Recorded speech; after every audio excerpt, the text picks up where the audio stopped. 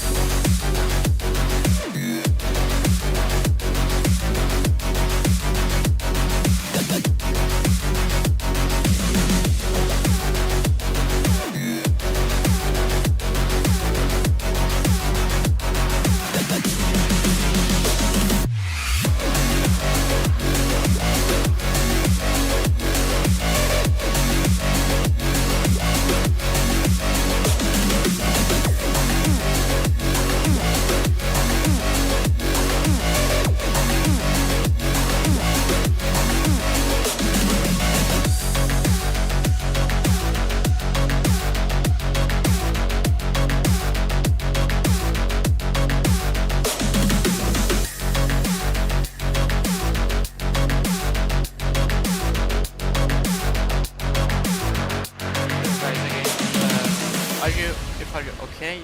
I will come back. Okay. Just less 10. No. 2 or 1 minute, by the way. It's okay for us?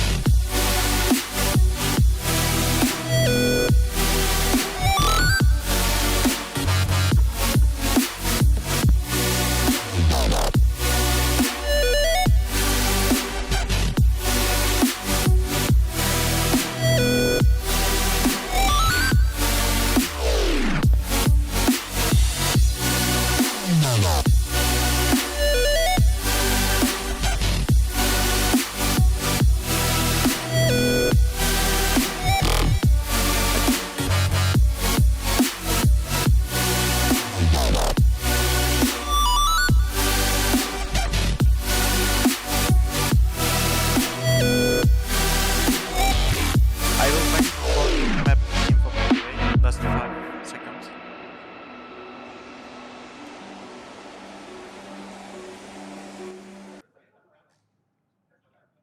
Welcome back to IstanbuLAN. We're going to be heading into our second match of the day. It is Magic and X Gang going up against each other as we continue on in the round of 16, trying to find out who the teams in the quarterfinals will be. We have already seen the Gentlemates move forward. We've seen the Bushido Wildcats move forward. When we cast that game, I will say around too many times, I can tell you that much right now. No surprise that the Wildcats are doing well at Istanbul. And then we've obviously had Mesa moving forward over Inner Circle as a walkover has come through. 2 times Hakim Cassidy, and it's Magic season. Yeah, it's Magic versus X Gang, and this should be an interesting one. I know there's some names that especially I'm quite interested in seeing on the Magic side, especially because they've undergone some recent roster shifts and they're trying to get their feet underneath them. Especially given the recent success of one of the teams that AW comes from, being quite successful as of late to start off this year and impress people at a tournament.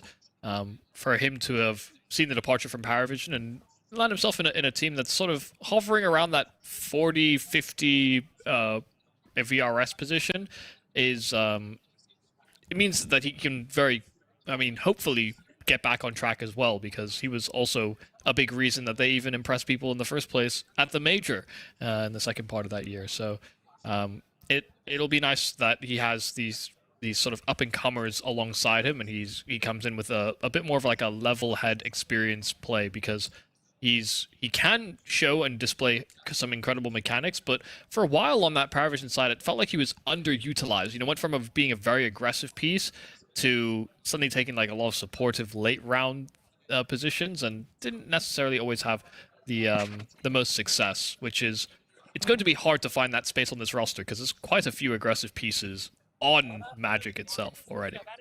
Yeah, I won't lie to you and pretend like I know much about the X-Gang side, right? Like, this is obviously one of the other domestic teams that I am not coming into this tournament knowing the most about, but I did actually catch a lot of Magic recently, surprisingly enough. Magic's done very well in 2026 already.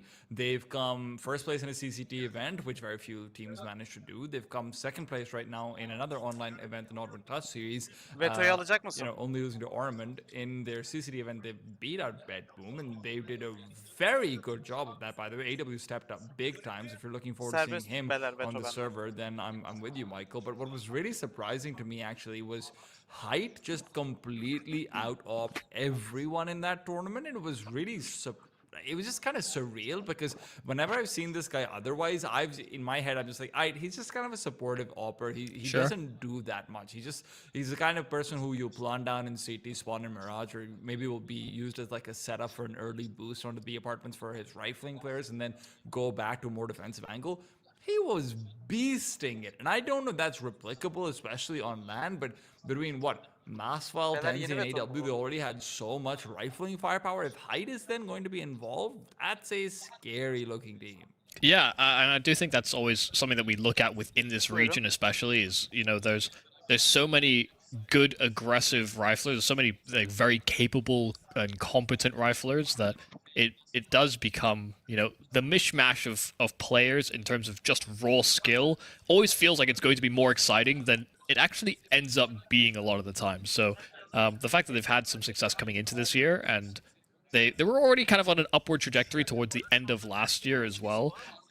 It's kind of cool that things are, I guess, slotting into place for them, and maybe AW is the right fit for that to progress in the way that it's currently going. So yeah, I will say, you know, I can't pretend like I know too much about X-Gank either. You know, there's a lot of these teams, or at least half of them rather, are, you know, unranked VRS teams, and that is what is critically important about tournaments of this caliber, as well as getting yourself that VRS rank in the first place. There's a lot of sort of undocumented Counter-Strike and a lot more grassroots stuff that doesn't necessarily always get the same attention, but, you know, when you get to this type of an event, you have to be able to seize those opportunities.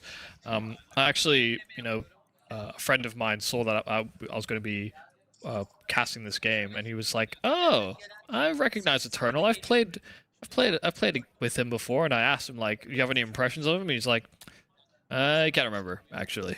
It's like, well, so you remember that you played with him, or that he's like a mate of like a friend of a friend, but you don't remember if he's good or not. So you've effectively told me very little. But what I do expect is that these guys are going to be quite an aggressive package. You know, I think that's what we've come to characterize the Turkish grassroots scene to be. It's fight first, create win conditions later, and, you know, if you fight and you succeed, sometimes right, the win conditions just happen. Absolutely. And listen, this is also where you're hoping that those win conditions can maybe have a little bit more structure to them, because the fight first mentality might have even worked, I think, versus the team like Gentlemates at some places, right? Like, hey, we did actually see them losing some fights. We did see them in some tricky positions. Fight first doesn't work versus like these, you know, CIS stacks that are coming together and they're, oh, fight first.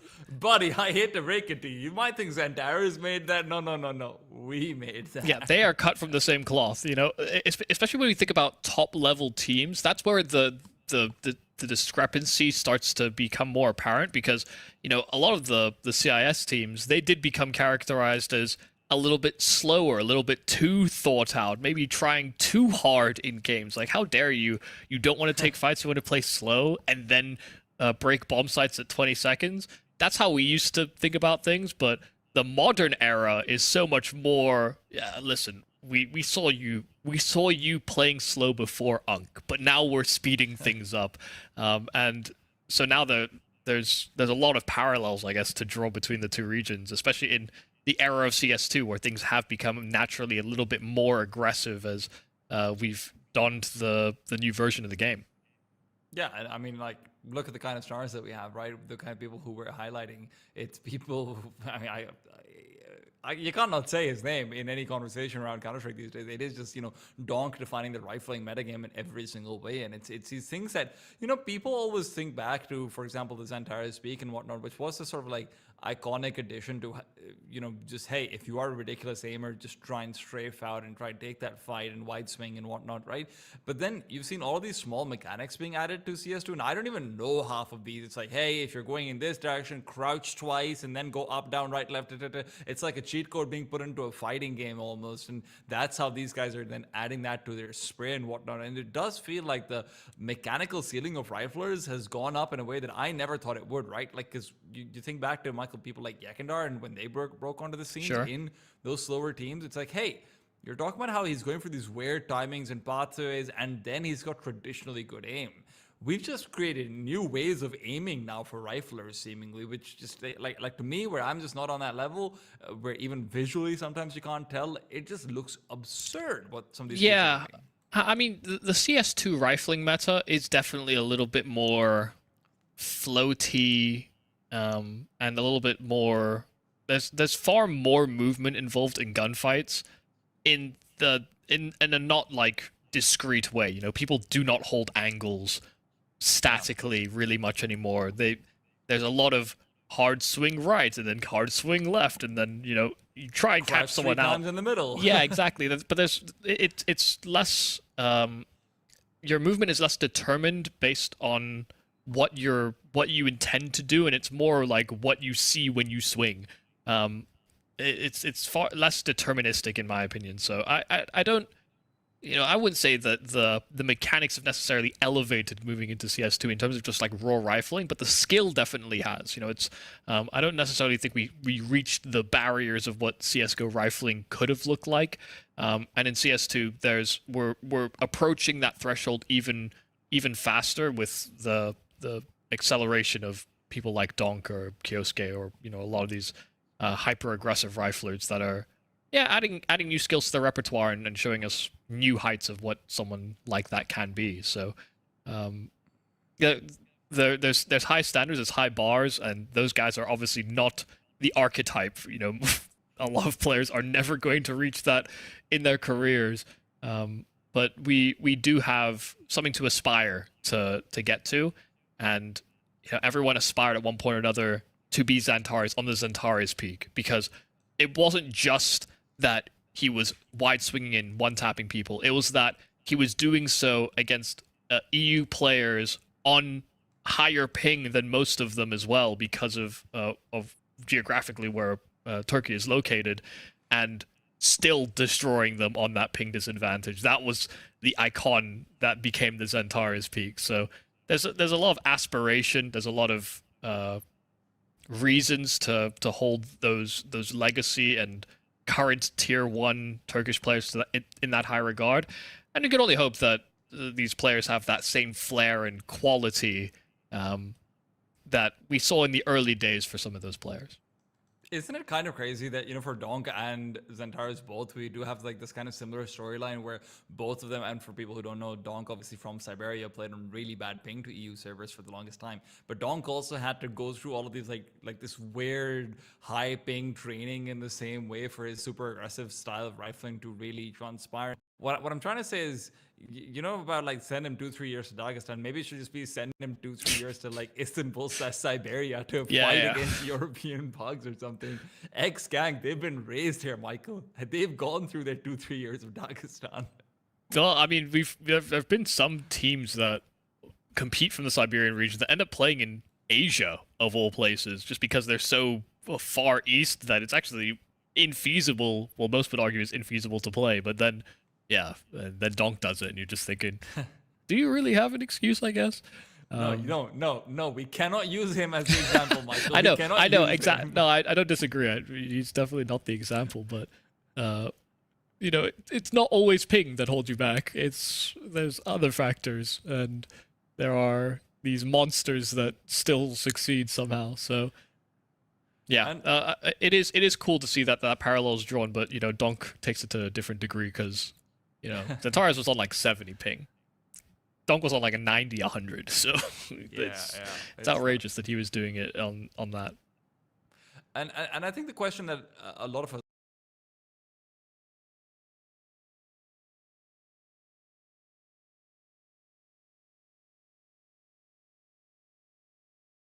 you can attend as an international team. You've got obviously lands in as far as out as Mongolia, which has had its own development in the scene. You've got lands now in Kazakhstan coming through, which has historically been Central Asia has been like a very neglected area of Counter-Strike. And I don't mean PCL I do mean like grassroots lands as well. Now we've obviously got this mid-sized land happening in Turkey with IstanbuLAN as well.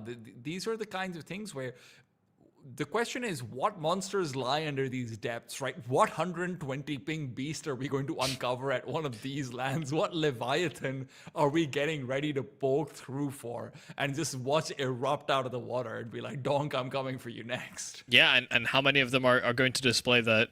Maybe some of them as well don't do so great in online play because they can't deal with the ping properly. Not everyone is actually that good at translating online to LAN or LAN to online in some cases as well. So, even if you can bear the scrutiny of, maybe I'm a weak player in our online officials, showing up on LAN is a far more else demonstrate for a lot of people. They'll hold that in higher regard than, months of online work. You attend like 1 or 2 LAN events, and you if you can show a consistency in that level, then that means more to people in general, because that's the end objective, is that you want to be able to be one of these people that attends all of these LAN events and can demonstrate that skill without the deterioration. If you can somehow be inflated when you get to these more unfamiliar environments, then yeah, it's a good skill to display. I mean, just compare the monikers that we have for these guys, right? People who predominantly succeed online. Oh, you're an onliner. Oh my god. Oh. And then people who are like predominantly LAN people, it's like, LANimal, baby. I'm a LANimal. Enough about Walksick, right? Let's talk about the map veto as well over here, Michael. We've obviously got Dust 2 being picked up by X Gank. I love it already. Baby, let's go. Firepower galore. Hell yeah. Magic is out with an Ancient pick, which is kind of firepower is, but not as much as Dust 2, but still, listen, Ancient, I've always got some time and place for that, and we will potentially see another Inferno if it goes to map number 3. What are you thinking when it comes to this veto? I guess the only thing was, I thought X Gank would, because I think from their games, when I was kind of sifting through them, they sort of secondary banned Ancient in some of their games. The fact that it's even seeing play is a little bit surprising that Magic were allowed to pick it, because it is their strongest map. And so yeah, it does lead me to believe that X Gank have either accounted for that and have tried to anti-strat specifically for that Ancient, or they just made a mistake in the veto, because they do share a permaban in Nuke, so you actually have a very good opportunity to go for those targeted bans as the underdog team, especially. Yeah, I would rather face Magic's Nuke potentially than Magic's Ancient. That much I can say for sure. These guys, I mean, AW on Ancient, it's weird because his rating is so low on Ancient in particular compared to like his Mirage. I think on Ancient like 2 weeks ago, his rating was 0.96 compared to his average rating of like 1.07 or something. This is like 2-3 weeks ago when I did his numbers back then. And it's weird because I think he has had some role shifts, because he is just a different kind of player on that map. His stats are just a complete lie, barefaced lie. He's been given so much more priority on this team. He's being given so much more decision-making power on this team. He's actually been able to use that mechanical ceiling really, really effectively. He's sort of a hidden third star coming into it. Okay. And if Hyde is performing the way he did, I'm going to be super excited to see Magic on Ancient just against any team, let alone versus an X-Gank who, I haven't had the most experience playing on this map in particular. That being said, though, Dust 2, listen, this is the ultimate coin flip map. I like that this is coming to play. Yeah, I mean, that's so far enough along the series where I guess we'll have to cross that bridge when we come to it, because it's a nice hybrid between brute force firepower can work versus you do need to be tactically sound on Dust 2. People, and I know we've had this discussion a number of times, but a lot of people will look at Dust 2 and think, it's not really like a tactical map, but there is a lot of good push-pull that you can do. There's lots of smoke variations that you can do that change the dynamic of how safe a rotate feels. There's all the CT reactions and the util that you have to do to counteract things, especially with the smoke HE mechanic. That's something that you have to have well rehearsed, and you have to have good resource management to execute on. That said, you can just break in a bomb site with entry or a double entry, and that's sometimes all you need. So yeah, I'd love to see how the approaches differ between these two teams, especially on that T side, but this Dust 2 will be a nice temperature, I guess, for which Magic we're going to see, and just how ready to scrap the X-Gank squad are. So we set our sights onto Dust 2, first map in this series between these squads. Remember, this is a single elimination 16-team bracket. We've already said goodbye to 2 teams, and, well, maybe 3, but we never really even said hello to one of them. I'm sorry, Inner Circle. We'll greet you again another time. Yeah, they said goodbye without even showing up first. Man. It's like being stood up on a second date. Well, this is quite curious, because X-Gank have pushed already, clearing out the lower tunnels, a player positioned at those tunnel steps to just keep eyes on a potential B play. And so players have gravitated over towards A, but they don't actually have great footholds on the site itself. while Magic are slowly approaching. One molly, but no one's actually going out to face check things. Flash out, and it's a total miss. Players were rounded that corner and waiting for the smoke to bloom. Fantastic first from Zemix, so. And the backstab from the T side could still come through. Quality's already struck true twice over, but bombs on the ground. Tenzi trying to recover it will be a fool's errand, but it's an errand he has to go for regardless. Time's on his side in some ways, but with the CTs rushing him down, maybe his time isn't the problem. Good quick kill for Height as he looks for a little bit more. Tenzi's left alone. He does find a backstab. 1v2, not impossible, and he might make it. A big old highlight to start things off, but Zemix takes that one himself instead. 3 kills for him. Fantastic. Yeah, I love the decision there as well. Past the smoke, they find a couple of kills fighting from the site and getting up that elevation via Goose and the site itself, and then players just come through the smoke and they swarm. They try and take long control very aggressively. It was a good effort there from Tenzi to bring that round back into favor just by killing the B player, getting up short rapidly, and trying to throw in enough chaos to support Height, but some key kills by Zemix. And so a pistol round is always a great way to set the tempo. Very aggro. Oh my goodness, a complete whiff on the MP9, but there's the trade. But problem is, AW emerges from those tunnels to find an advantage here for Magic.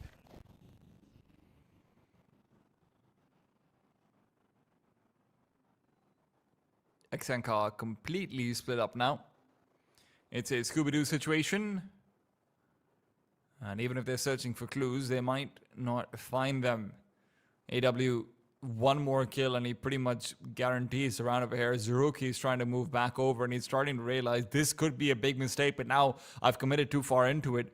They don't know where AW is. They're worried about him even being potentially outside of the B tunnels and waiting for a setup too. This will all come back down to Zemix, and although he was the man of the hour is over. This clock has turned. AW keeps himself alive, even gets shot in the back, and Eternals might be coming back to regret that. Yet to frag, and he will not be breaking his egg, not quite yet. Yeah, I mean, great round to find that triple kill via AW, but you just, that's already a worrying sign here for XGang. And they find themselves in a 3-on-4, they split up, they try and deal with these players on the extremities, but they know that they've conceded so much long control, and they spend so much time and effort trying to deal with essentially just one guy. And you know, there's a lot of teams that would react very differently. They would try and group together, they would target something together, but there was that almost deer in headlights moment. Like, you would very, very rarely see a game state like that, where someone is in the B bomb site and they're already up the A side ramp, ready to spring into the bomb site. Magic had their... I mean, the map was basically their oyster. XGang had their work cut out for them. Double use of smokes, and neither is perfect on the cross, but player does make it, and the Molotov will keep CTs at bay, so it's a free A play. And with the imperfect smoke, it does provide enough coverage that CTs can probe, but given that this is a force buy and they're out of position, this might just be a quick save, one that they'll try and hold on to everything they've bought up in. Michael, why are you so toxic? What was toxic? What's with these unrealistic body standards for smokes, man? They can't always be perfect, Michael. Come on, man. Listen, I'm fine with one smoke being missed, but both simultaneously. Let a smoke live, dude. Well, we're gonna have a unicorn round. 10 alive. You sure about that? Yeah. Yeah. Pretty sure.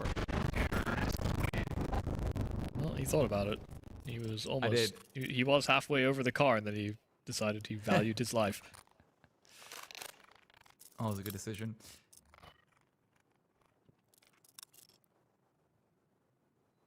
Well, this is the second game that we've watched today, where team win pistol, so yummy. and then lose to the force buys, so being that setback is far from ideal. This time it's the favorites of the two that's pulling off that force buy and rolling with the punches. I'm gonna have to have a word with production later on. You guys are showing me delicious food while I'm on air. How am I supposed to concentrate on the Counter-Strike with all this good-looking food in front of me? Man.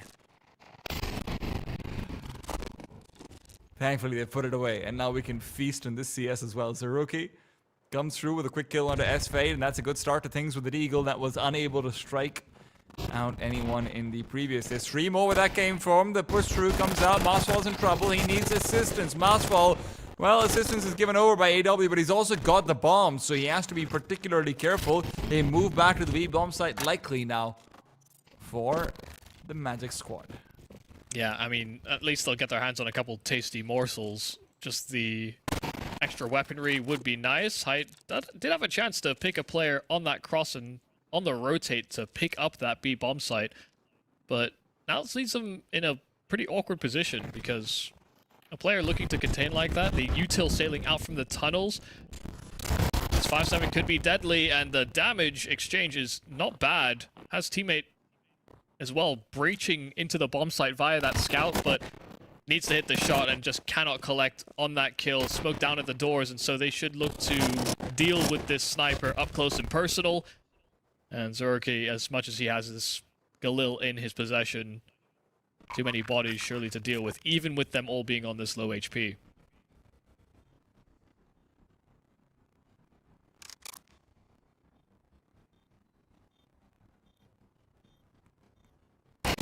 I'm surprised Zeroki's even considering committing to this one. He doesn't have a kid, doesn't look like he's got one on the ground over here either to be able to pick up, but in containment wouldn't be terrible, but that is not going to happen. At the end of the day, Magic completes another round win. CTs are going to have a buy in the next round regardless, so they do a good job of damage. Magic will be in a position where they have to at least consider economic difficulties if they lose 2 rounds in a row, but remember, they were 10 alive before, so the D side benefited more than they lost from in that one.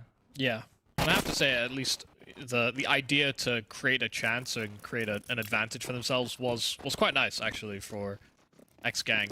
You know, the delayed flash play, they waited to hear presence and steps out towards long before they made that reaction. And they had the bodies to throw at the problem as well. First full buy versus full buy, and Magic already taking and asserting themselves over towards long. Molotov at the car, smoke on the corner. And so they have this ability to not only capture a position within pit, but they don't necessarily need to commit to this either. Oh, good stuff. It's going to be dangerous stuff as Syzex is going to continue to push them down. Zeroki, who actually ends up with the kill. And Magic is struggling to scale up this A side. They still have 3 players on the side that they have 0 information about. Those players are not congregating back to short, though, so if there's going to be a move made out to long, this would be the time. Syzex doesn't want to let that happen. They're still fairly one-track minded about this approach, though. They're waiting to see what the next move is from X-Gang. Do they peek out to long and double-check that it's all clear? Or do they just continue to block? Because, I mean, Smoke is in the right position, but there's no more stalling utility. So, once that smoke phase, if they disrespect it, that's a whole different problem. Syzex dealt with, and while that player in at the CT ramp was in a decent position, blow on the smoke won't actually reveal players on the cross. Maswell does make the journey, while a player gets spammed out from behind him, and they can actually set up for this be disruptive. 15 seconds, and if they deal with that planter, then that could be a problem, but they can't pick targets. Zemix unsuccessful, and it's back to 3-on-3 with that bomb down. Maswell's low. Height wants to take contact with the hair. Maswell being saved for the late round, but Quality's already found one, and Height never got a chance to fire it again. It's Eternal to finish things off. What a great clean retake from this CT side. Even if Height does manage to pick off the player boosting up, it really did feel like X-Gang was in firm control of this round throughout the entirety of it. Yeah, I mean, had to commit to a safer plant because of the time restraints. It was a suboptimal position for them, just because of how quickly those CTs were, I mean, just close enough by to contest any reposition or trying to get any sanctuary to crossfires. So, I mean, great job from Eternal, especially, keeping that pressure applied. Dealt with a player on the cross, and then able to get 2 more on the actual retake.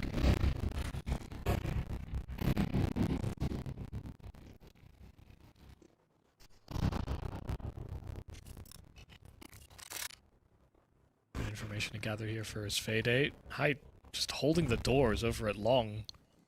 Catches one on the push, but Syzex is right behind him as well, and Masval didn't fall asleep at the wheel, so that's a bad to worse type situation. Dug themselves into quite a hole being 3-on-5 so quickly.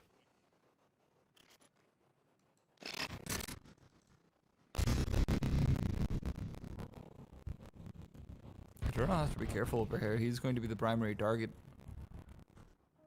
If they can take him down, they know that they should have the A-bomb site pretty much under lock and key. Still shifting back towards B. They're expecting the CTs to be making a move. AW doesn't want to put himself at risk when they're in a 5 versus 3. He would rather play a slightly more defensive angle and get ready to collect with the pack later on. Second mid to be smoke, and that's going to be their call to start to the mid, over and out. Zemix switches out for the incendiary. He's going to be regretting that one, but quality is there to cover. And what was first an advantage is now quickly turned to be anything but. Flash is good, but Zemix doesn't turn from it, so the T's might be blind. The CTs are as well. Bomb still out in the open. AW's flank is going to be very late.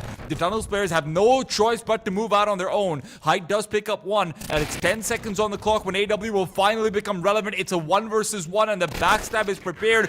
Eternal just not ready for it. He had no business winning that. Rather, it wasn't even AW, it was Masval in the end. Yeah, I mean, there was an extra layer that they just did not expect whatsoever. It's so late. I mean, 15 seconds, he just rotates out from spawn.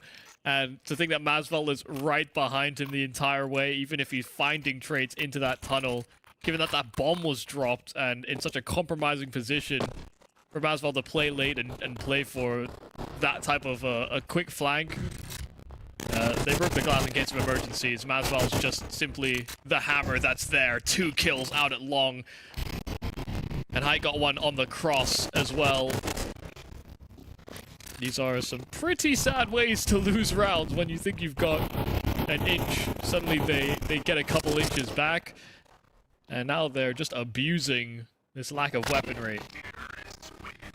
Ooh, good shot, man. Yeah. Quality has been hitting some zingers. Yeah, and he is getting traded, unfortunately, after quite a few of them, but Syzex, unfortunately, does feel like he's maybe a little bit of sore thumb right now. 0 and 6. He's not had the best of starts to things. But X-Gank is not out of it, not by any stretch of the imagination. We've seen some good stuff from them, and it's only a matter of completion for a few of these rounds. Something to keep in mind, Magic is quite comfortable on Dust 2, even if it's not necessarily one of their first pick material maps. They do quite like it. Deep Molotov, T-side is forced to run through a lot of it. Huge damage dealt, and Zemix is here to try and finish them up. AW is low, he doesn't want to push forward, but right next to him is the AWP of Height. He can't be the one pushing in. Quality, and Zemix fully monopolizes B-bomb side. Magic are looking very rushed when it comes to some of these hits. yeah, I mean, it seemed like they capitalized on a pretty good opportunity. Like you said, the deep incendiary is something that they do serve to punish. It's a nice kill from Masval. But they just stop. There's hesitation. They get to the big box. They don't clear car completely. They take the bomb site for granted. They think it's a simple connection. Wow, good reaction there from Zaruki. Heard one step out at Long and reacts accordingly. But yeah, it was just a little odd to see Magic spring at an opportunity, but then kind of be half-hearted in their approach. I don't think they quite believed that the site was fully taken, but also they make all these assumptions. They pull util, thinking that they have enough space, so it's kind of half in, half out. So that's probably what they're discussing coming into this timeout.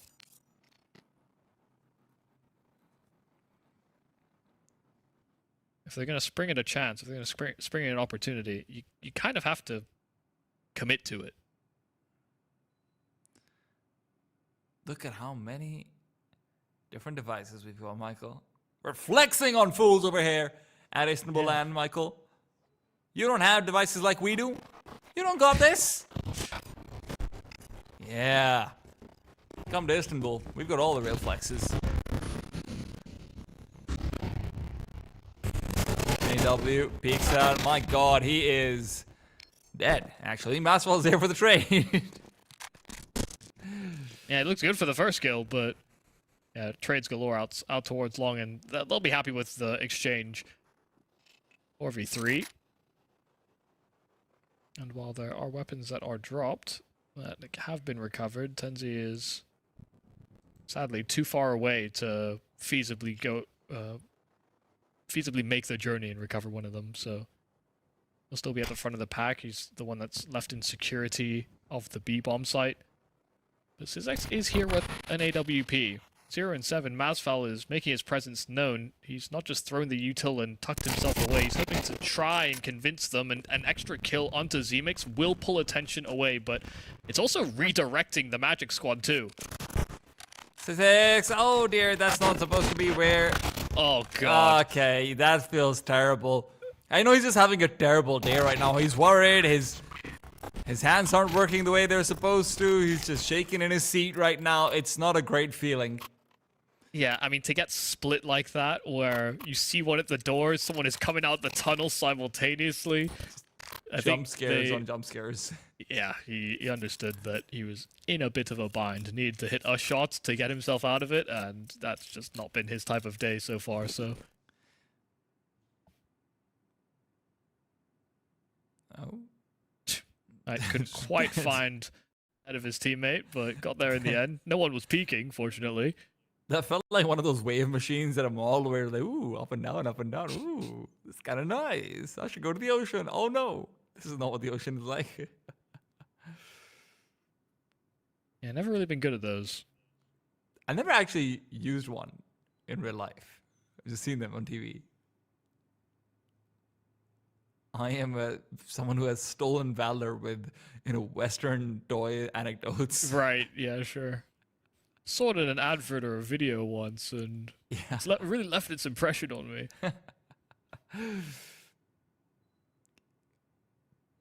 AW? Oh, he has to be careful. This MP9 can be dangerous, but it'll drop off, and now the task is left out to his companions over towards A long. This is still very delayed. You don't have much map control at all for Magic, and playing the late bit retake is a hard job versus an MP9 that's going to be more than happy to push through the smoke with a flash to boot, but the problem is height. Not flashed at all, comes back in. Zoomer and kill. Now, still 35 seconds on the clock, and these CT sides really want to take the battle to AW, where he was a one-and-done soldier in the previous. Now, he's 2 and standing. Yeah, I mean, what do you do against that? I mean, the long take doesn't succeed. They end up getting a 2-for-1 on that exchange, and then AW, they knew about him on short, but they still try to take the fight to him, and he just rips their heads clean off. So, yeah, it's a troublesome position. They felt pinched. They needed to play for one position or the other. They tried to make long that priority, but when that failed, they went to plan B, and that was also a pretty wrong cue, so...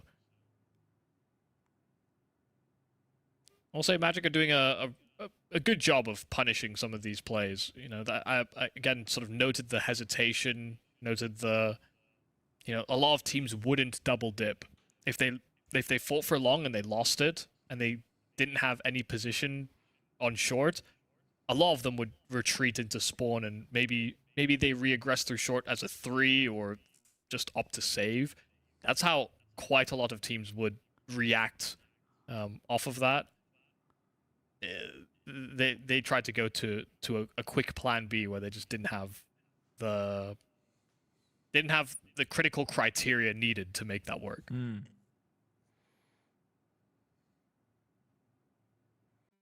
Yeah, pretty brazen call here for Magic. They're looking to just contact into this B bomb site, and I mean, the smoke that blooms at the doors. Zeroki has an AWP that he really wants to hold on to, so they call the bluff. B bomb site this time is ripe and open for business, so it should be another save decision.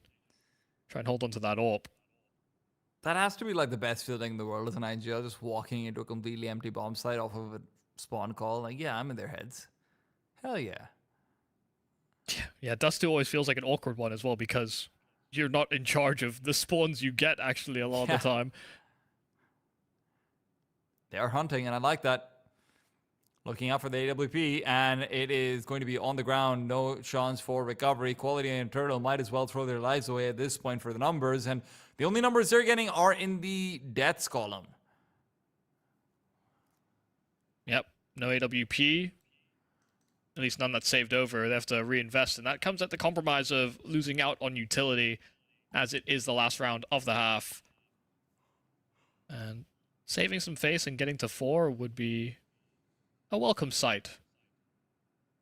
I'm not sure that optimal. Magic are going to grace them with it. Double up once again for the CT side. Well, there were 2 ops staring down middle, and neither got a chance to spot Zeroki. In fact, he's kind of won the battle for mid. He's been able to take position over on Suicide. My goat. And while that smoke blooms, it's hoping to be disruptive, but these opportunities are not going to be given over so freely. That timing is pretty well rehearsed for most players. They understand how mid CTs are going to frequently react. And you don't exactly have unlimited resources on that CT side to continuously blow open that smoke and keep spotting for information. This position over at long, though, could be quite compromising because it's coupled up with a player on the corner that should serve as a ample distraction. Molotov is going to start to push him away, though. Zemix is going to be able to throw an incendiary back of his own. They've got a pretty good idea that there should be multiple players over here. A close incendiary thrown from that angle, and they would have heard its deployment as well. But fighting into it regardless, the op on the other side. Not flashed off. It's full contact situation coming in. I have no idea how S-Fade manages to get that kill first. Quality worried about flashes coming overhead, allowing Zemix to be fed to the wolves, and Magic are howling away. But can they actually get their pack over to a bomb? They don't have flashes to deal with Quality, but if he's missing shots and he's dealt with himself, still, adjustment backwards is still a possibility for him. AW skills up to the bomb site. Quality is all over the A site, hitting every shot he can, but the other side of the box is where the real threat lies. AW with a bomb in his hand, and it is Eternal who's thinking about the jump up. AW can't pull his gun out in time, and Height's not giving him cover. 4's basically guaranteed unless Height plays a round of his life, and well, that round won't come through. As time does run out. Yeah, simply no time to make that type of play. I mean, Quality, some fantastic shots being hit on AWP was definitely the shining light coming away from that half. This 3K firmly cementing that position for himself. The quick reaction, even the trade, the instant headshot that Sfade8 gets over on long, the fact that Quality is able to get that, tuck himself away, and just keep on moving for opportunities, got the information just in time for a player on short. He pointed, he clicked, and got them to that 4 that is necessary to, I think, start to feel a little better about how that half developed, because there were quite a few rounds that Magic did just look like far and away the better squad and, you know, the sharper team, which of course is true coming into this head-to-head, but you don't want it to be demonstrated against you.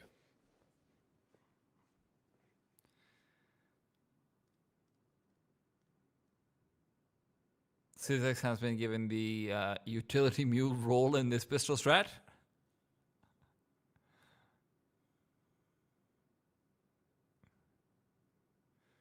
Well, there's a smoke at the doors, and they do still have another smoke to play off of. They're just getting into cat control. Seems to be the target, but they are peeking fairly deep into cat, and Sfade8 taking a lot of damage immediately. Smoke and HE that will bloom. Sfade8 headshot finds, and he'll even catch one just on the edge of the smoke as well, just as they were serving to retreat from this A play. Zeroki reroutes. He's trying to go back over towards the B bomb site. Masvel's got the weapons to deal with this push coming through. If there's ever a chance for a double kill, this would be it, but it's not an easy angle. AW comes in from behind. He steals them, Michael. He's just looking fierce. Yeah, I mean, great bounce back from Sfade8 to hit those first 2 kills, considering he had a pretty rough game, actually, from that T side. But yeah, AW support is very well timed. It was looking like those dualies in Masvel's possession were going to get swarmed.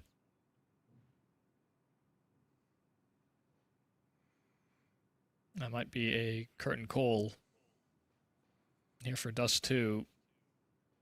My pistol is quite significant, and answering back on this force buy could give them a new lease on life, but this is a bait setup over at long. Flash is good. AW doesn't convert on that secondary kill, and Sfade8 falls back, so that MP9 can fall into enemy possession, but Sfade8 turned the wrong direction, and they don't capitalize. He comes away with another kill and survives on his 6 health.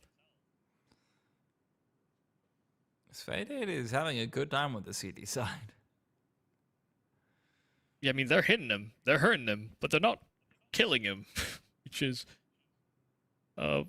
welcome positive, I'm sure, for his confidence and recovering that scoreline. Yeah. I think Syzyx might need some of that confidence going into map 2, Michael. Yeah, you know how I talked about putting the bad times in a lockbox somewhere? I'd like a black square over his scoreline. And it has now been revealed to me, so... Oh no. Well, 1 for 1, and Height wants to tip the scales back in their own favor. Quality continues to frag out like he's made for this game, and frankly, he might be. Oh. Yeah, well, you know what? No one's made for that, though. Yeah, Sfade8 is having a hell of a time on CT side. It's just double kill after double kill, this time a triple.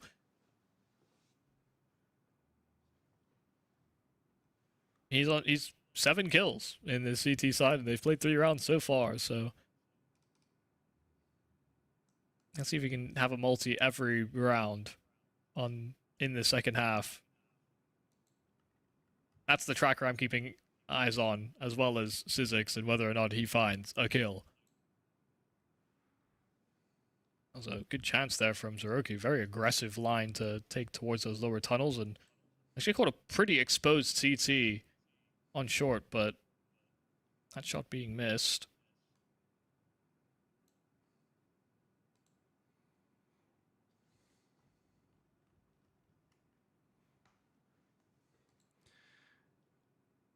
This is kind of exactly what you want as a T. Yeah. CTs are not spread, not really in a concerted position, in no real spot either to be incredibly disruptive. Even the late round possibilities are not likely, but yeah, when you lose duels like that, this is going to be incredibly tough. Sfade8 still yet to die on this CT side. Proving to be a massive problem. Defender. But he's rotated into this B play, and that is not where the pressure is brewing. They've managed to clear out most of B, and Masval's timing is good. The bomb is also rotating back. This is so scary. If Syzyx doesn't get this kill, this is just the end of the round immediately, and Syzyx hasn't been getting any kills at all. Masval comes through, 2 quick ones picked up. Eternal is the only one left, and it's 12 on the board for Magic. Syzyx 0 and 14. And another multi-kill for Sfade8 as well. Yeah, him pulling into that B-bomb site, I think, added that extra confidence that Masval could make that play through the smoke. And once they got that extra information, they arrive on time. That's what is also painful for Syzyx there is that he was looking for that flank. He was looking for the potential for them to have pushed that upper B, but when his teammates start dying, his attention starts getting drawn into how does he help or what does he do to try and support, and then he gets completely sidelined. 12-4, and looking like this might just be an open and shut case. Z-Mix does at least punish that play into long, but Eternal will go down inside of middle after the break on the smoke. So it stabilizes back to a 4-on-4.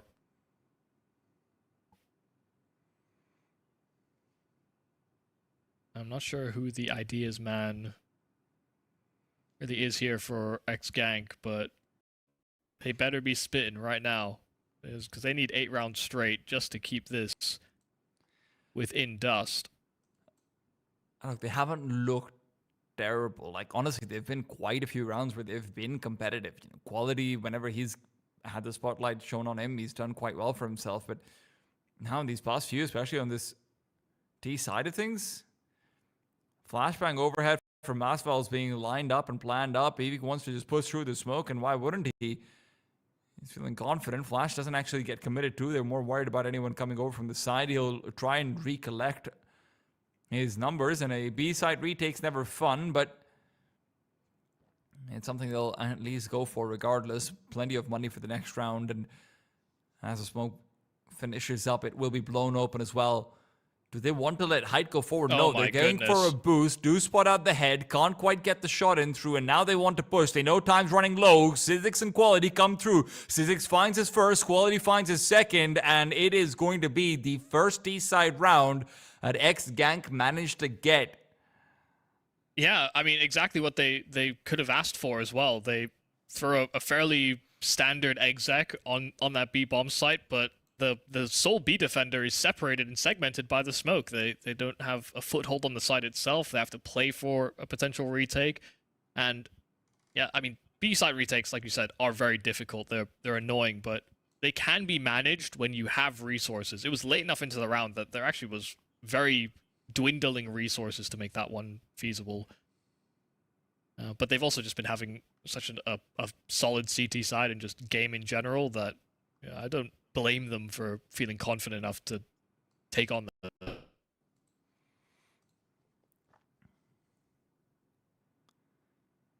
So it's not a kill-less game for Sizzix. It's not multi-kill madness. Well, I mean, it has been, but there's one round where Sfade8 doesn't get a multi-kill on CT. And he's been punished again, empty-handed. Eternal dealing with that. Does split this defense now into a 2-2, where if they want to gamble and pick the right site, they would have to do so fairly blind. They don't have information gatherers. Sfade8 guaranteed falling off on the CT side. This is still a very good recollection back towards the B-bomb side. They have managed to completely sway this CT side closer towards A than not. Masval will recommit into B. He realizes there's 30 seconds left. There's no point to try and move outside of B doors. He's just going to put himself in an even more difficult position, but he's not getting back up. He's basically 1v5, especially with this re-smoke coming through. They don't have an HE to pop open that smoke either. It's just going to be a straight push to B.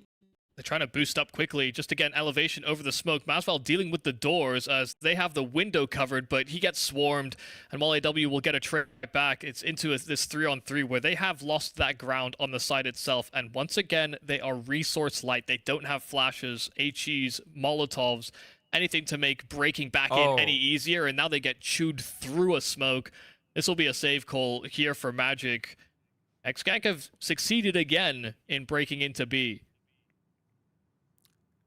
That first kill coming through and then just immediately capitalizing on it, making sure that Magic is overthinking every situation. Really nicely played.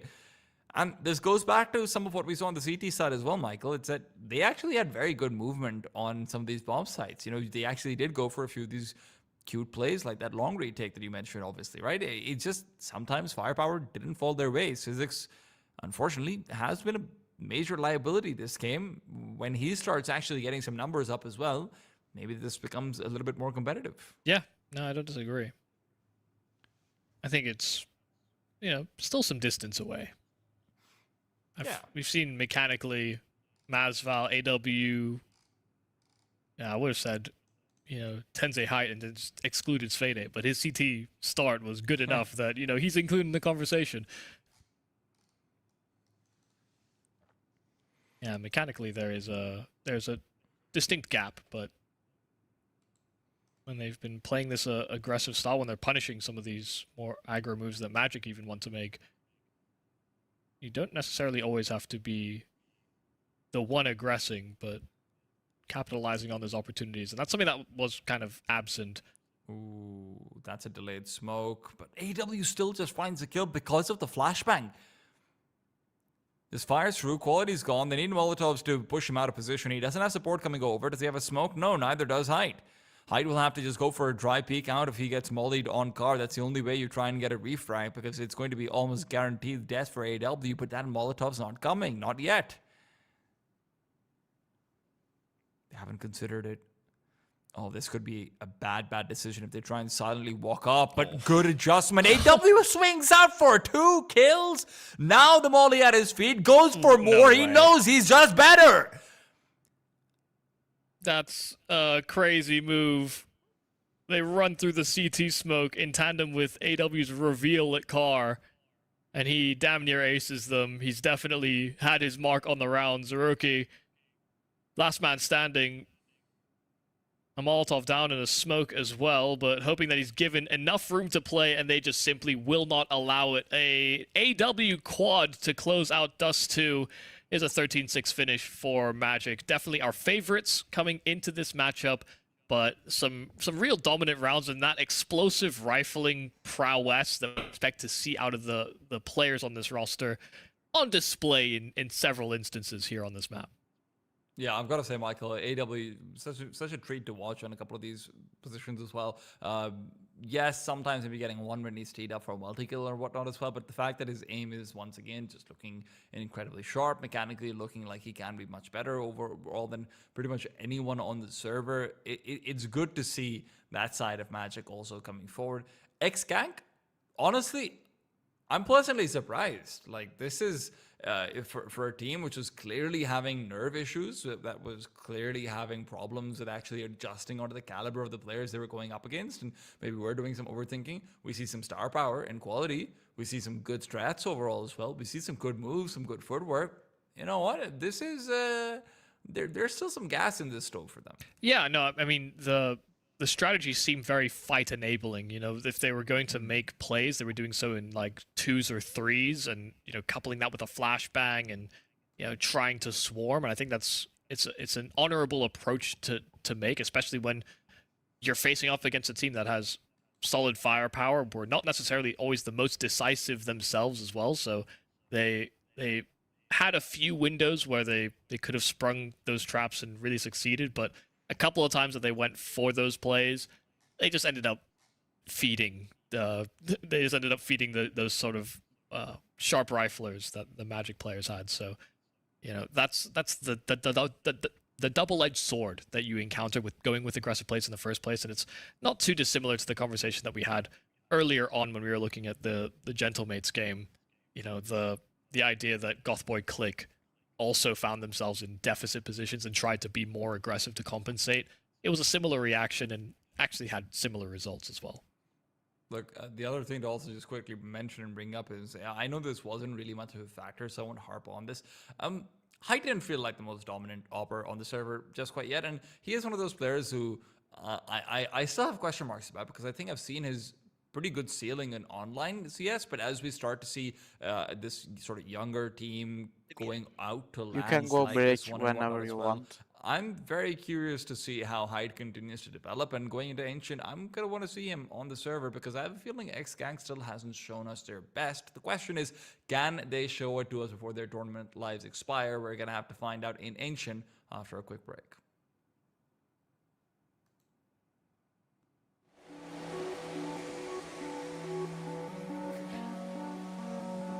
Birds.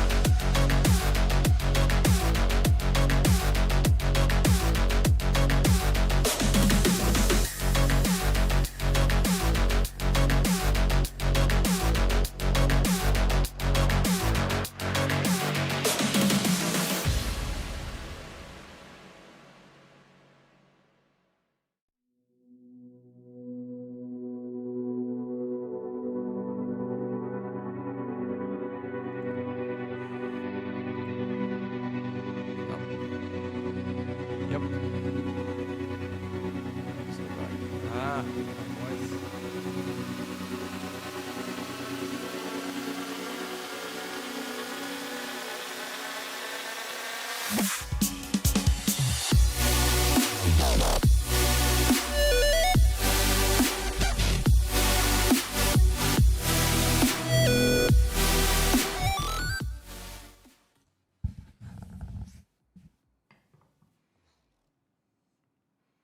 Welcome back to the IstanbuLAN. We're going to be moving into map number 2 of match number 2. It's Magic in the server, and honestly, kind of lived up to their name, Michael. X-Gank on the other side didn't look bad at all, but unfortunately, they did have some nerve issues going into map number 1. Dust 2, you could clearly see some issues on the individuals, but overall, as a unit, I'm digging it.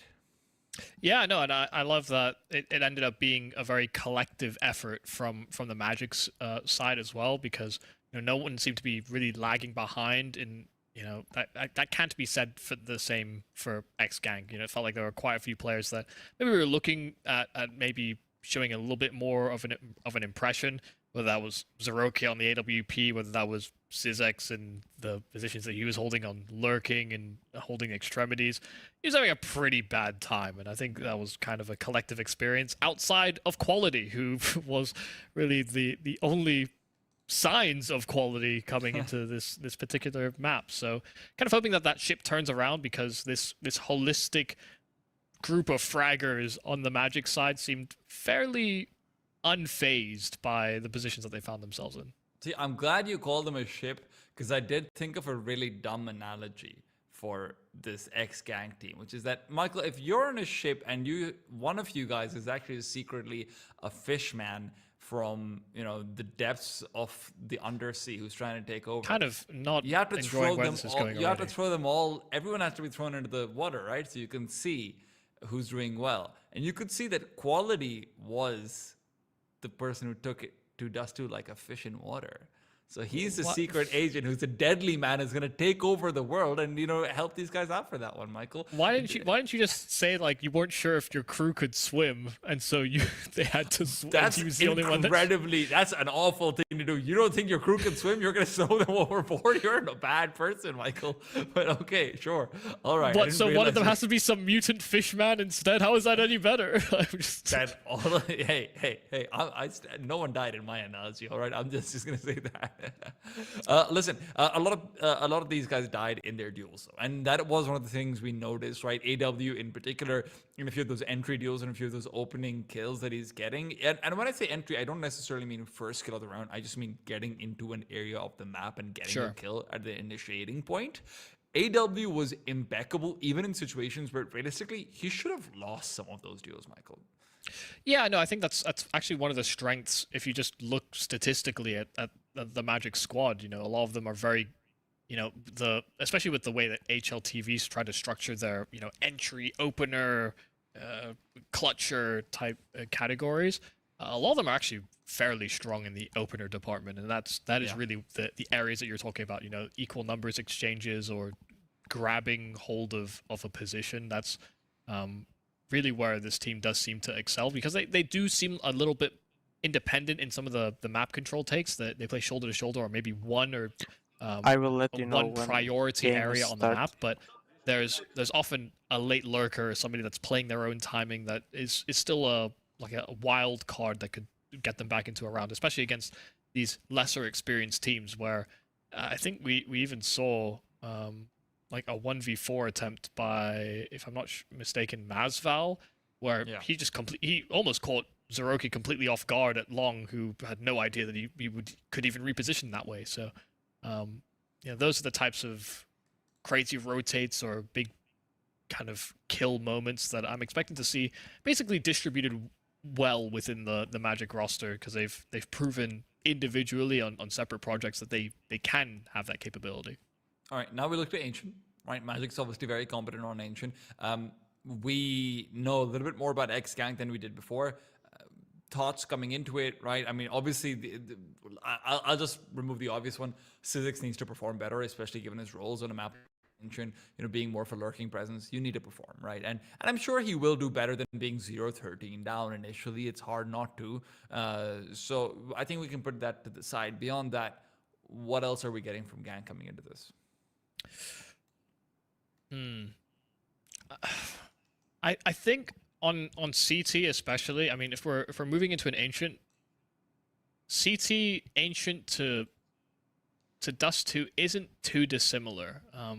I'd say it's just there's a lot of early fighting that you have to do. There's a lot of utility that you need to shoot at your opponent very early on as well, just to establish map control. And I think for me, the worst sign that I could feasibly come up with for X-Gank coming into this map in particular is if they start to overly respect the fragging capabilities of Magic here, because they got humbled many times going for those pack plays, but Ancient is a map where if you aren't assertive and you don't take those types of duels, the map feels very, very restricted. You get crunched on. The fast execs can be ruthless, and you just need to be able to show that disruption. So that's, you know, I less on a micro individual can people aim or not talking point, but I just want to see that they're still committed to that aggressive philosophy that they tried to demonstrate on Dust 2, even if it didn't work every time. On the flip side, there is also the idea that I'm almost certain Magic is going to be showing us a lot of aggression out on Ancient. And one thing about them is that, yeah, do a lot of good wins for them early on Dust 2, but that's not a guarantee again, right? I did say there were certain rounds where maybe someone like AW gets a kill he shouldn't be getting. On Ancient, I do think there's more room to step up as well on the CT side in particular, and on the T side, it's good because you are forced to go for fights like that early on, and we did see some good stratting coming out from them. So Ancient is a little bit more conducive to things like full executes and the like. They're very good at moving out rotations, right, between sort of that B side and that A side and trying to hit in the last 25 to 30 seconds. Again, that's something I associate pretty heavily with Ancient as well. So I do like this map coming into it for them, to be honest. Like I don't mind the fact that they've left it in, even if it is sometimes a second ban for them. But also, sure, at the same time, it's Magic's best map. Yeah, I think they also they need to demonstrate that there's something that they've seen in a demo somewhere that they're going to abuse. You know, if they've allowed this map through the veto where they have limited reps on it, and you know it will be like a secondary priority ban. If they've allowed that through in the veto and then they don't have something up their sleeve in some respect, you know, I'm expecting one or two rounds where we can maybe see that demonstrated. But maybe that's all they need to find the leg up and cause some uncomfortable adaptations that Magic will have to go through. I actually kind of forgot that, you know, when I looked at the veto initially, that was the impression I had to have, and especially now that they're one map the worse, I'll put more emphasis on that now as well. Yeah, it's going to be something that we keep an eye out for. Quality can't be the only player who's stepping up and going into this one, though. And if we wanted to maybe go back over to Dust 2 and revisit some of the numbers, Eternal had his moments as well. I think Eternal managed to shine from, you know, time to time. But for me, Zemix started off super strong with that pistol round, with a couple of the other situations, and then just kind of stopped existing for a while. So I would really like to see both of those two showing up. But more than anything else, we need Zeroki to perform on the AWP, right? That is something where, as much as I said height didn't feel like a difference maker, if Zeroki is going to be picking up, you know, the AWP primarily or even secondarily, if he's sharing duties with Quality, I'm still unsure about how this split is going to work.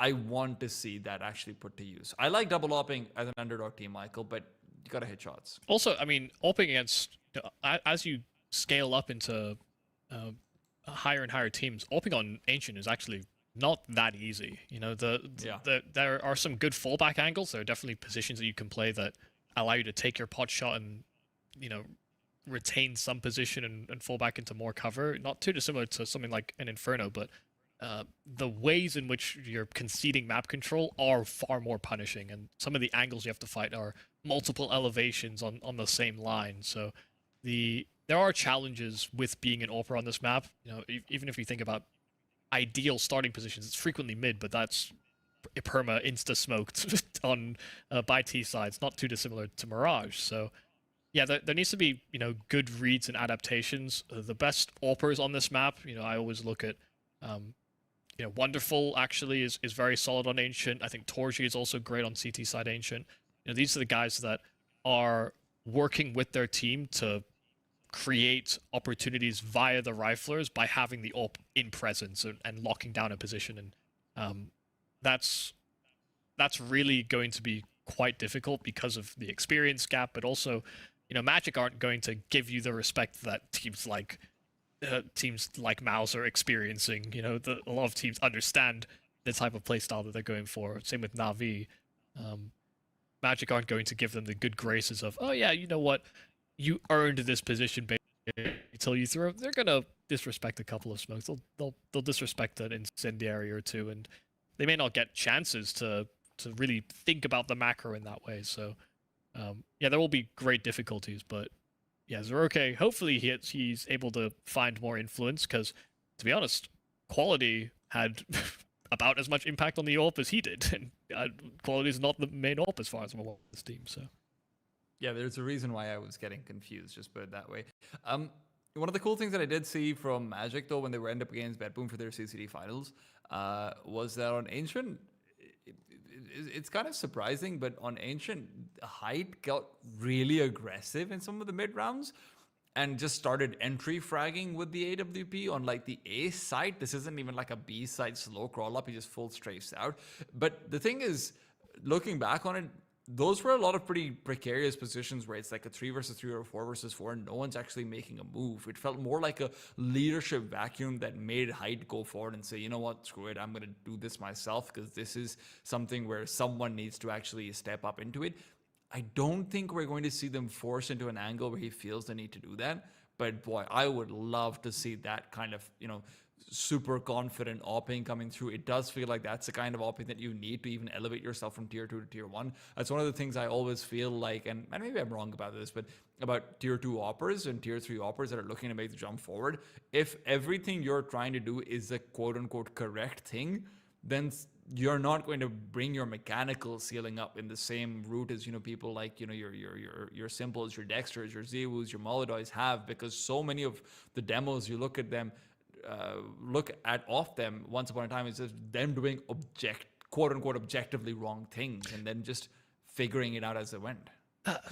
This is the beautiful thing about Counter-Strike, though. There are things that are, yes, over high frequency, probably the wrong move. Maybe low percentage plays is the best way to describe them. But there is no technical wrong move. If you think about the best ways to win duels in tier 1 play, or against other well-experienced players, sometimes it's just playing off angles or going for a timing push that feels wrong. So long as there isn't a Molotov and an HE landing at your feet on the move that you're deciding to make, it's very rarely that things will go as heavily punished as sometimes they do.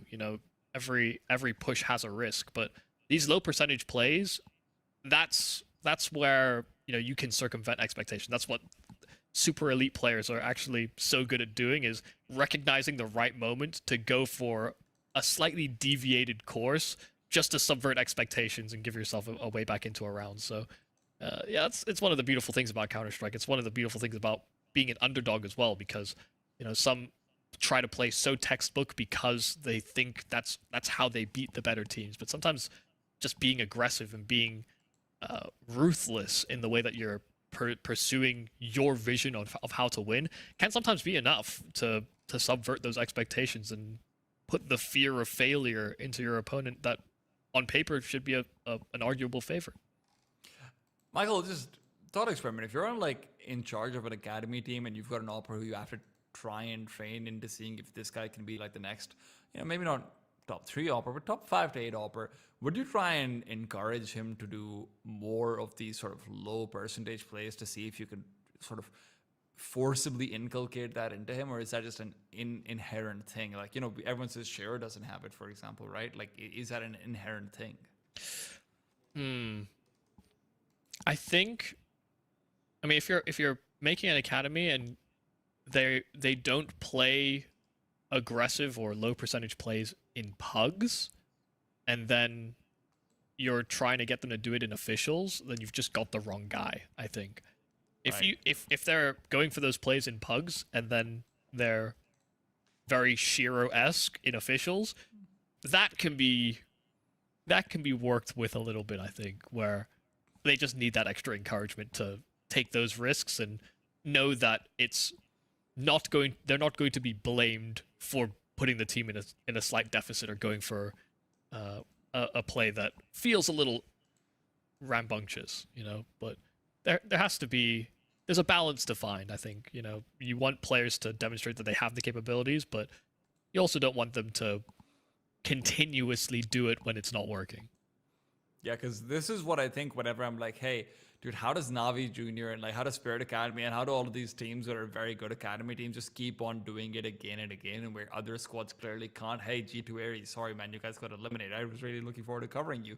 It does feel like part of it is scouting, but part of it also just has to be that, hey, we're not going to go for picture perfect CS, and we're going to see what can actually bring out the most from you. And maybe that's something, you know, some of these squads like you know, this ex-gank team and whatnot should have in their thought processes. Yeah, I think there are many examples of where this has happened. I mean, historically, we've looked at star players, like up and coming star players, and put them in like bad positions just to see how good they do in those bad positions. Maybe we can get an extra 10% output versus the player that they replace, for example, just because this guy's more mechanically sound. But you know, there's an ethos, there's a mentality that comes with a lot of the roles that players kind of set for themselves as they make their come up, and you have to try and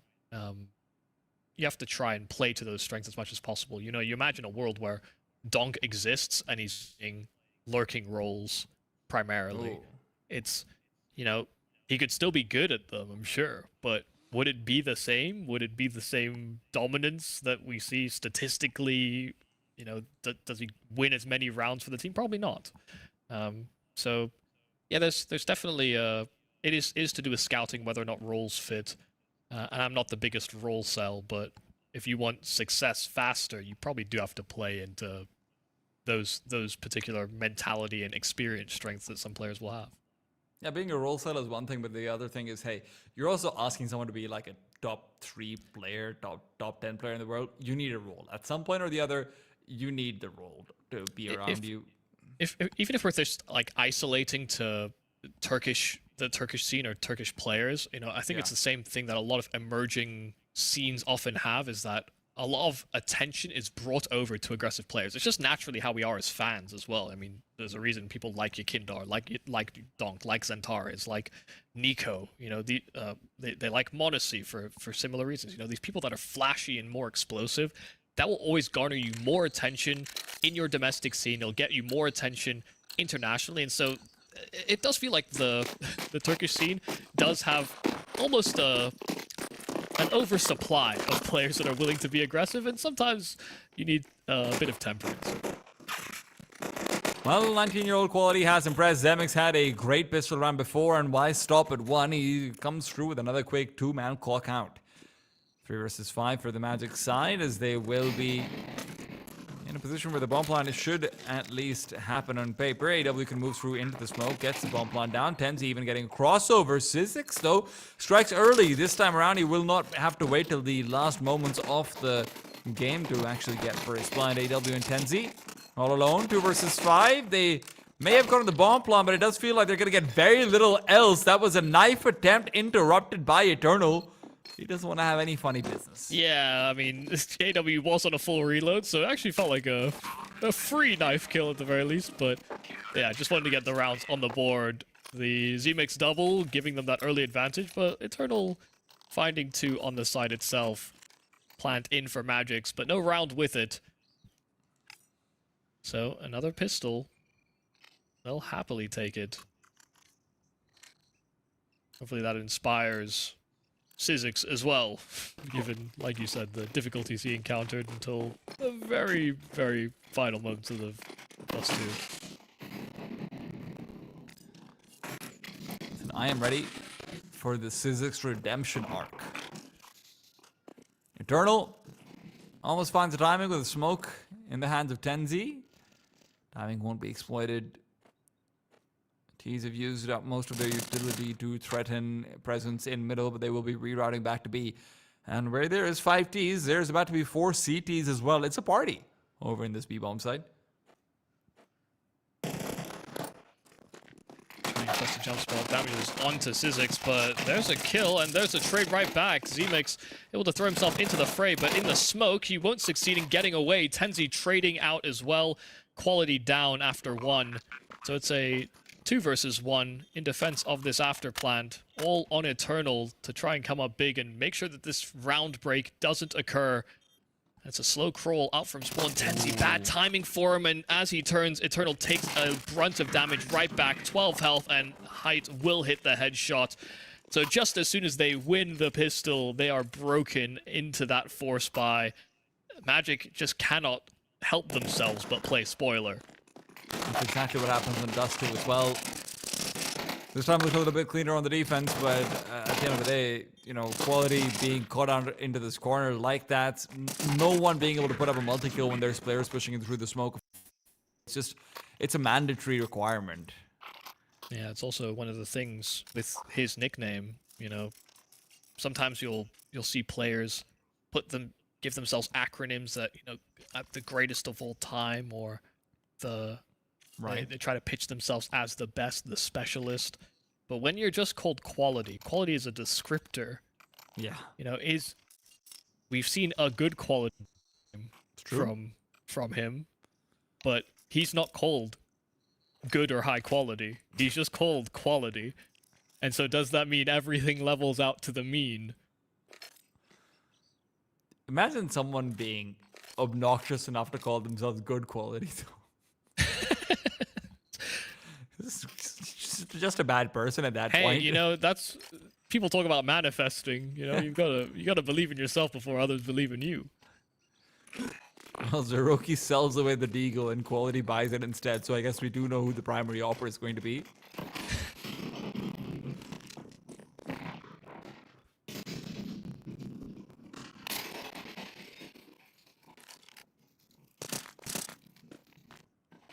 Yeah, that's what I'm talking about. Just Incendiary down at ramp, Fade 8 probing past it. If you can find a cheeky and easy kill into B, but I mean, no success. Will just put the team on notice. Izix spotting a player and tries to get that smoke deployed, but AW springs to action as soon as that smoke bounces off the walls. And so they know there's another player somewhere in proximity of this B bomb site, but they've cleared the site itself, so all that's left is the back of Cube. A deep smoke spawn. They are going to crunch him. He knows he's in trouble, so he was getting completely pinched. No hope of getting back into the site. And so Magic string 2 together. Oh, Tensi doesn't even get immediately killed by Eternal, so it will be slightly more delayed. Doesn't matter all the most because Eternal can just pick up the AK and try and save it. Yeah, that's higher value than what they really were trying to hold on to, so. Can they hold on to it though? AW checking every corner, and he will be taken down at the end, so Eternal can pick up an extra $300 for himself as well as the AK. All in all, damage isn't terrible, especially if they somehow manage to get another kill with USB, but that won't happen.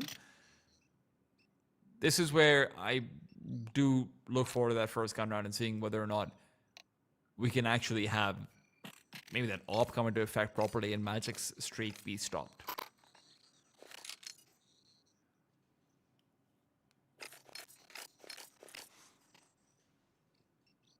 Can I get the eco, the utility, and the full buy? Like, that's my question.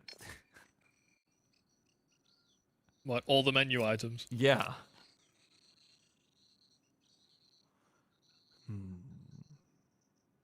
I mean, I suppose it depends on your appetite. You know, those no one's gaming stopping cafes, you. It's your money, right? So yeah, you know those gaming cafes where if you go in, you can like order food on it. Just imagine if you had that in the CS menu directly plugged in.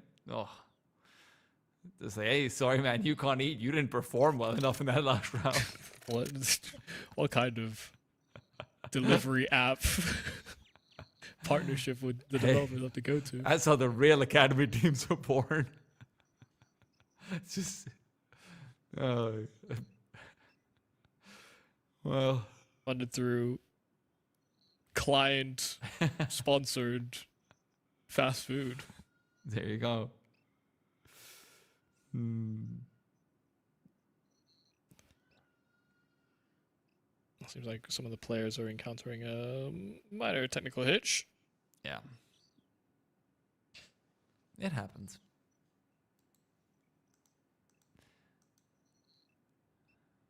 Wonder if that's the reason Sizzix failed to perform. That is technically a hitch. Yeah.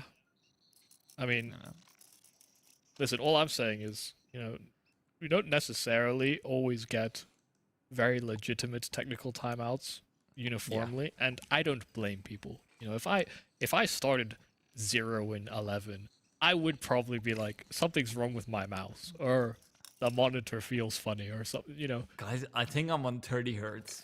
Bro, don't you mean 60? Nah, dude, I'm telling you, I'm on 30 hertz. Yeah. Well, as far as I'm aware, they should be on like 360 or 400 hertz monitors. So if they're on 30 hertz, I don't know what they're doing. Why is that even an option? Like, nah, dude, my glasses are the problem. They block out a lot of the refresh rate. How about you just see better? Well, I don't see a pathway to success over here for X-Gank in this round unless Eternal goes absolutely insane. And they do invest a little bit. They've got a deagle and a 5-7 with it as well. So this is not a toothless team. It is just a severely gummy one. Got like 1.5 teeth. It's kind of threatening, actually. I mean, that half tooth, if it's chipped, the damage could be significant. It's true. Well, that half's gone, Michael. Got a dentist in the building. It is Tenzi, and he is plucking molars. Yeah, Z-Mix even tried to get into a cheeky angle just for the Zeus, and he got a nade thrown on top of his head, and then he got full cleared, so... Alright, no surprises here. 5 survive for Magic. They don't take a single point of damage. This is the best cavity cleaning I've ever seen. Yeah, call your dentist. Alright, it starts right now. Zeroki's on the AWP.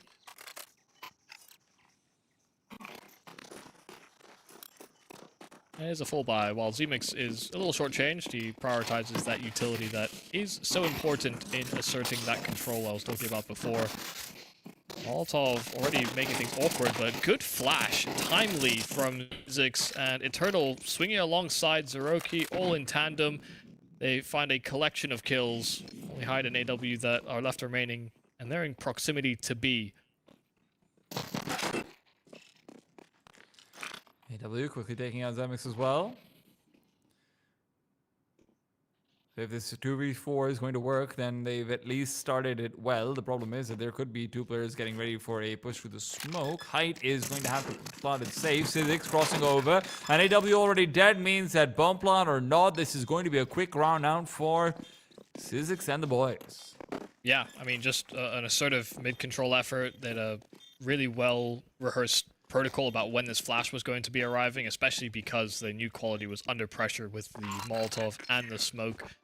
So just being able to put themselves in that spot, have that util already primed and ready to go, a very strong demonstration of how being willing to fight and having that protocol in place can win you around. So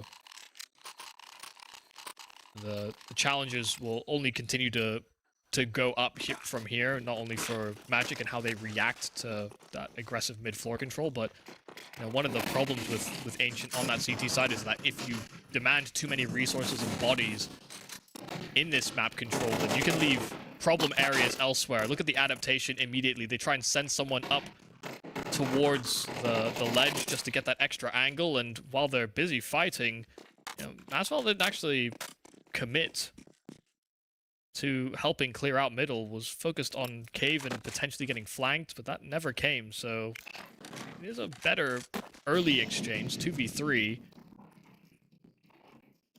AW still searching towards that B bomb side as I will look to join him in the same avenue. Smoke at the ramp. This is really awkward here for Sizzix. Gets an incendiary down, but nobody takes a tick to the flames, and so Sizzix, I mean, the smoke that's down, you'll feel like there are chances for for them to have slipped the net, so he's playing incredibly safe. This is a free and set up for after plans. Yeah, this is not like the previous round at all. But they're taking their time. Height really wants to take a bite out of them. He's got the bomb. This doesn't feel like a good decision, especially with his shot being missed and they're not ready for the second. But Eternal, he's got his own few misses out there as well. AW circles the corner, will be able to get the jump on him. Not just 1-2 could have been found, but Eternal gets given a second lease of life. I have to say, Magic are in a very confusing position there to me, Michael. Sorry, I thought it was Masval that didn't swing, but it's Fade 8 over at the ledge that just didn't commit to the swing and fighting for mid control. This was a real chance for AW. I mean, he circumvented their expectations so rapidly that, you know, finding himself into a 1v1 was very, very feasible. But Eternal, he's become a real problem guy so far in this half. I mean, 9-2 so far, but he's come away with several multi-kills already. Where we're not maybe getting that out of quality, Eternal has been delivering the goods.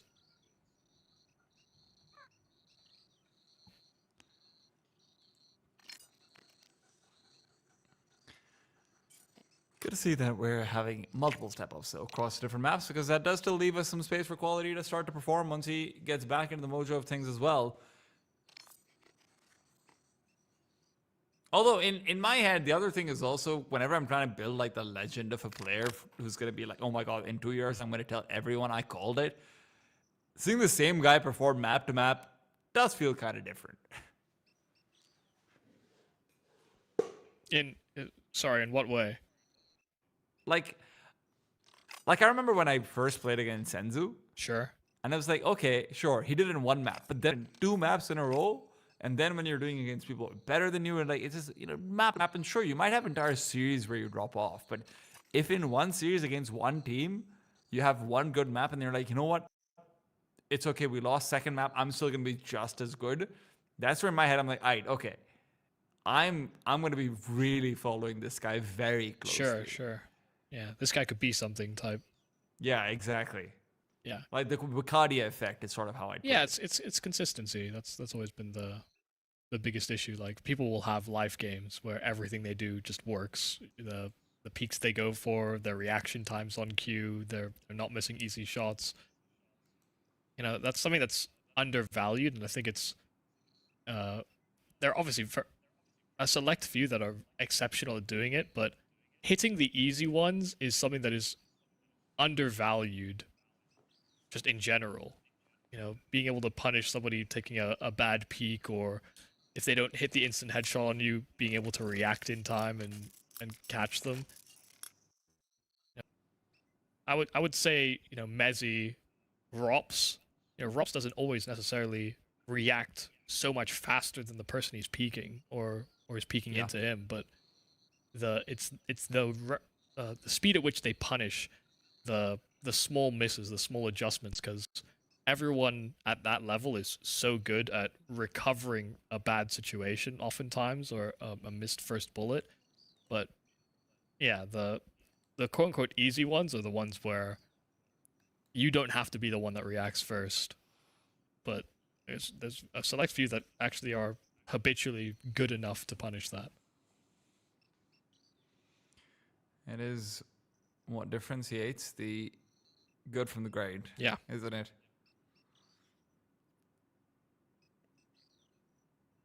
I think what we have also seen, I mean, you know, it's sort of cool that you bring up the props in the Messi angle, for example. I think we have also seen one of the other differentiating factors from, you know, between good and great. Again, not to harp on about it, but it does go back to that same sort of consistency factor, right? You compare Wicadia to what Zentaris has been able to deliver. God, when Wicadia initially got brought up, everyone was like, dude, just give him like a year. He's the next Zentaris. He's definitely it. But there's not necessarily ever going to be like another Zentaris, for example, right? You might have players who come through, they give us like a year or something. You know, you look back to that performance that Ima had at, for example, the Paris Matron. He's still very good, right? He's still a very good player, but he's not that guy anymore. Yeah. I mean, Ima, JL at Copenhagen. Yeah.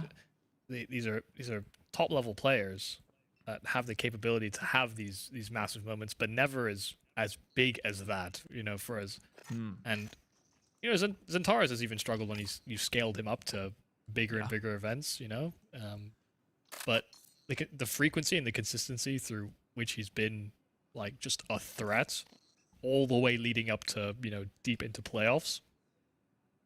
Yeah, I mean, he is a well-documented heavy fragger. And aggressive fragger as well. That's why we love him. One of the many reasons.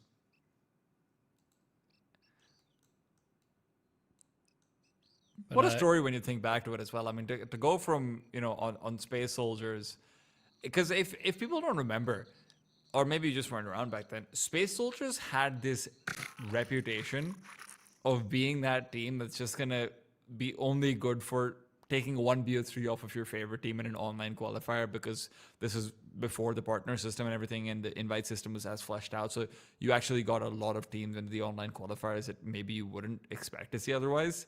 And Space Soldiers would just beat them. And it was one of the more frustrating teams to watch.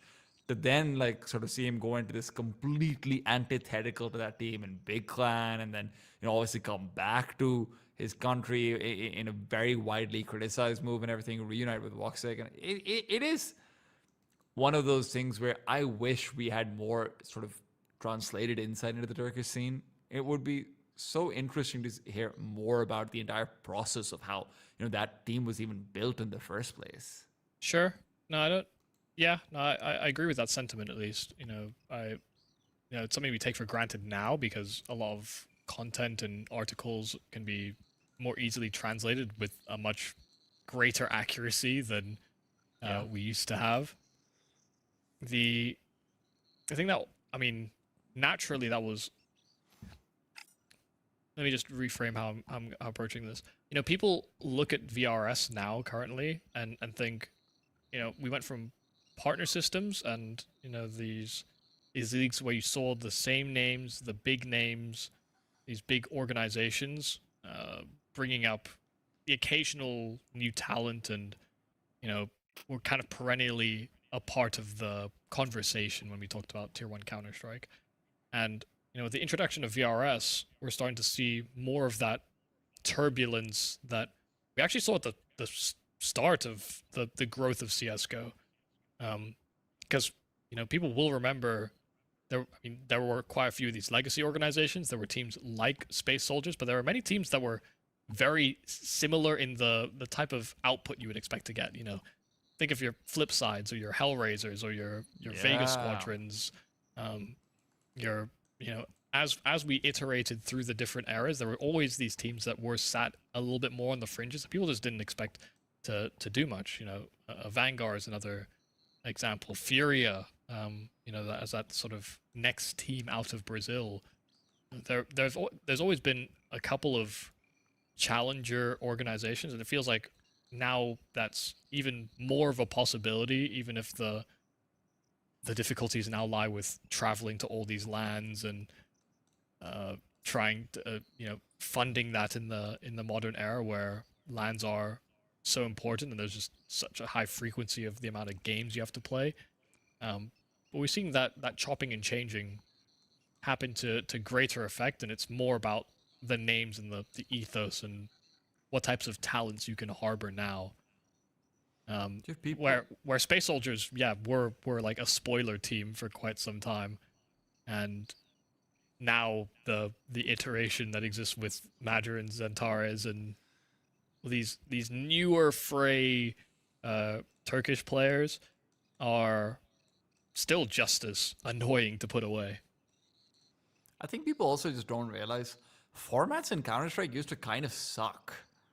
Yeah, we've fixed it over time, haven't we? We had some of the worst formats I've seen in any esport, which is also why, teams like Space Soldiers and Hellraisers and whatnot had credit taken away from them. And it felt really unfair now in hindsight, because it's not their fault the format sucks, right? But to anyone who wasn't watching, this is the most extreme case. We used to have a randomizer for our vetoes. You'd pick 2 maps, and then it would be a random map out of 3 selected. And this was in times where Valve would like release maps into the competitive pool right before a major. So like imagine this, no one has played Overpass, no one has played Cobblestone, and like 2 before a major it's released, and now you can't even choose to ban it. Yeah, you because have the to play this map randomizer now. exists. Yeah. Right? And there's entire tournaments that have been decided off the back of the randomizer. Also, that randomizer didn't feel so random sometimes, you know, the amount of times it would be like, the randomizer has selected Cobblestone. Wait, how has this happened again? Random, you But say. enough about NIP in Cologne 2014, you know? Yeah, well.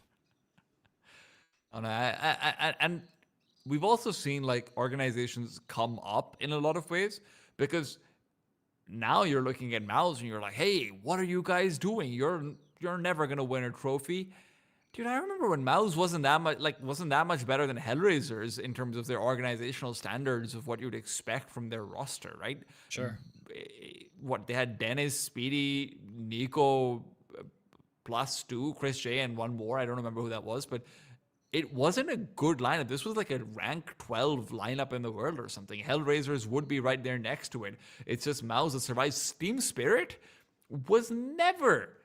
Team Spirit was never a top team. Now they've been sustained top team because of systematic changes that have happened and everything as well. We've seen the entire tides of CS be changed, and hey man, like who knows, maybe one of these players could be a part of some of those rising tides that we've got going on. Magic, obviously, they've got their own good little storyline coming into 2026 already. They want to do well at this LAN, and who doesn't want to root for the home crowd heroes in X Skank? 3-3 though, it is going to be a eco round. They're not an eco round, it is a buy round. They just take some time to buy. We are going to see a reset coming through over here, presumably. What? They're just testing things yeah, out. It's a reset. Yeah, No, they're just testing things out, so we are going to have a reset. But, you know, it's going to be cool to see if, you know, maybe one of these small whatnot, you look back onto all of those, like, LANs like Drew used to play, and, like, maybe Donk might have played domestic and whatnot, and you're like, hey, cool, wasn't that so cool? Now we've got broadcasts, we've got people telling stories with them. It's a good time to be a Counter-Strike. Yeah, you want your rise, regardless of what you do, to be documented somewhere, and that's what we try and do at the very least, because everyone has those humble beginnings until they're not so humble anymore. Hopefully, Michael won't shut up about how he had a major winner as his ESEA teammate. That's not true. Messi? Wasn't it Messi? Oh, No, did you just get no. beat? Oh, sorry, you beat a major winner in ESEA. Sorry, I did beat it. We did beat him in ESEA, and I very humbly bottom fragged in that game that we won, but we did win. So there you go. Confirmed better than a major winner. I also remember anti-stratting Flamesy's team in ESEA way back in intermediate, many seasons ago, where he was playing with Anarchez. I think it was Anarchez. Yeah. Anarchez, Asylum, Flamesy. Shushan, I think? Might have been. Yeah. And doing all this anti-strat material, giving it to the in-game leader, and he, because of his ego, just didn't want to take any of the advice in it. And willingly inted, actually, several times. So, very tilting experience. I learned something about some in-game leaders that day. I've had the opposite experience, Michael. But every other player looked at the anti-strat stuff, and I was talking like, you know, if this molly breaks at this time, because they were very like readable in that sense. Like, if this molly breaks at this time, you have this window to do this. And every other player took that advice, and they were like, dude, everything you said was super on point. And just the in-game leader trolled. It's like, oh, damn it. Could have been in 2 major winners today. Yeah, maybe. Let's see whether either one of these teams will be able to say that come 10 years down the line. Yeah, wouldn't that be a story? Indeed. Smokes galore, flashes at home and at war. Tenzi will find himself the first, Masfell the second, and where there was a more difficult buy coming up for the T side, they will still persevere through. Magic are setting themselves up for a 4th round, but with Masfell on 3 HP, let's not pretend like this isn't going to be precarious. Woo, we're getting cinematic in here. Like, like, hey, we've got Oppenheimer switches coming in. I didn't realize we're going to be simulating the bomb. Nolan's going to be calling in for copyright strikes. Yeah, for people that aren't aware, this is a more recent bug that's been emerging with spectators, so it's not a lot we can do about that one. Valve really got hyped for Barbenheimer. It was a good doubleheader.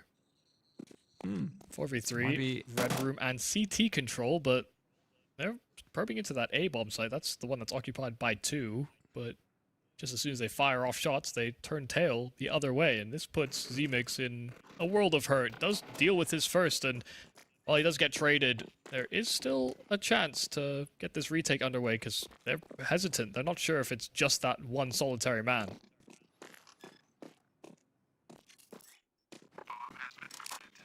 Yeah, this is going to be a safe call coming out for the CT side.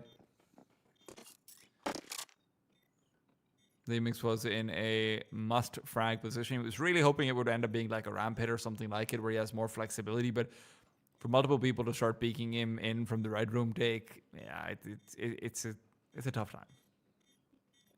Yeah, that mid fight can be very make or break. Lose out on the duels and you find yourself at this deficit. And it's what the best ancient teams do so well, is that even when they find themselves in positions like that, they react very quickly to try and compensate or, you know, group and do something.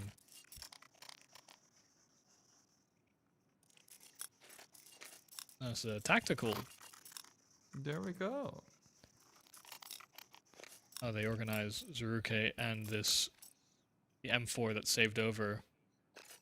Because they could, theoretically, they could buy behind it, but it wouldn't be an optimal buy.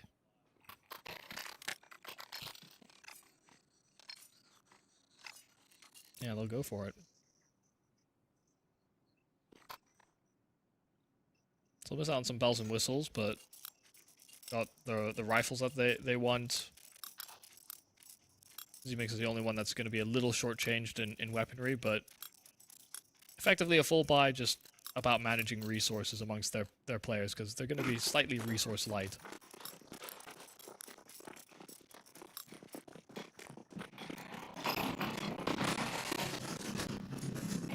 Could be a make or break situation for them, unfortunately, because of that, though.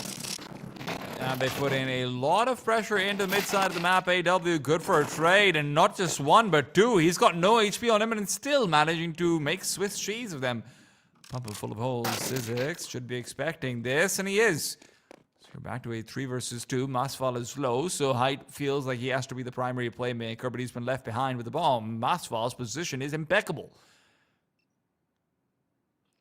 Sizix has this covered. He understood that there was a potential timing to take in towards red, but wait, he's actually just given up. This covered. He did have it covered, and now he's given up that angle. As Masval starts to approach from CT, Sizix attention back, and we'll deal with that low health player. So only Height that remains, 1 on 3. And he'll still give this a good old college try, slowly approaching from A main. Hot shot, but a miss there from Zeruke, so Height actually has a pathway to get his hands on that AWP, and that can add some extra lethality to this. Problem is he doesn't have a smoke, so planting on A is always going to feel incredibly uncomfortable unless he's able to bring it into this one-on-one. He's really hoping there's going to be a big mistake made over here, but this is being a super defensive round coming through from the X-Gang side. They've now got information as well. High peeks out, spots out one, wants the deal, will not be given it, and as he jumps over, it's Zemix from behind to shut him down. 2 kills for Sizix and Zemix, both of beasts. This is a great round coming through from the X-Gang side. Yeah, really well handled as well, even in that 2 versus 1, just recognizing how uncomfortable a position that is for Height. One player draws attention, another player will take that opportunity to swing, and they never give him like clean engagements, so and making sure that nothing falls out of favor.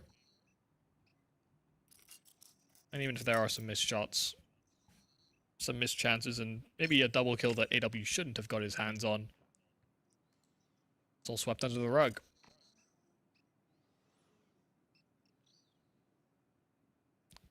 really solid bounce back as well from Sizzix this series. Already contributing in a much more meaningful way than we ever really saw on Dust 2, but Yeah. it has not materialized in a uniform manner for the rest of the squad, really. So Sizzix will be the bridge to their success. They only have to cross it. Magic, in the meanwhile, are hoping to not build bridges, but burn them down. It is Tech 9s, an AK, and an Eagle. And is going to be illuminating their armory. Peek out from Tenzi as he wants to smoke, but he doesn't find anyone to actually fight just yet. Tenzi, good for the one, and done. That's the AK lost out in the open. You don't have flashes to try and recover it. That is the real problem. So, where you're looking for deals elsewhere, it has to be right back into B House or Cheetah. They will not be given the option, but with the smoke down, Masfeld does recover the AK. CTs will have heard where he is. Quality hasn't been sussed out.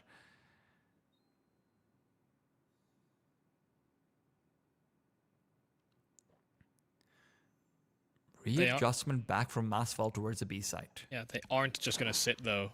They're going to move, and Hyde is already watching out for an aggressive push, so while they're hoping to crunch this B lane and outside the B bomb site, they may be feeding over opportunities. Masfeld punishes another in at the ramp, and so just that lack of patience to allow them to walk into the site and get what's coming to them, this could lead to their downfall. 2-on-2, and spotting out that AWP, they have to be very careful they don't give them isolated fights. Tech9 is still willing to take duels. AW is still in a very good position over here as well, as long as he doesn't overexpose himself. Quality has got himself a kid. No shot! Quality was supposed to be the chosen one of Dust 2, but Height instead raises his hand and slams it right back down. 3 kills to the man's name. 8 and 4 now overall. That's absurd.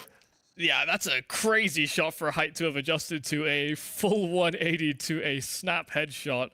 And that's that punishment of a kill that is the easy one. You know, that is supposed to be the easy one. And it just simply doesn't come up well for him. That's a great round for Height. Started on a deagle, ends with the rifle double. So 3 kills from that round. It's another backbreaker. Teammates does land a decent damage rather via that nade, but takes a ton himself.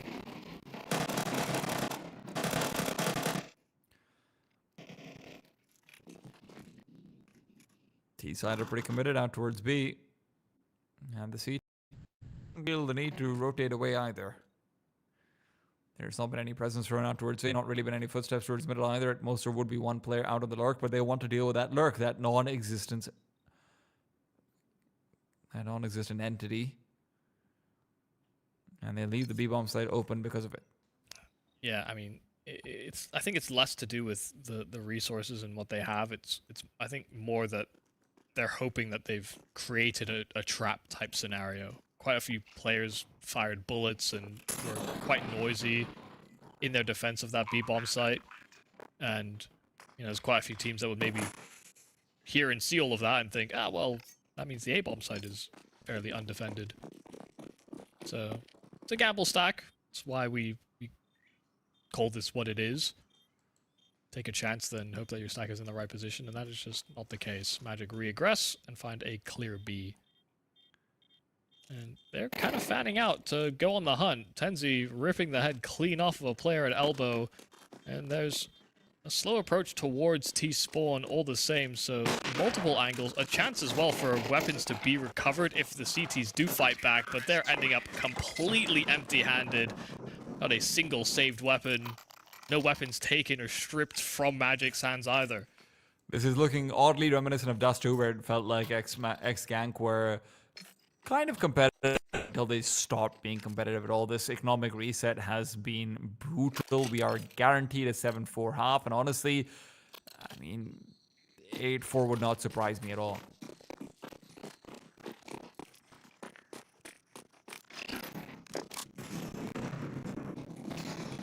Well, let's see if it's another one of these 8-4 halves. full USP stack. Imagine the amount of nade damage you could get. Ooh, baby. Well, Quality does have a dig, and so I imagine they're going to try and allow him to take bait, but he does swing the last. Problem is, everyone died behind him, so... Another no contest round. 5 alive there for Magic. AW loving that he's lapping up these eco kills. And we'll see if they can get that last round of the half under their belt. Make this a 7-5. Zeruki hasn't really been able to contribute so far with his AWP. Would love to see him getting involved, and that's what he's trying for too. Straight down the middle he goes, not going for something too aggressive, but back for the A, and it is going to be the AWP that has to cover off the cross. There isn't a donut smoke yet. That's going to be a Molotov. This is a good angle for Zeruki to be on. Height will find the first, and in the meanwhile, smoke now removes anything good about that angle. Deep grenade, and 3 players already locked back into donut. There's a refresh on the smoke, and Zemex is already dead out this fade, so you have to push through the smoke, and you've done so successfully, but Masval doesn't get sussed out in the slightest. He doesn't even need to be. Hike just picks up a second kill, and now with only Zeroki left. 8-4 guaranteed, Michael. It's such a classic call. I mean, there's been such an emphasis on B lane control, mid control. They've done a one maybe A attack properly in the half, and you know, with all the problems that have been emerging on the CT side, how could you not focus on mid or B lane as your high priority targets? And what do Magic do? They just simply go for a fast A decision, and everyone is deeply out of position and ill-equipped to get a foothold back on the site before it's too late. So, yeah, Magic, that's a fantastic call at the end of the half. Get them that advantage once again, moving into the second. And yes, the story is very similar to how things were going on Dust 2. This was a little bit more back and forth, I think, at the early stages of that half. But especially in the past 4 rounds, it's been heavily dominated by just good quality punishment or individual counter-strike from a lot of the Magic players. I mean, it's exemplified by how many deaths they incurred in really the last 3 or 4 rounds.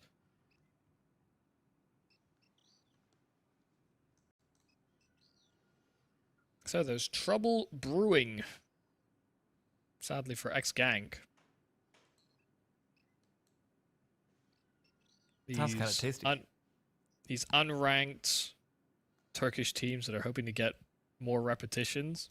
Yeah. Yeah, I mean, we have to be realistic about what expectations would have been here when you've got international teams that have beaten much bigger fish. Yeah. Are your opponents in a very punishing format, but yeah, this is, you know, this is going to be the humbling moment for many.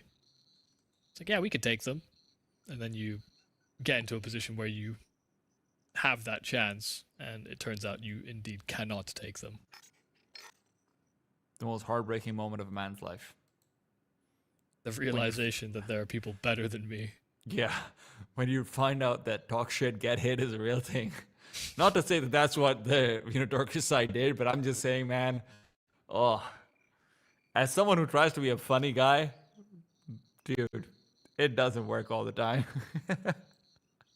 It is quite amusing because, you know, that the phrase you used is very much true, and especially in like grassroots environments, people talk a lot of garbage sometimes online, and then they meet in person on LAN, and it's like a totally different dynamic. But sometimes people take it personally, you know.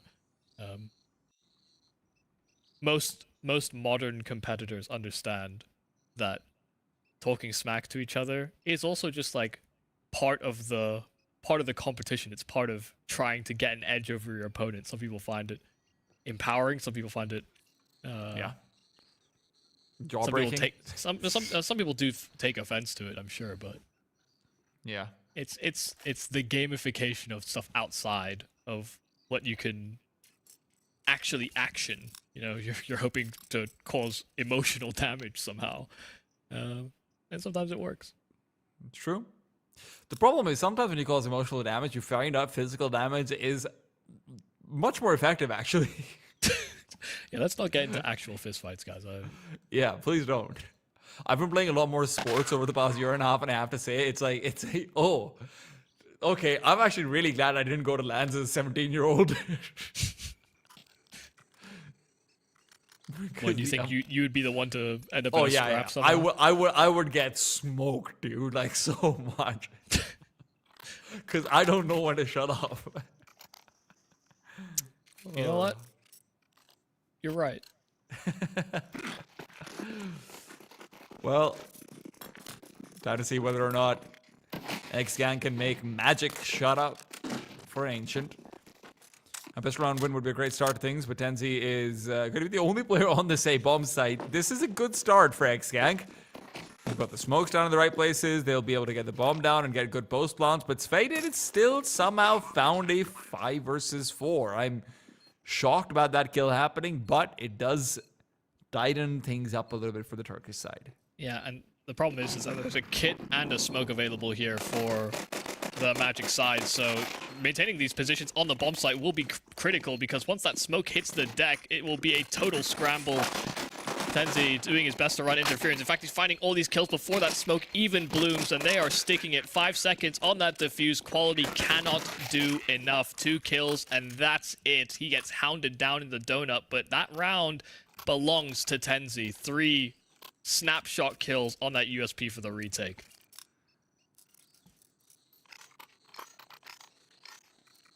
See, I'm just kind of concerned the second I saw that Faded kill. Are we just going to see Faded do that Dust 2 thing again as well on CT side? Yeah, just CT side specialist. Only multi-kills.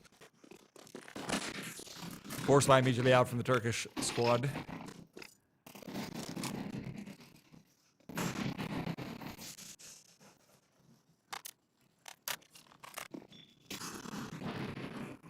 They don't have much to do with the force buy. They're still incredibly split apart. They don't have mid control. Retaking mid it's a possibility, but you've got one flash to do it, so you are going to be in a hard place afterwards. An A site hit does feel like the most likely of all.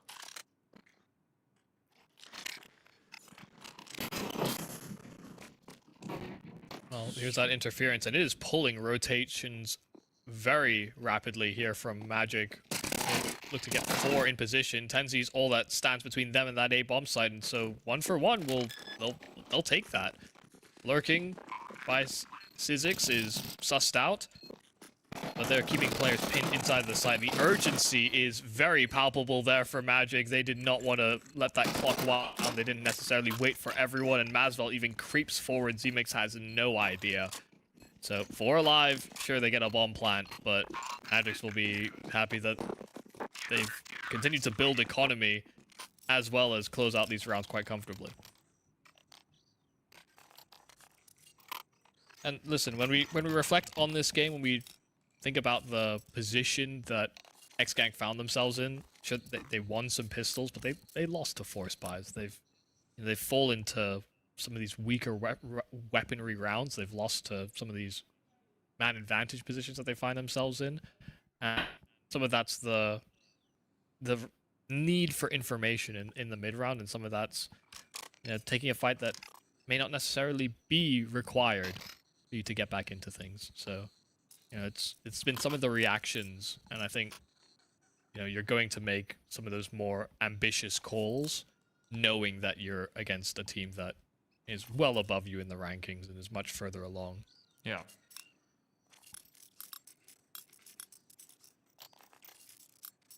The low percentage plays. They've been going for them, but they are low percentage. So yeah, there's also the low percentage force buys, unfortunately. And look, this isn't the worst place in the world to be doing it. Lots of gleals because of that bomb plant. Quick play out towards A. They've decided we don't have utilities, so let's try and take it with numbers. And it's a good decision. They've gotten full control over the site, but they just have to make sure they don't lose a player on the rook, as they have consistently done. So You can't start off the post plan in a 4 versus 5 and that grenade. What? Tenzi? Come on, man. Give him a chance. Hardly fair. That is hardly fair.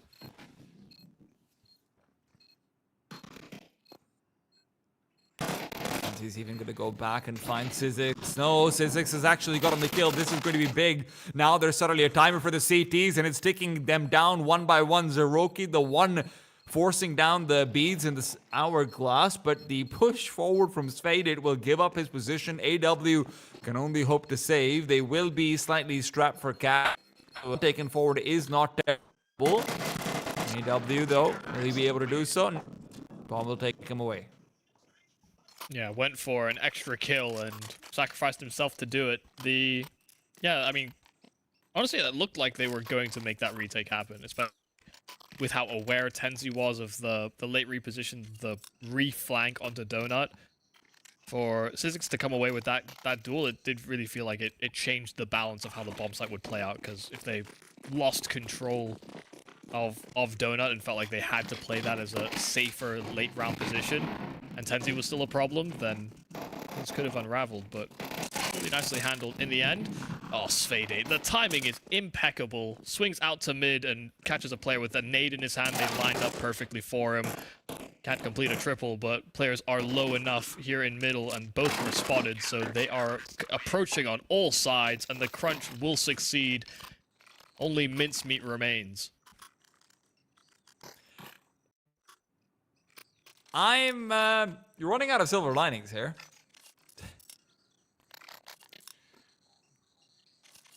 The magic cloud does feel like it's just raining glitter down. That's pretty painful. It also just gets everywhere in it. Yeah, which is really explains a lot about what Magic's like, actually.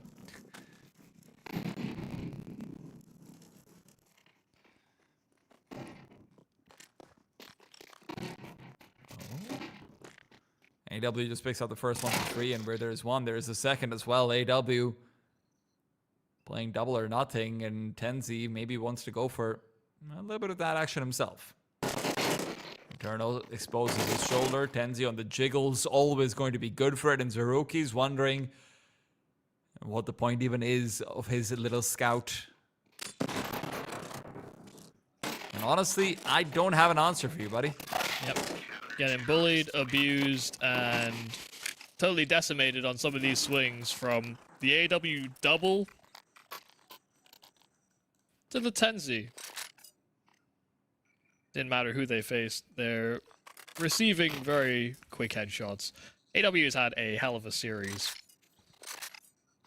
Definitely the player that I wanted to put importance on coming into this series, just because, you know, when you see one team succeed after a player's been removed, I can't help but root for the guy that's trying to make it still.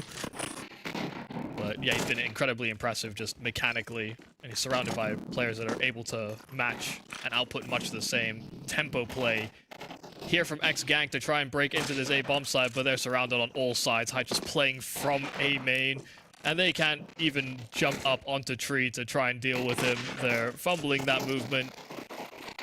And there will be simply no help, no hope. Magic close into dominance on display from our favorites in the opening rounds of IstanbuLAN. Oh, fantastic stuff coming out from Magic over here. And look, as much as we have outlined two obvious ranking-wise teams, Magic's definitely going to be one of the dark horse stories that could still come to prevail. X-Gang, lots of love to them, to be very frank. I actually was fairly impressed with a few moments from them. They had some good calls. They actually had, if they were against one of the other quote-unquote, you know, seeded teams, I think we could have actually seen a different outcome even coming through potentially. But yeah, it's unfortunate they go out against a team that, like I said, is kind of like, they get everywhere. They make you really confused, and you're just thinking, how did you get there? And then, you know what, you die to it. That's what Glitter does, right? Yeah, I mean, a very explosive team with quite a few weapons at their disposal, so it is a bit unfortunate, and it does mean that Magic are on a collision course with Misa, who have yet to play a game but were given the bye as a result of Inner Circle's last minute I guess withdrawal. And yeah, so the upper side of that bracket is already determined. Gentlemates facing the Wildcats. Yes, the Wildcats. Bushido Wildcats. Wildcats. Yes. I was trying to remember. I knew it was Bushido something. Yeah, Gentlemates versus the Bushido Wildcats, Magic versus Misa, but there are other games still to play as well. I think one on the other side of the bracket is already underway in 9 and Pacific, but there will be other commentators that take over from us as well to take you through some of the games happening later on in the evening as we hope to get everything rounded out for the round of 16 today.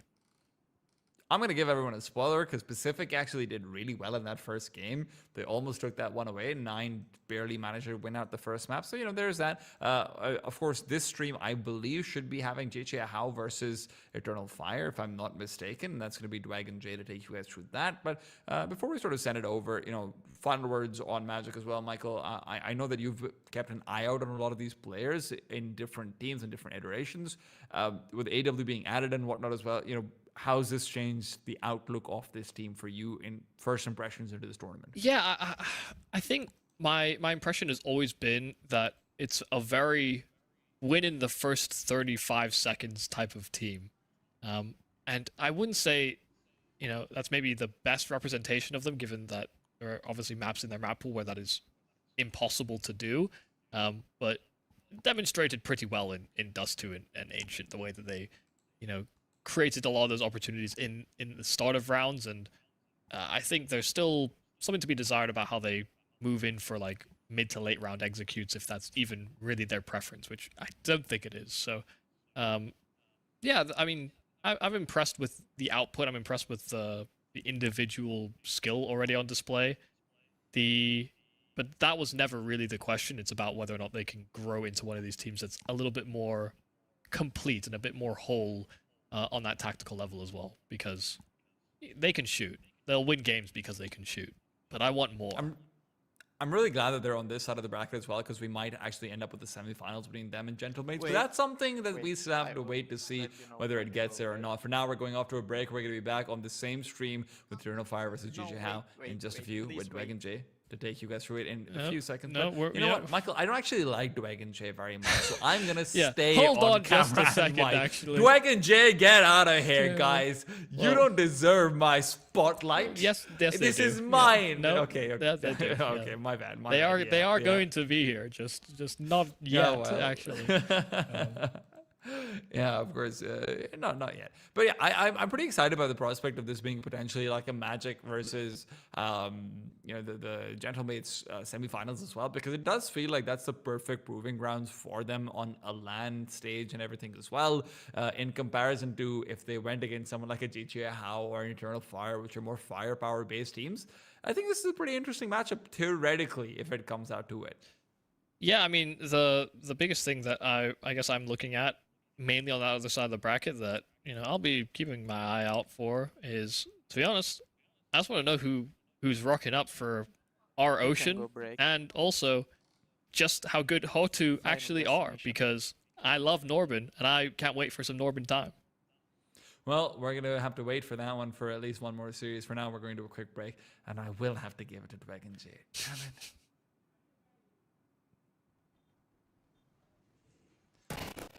All right, GG.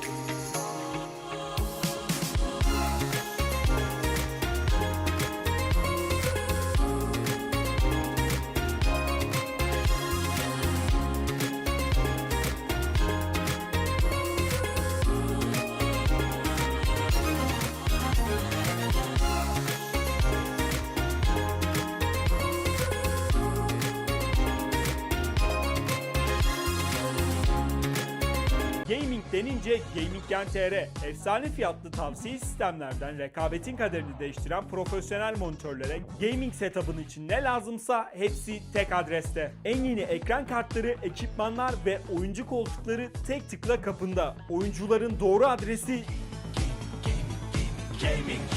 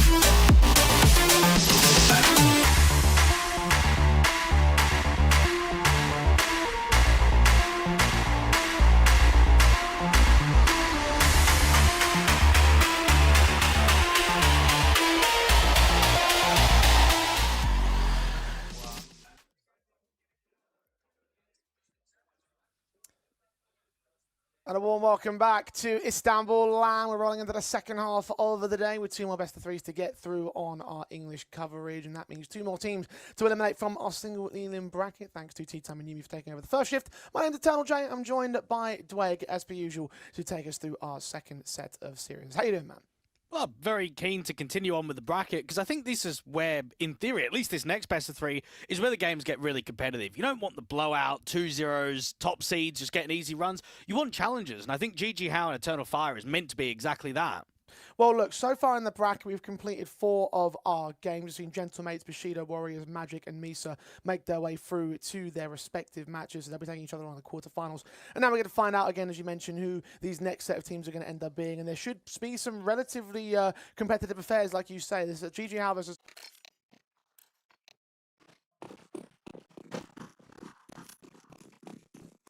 on our first map, which will be Mirage. Yeah, just to go back, Jay, 16 best of 3s this core of Eternal Fire has played on HLTV. 15 times Mirage has been picked. They love this map. They're absolute demons on it.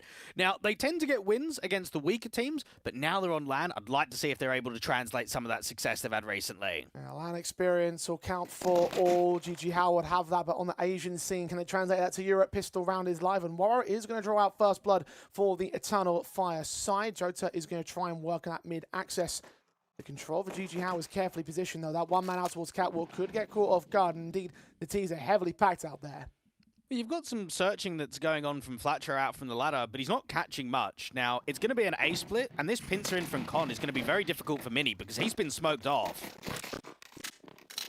Caught by that one player on the Catwalk position, so they reveal information for the Eternal Fire sub, but they will try and block off some of those rotations. Samus is going to take down Rigon, so returning fire to an even man stun. So Lurker back towards this ladder room could provide some extra support in the later portions of the round, but the real hit and the retake is coming in. Mini going to take down M-Star. Demko's going to return onto Bibu from that palace entrance. There's a 3-on-3. Swings in for that second. Samus is going to try and cover him. Information on 2 players has been caught. The third player could be a bit of a linchpin once again. Samus going to lean forward and look towards that Cadetta angle. Can't quite catch his man. Flatro finally gets down Jota. Diffuse is coming in from Osamus' part. Flatro running out of ammo. Demko takes down Mini, and he's swing forcing Osamus to make a peek forward. I think they might stall for just enough time. There's no more kits left in play for the CT side. And indeed, Eternal Fire will lose all 5, but they'll pick up the pistol. And if you came to this Jay expecting some slow levels of CS, some really good protocols, maybe some impressive lurks, you've come for the wrong best of 3. This is about hard-hitting CS, isn't it? GG How and Eternal Fire, you've got a lot of raw players, a lot of players that are going to be using pure mechanics to try and outskill one another. And when we get to the LAN environment, I mean, we've got Synopsy, Flatro, and Rigon. I know that just tells you everything of what to expect in this best of 3. We always knew this team, those 3 players rather, as a team that has caught a lot of heads, of course.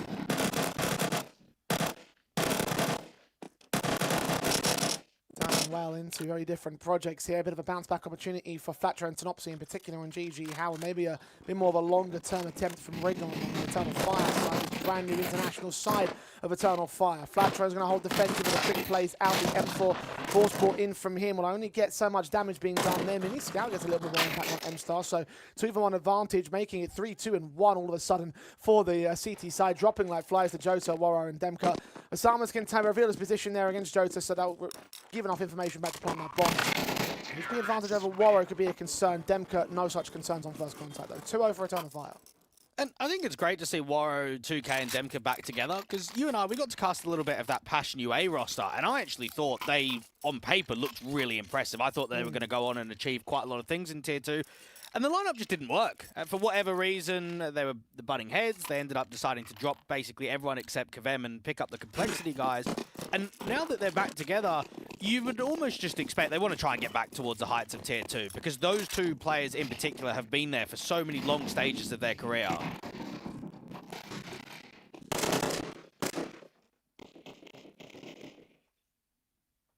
Yeah, a lot of experience in this server, particularly on the Eternal Fire side.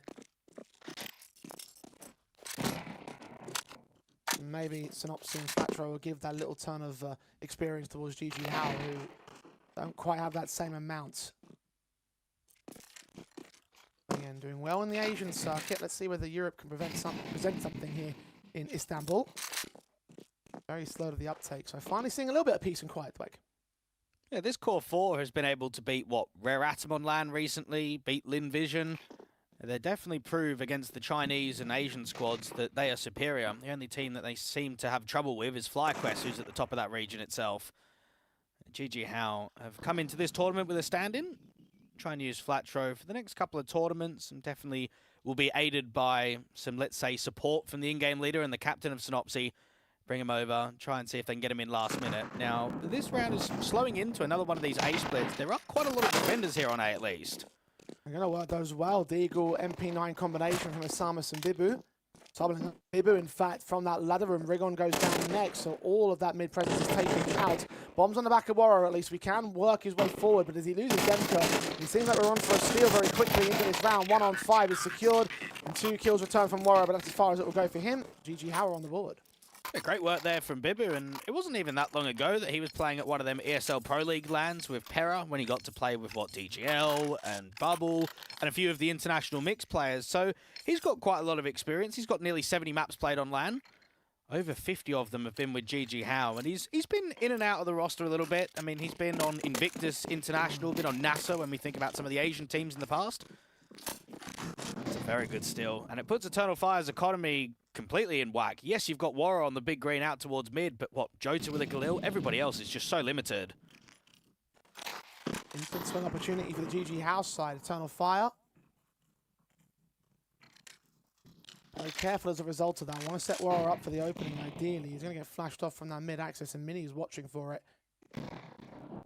And the underpass players do anything to try and change that narrative, or will Warrior just peek straight in? Indeed he will. He's going to shut him down. Opening frag has been secure, but M-Star picks that AWP right back up. You might be able to recover the AWP, but you need a lurk to create space. And Jota's been able to get a kill around the bench position in towards ladder. They need to go back into one of these A splits. Now that AWP is just scaling from M-Star. He's hoping that someone from back triple, maybe towards CT, is going to give him a swing. Synopsy is not going to try and peek for info before that smoke comes in, but he's actually seen a little bit of vision. That's an easy kill against Jota. Head just poking a little bit above that smoke. The AK with all the firepower and all the timing and positional information advantage. Rigon caught next by Bibu's quick swing. Try to go out towards that AK. Nothing will get gains for it. And Osamus drops off of the balcony. That Palace will take down another casualty. So the 3 AKs will stay in for GG Howard. They're set up for an eco against, or anti-eco against the Eternal Fire side. Yeah, economy, like you say, broken effectively from the back of that last round. So it should be GG Howard taking the lead now. And for GG How, they've got a lot more going for them in this matchup. They're a core 4. They've had a coach that has been recently signed, but been working with the team for a little while. And they're going up against an Eternal Fire side that have both Demka and Jota making their HLTV debut for the organization. I mean, Demka hasn't played an official since the 13th of August last year. Man, that's 6 months ago. That's a long time for what I would say is a top experienced player in Tier 2. You don't normally either sit on a bench or be a free agent for that long in Tier 2. Even Tier 1 for a certain stretch with that Monty side.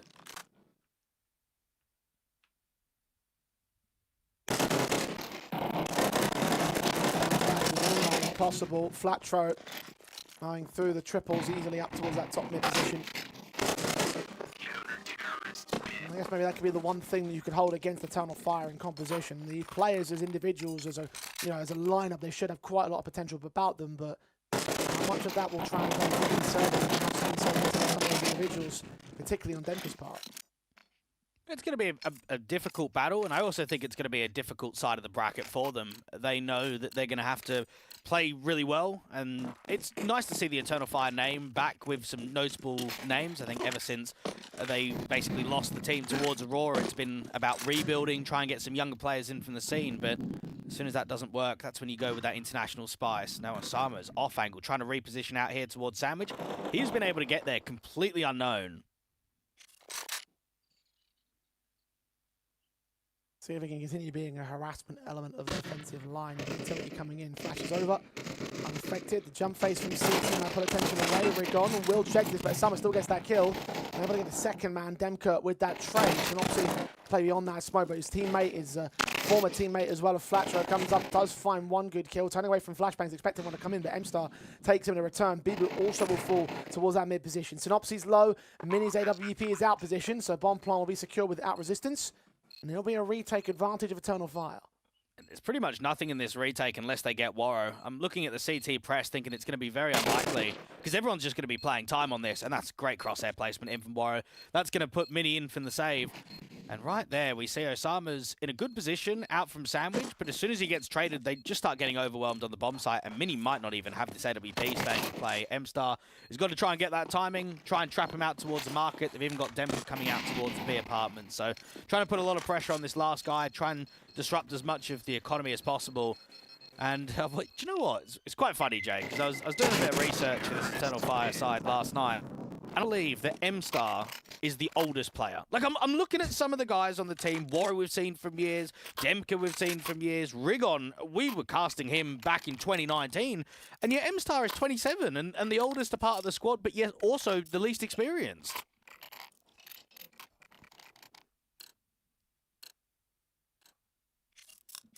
He's been plucking along the smaller teams of the Turkish scene. Eternal Fire Academy probably being his most prolific of the squads. Yeah, he's probably looking at the opportunity now thinking, man, my time has come, right? I'd certainly say so. As an IGL, can he keep pace though? That's the one thing. He's never really led a team of this caliber in an international project like this. This will be the task, this will be the challenge. Good shot from Mini as he tries to demonstrate his individual AWP prowess. M-Star, the captain, will drop first and foremost. Good flashbang, catching Rigon blinded, so Osamas gets a pretty easy kill out of that map. 5-on-3 now, the AWPer core extended. Demka damaged up heavy. Warrior's going to follow into half HP, go down. But Demka will take one decent trade, no more than that. Jota suddenly left alone, a 1v4. Seems like when GG Hal get control of these rounds, they are very confident with them. Well, we're getting Eternal Fire that just aren't running a lot of defaults, and they're not running much towards mid and to the B side of the map, are they? We're either seeing control mid and A split through con, or we're just seeing A link out from A main quite heavy with players, lurkers in from Palace. So the city's just starting to recognize how they can play the setups differently, play a little bit more defensive, play around that reverse default angle. And when you've got Mini in with Osamas that can both put up kills on first contact, it's just going to be a collapse of the round. So Eternal Fire take a tactical because even though the difference is only one, they did win pistol and they did win anti-eco. So it's only been a single gun round for them. And now you've got an AWP in play with what could be a decent amount of economy on a floater. You've got an AK in the hands of Synopsy too. So yeah, Eternal Fire just need to look at this next eco, try and make it expensive, try and maybe get as much out of this hero as possible from Warrow.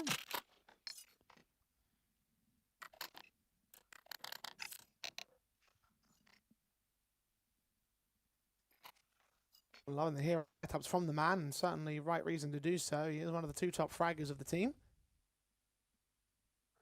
Got some major laggards though. M-Star, forgive him for his 2 kills. He is the IGL. Rigon at 0 and 7 though. Is that too much for like? It's concerning for now. Definitely. I mean, he's played alongside Synopsy and Flatro from what? August 2019 right up to July 2025. They went on and off under Mix, Secret, Blink, B&E, Guild Eagles, all those different iterations of the team. So I don't know if it's pressure going up against your ex-teammates, especially out on LAN. But yeah, I'd say as of right now, definitely concerning. See him pick it up soon enough. Might be one of those elements of just raising the basement rather than lifting the ceiling per se. I think he just also needs to find good touch, because you and I, we casted a little bit him when he was on Big, and I wasn't really too impressed there. I think it was not the right project for him, especially working with, let's just say, very tactical in-game leaders and coaches, and your overall structure on how you want to demonstrate yourself on the server, and you pick up someone like Rigon. It just doesn't really make sense. He then moved over to, what was it, Ents after that, and I mean, I think that team's even struggling now. Even with the different iterations that they've had, they've not been able to figure out a way to get a competent lineup that's going to be successful. So I think for him, knowing how B&E kind of left right at the end, and then you have a failed project in Big and another failed project in Ents, it's probably why you got to drop down the divisions a little bit more. I think a lot of the ex-B&E players' stock isn't really high in them. And it is a good project to be able to work with guys that are all looking for a little bit of a second chance. They're quite, I mean, it shows you that by Jota dropping down here, that they purely believe in this project to try and get it back. I just think even the previous iteration of the roster, you're working with Calix, you're working with Lugson, I think Emor was there for a little bit. So I think his form is only going to increase now that they've got an increase of teammates. Well, you'd certainly hope so. Not so far in this map up for Eternal Fire. Again, lopsided on those top fragger individuals versus the low men, and individually GG Howe has shown up some decent moments in these first few rounds. Only 4-3, of course. It's time for them to turn it around, but you are right about the assessments made towards those XP&E players especially, because remember, back when it was Guild Eagles, we saw some very shoddy Counter-Strike coming out of those boys, like some teams that they really shouldn't have lost to, and they were losing pretty hard. I remember one incident where they had like an 11-4 over, I think it was VP Prodigy, if memory serves me correct, and they lost all the following rounds after that. And that really indicated to me that it was clearly over, because that was an academy side versus a team who was still, you know, struggling online, but they were still an established tier 2 squad. So redemption arcs for every one of those XP&E players, perhaps. Yeah, and some players have found it very difficult to transition from CSGO to CS2. You can clearly see that in Tier 1. You could also see it quite heavily in Tier 2. I look at Eternal Fire as an organization. I mean, they got, what, top 8 at the Copenhagen Major a couple of years ago. Now, they've got to be looking at this land in Istanbul saying, I know that we're not a Turkish team anymore, but we've got M-Star as the Turkish in-game leader. We've got Jota that was just out on Aurora. We've then got our coach and analyst that's Turkish. The organization is Turkish. We'd love to try and show up against all the other Turkish teams that we could go on a little bit of a run here. I mean, I was quite surprised to see the Bushido Wildcats be able to get a result there and be able to 2-0 the likes of G2 Ares, but Eternal Fire have got to have decent expectations themselves. Oh, on paper, they've got the better lineup by comparison to Bushido. No disrespect to the boys over there. But yeah, completely. they are the only ranked full Turkish team that we have in the competition. The other ones are completely unranked. So for Bushido Wildcats, that's obviously a big result for Eternal Fire. To make it even more so here against the GG House side, because with this new call, they did down the VRS rankings, and a win over a team who, as of this morning, are 84 in the world, that would be quite the boost for them. Not to mention the LAN points and the progression that you'd have in IstanbuLAN. All of it to play for the Eternal Fire camp, who are currently rocking 2 AKs. You mentioned the hero from Waro. Jota's going to go ahead and join him with that. Oro placing in mid, Jota playing a little bit more carefully. But we'll also join him up there. What's the play from Eternal Fire? Well, they've got to work connector here again, and they've got to get the AK involved in a fight. Now, it doesn't matter if it's a short player that swings in, or it's maybe Warrior to come through from Con. They can't afford to execute anywhere without the AKs doing some damage. So they're going to regroup towards A. Warrior can come in Con late. Jota has got a lot of pressure on him because he's one of the other AK players, but he's more on the offensive towards A, trying to come in from main. Smokes on connector and jungle, not stairs though. Back round the corner, Bill kills off Demka, Mini takes down one more, Jota also falls victim to the AWP. Rigon's got one good trade, and Warrior's going to find a second one alongside Rigon's Tech 9 to the head. Two players in both sides at the moment. Flattrow's going to reveal himself as well beyond those stairs. Smokes will start to clear, and now Warrior stands on the side. The AWP peeks in just off the side. No bullets land there, surprisingly. Tries to find an elevated angle to look down to his former teammate here. Warrior hiding, flashbang catches both players off. They peek into the bomb site. Warrior's not been revealed. Now he has been. Still strikes on Bibu. Look for the second round. Flattrow takes him. It's now former BNE players against each other. Rigon with his first 2 kills of the game and makes it a triple in this round to secure the one for Eternal Fire. Well, there we go. We get Rigon creating impact with that Tech 9, upgrading himself out towards the AWP, and then Warrior on the bomb site just also delivering. You get an ace between just 2 guys. Always helps when Rigon can get 3 and when Warrior can get 2. And that's a good round. And, well, right there, it didn't look as if there was much in it. Look at Mini. He's just getting pick after pick with that AWP. He's towards back triple. He's falling back to CT. I'm thinking to myself, mate, they're not even going to get a plant here. They might get a couple of kills at most, but there's no more than that. They've actually been able to steal the entire round. It's a massive one of that, trying to reinstate their own economy. It's broken from the 3rd round onwards, pretty much. Because you're right, Mini especially has looked particularly impressive on that AWP. They get dropped over by Flattrow if they want to continue with his shenanigans. Well, he's been here a while, Jay. I think it dates back to, what, November of 2023, and I think that tells you maybe the belief that the organization has in him to facilitate him as the primary AWP, because there's been a lot of players that have come and gone. He's been one of the very first original ones. Joined just at the dawn of Counter-Strike 2. And been that cornerstone, as you mentioned. No one else can hold a candle to his tenure on this side.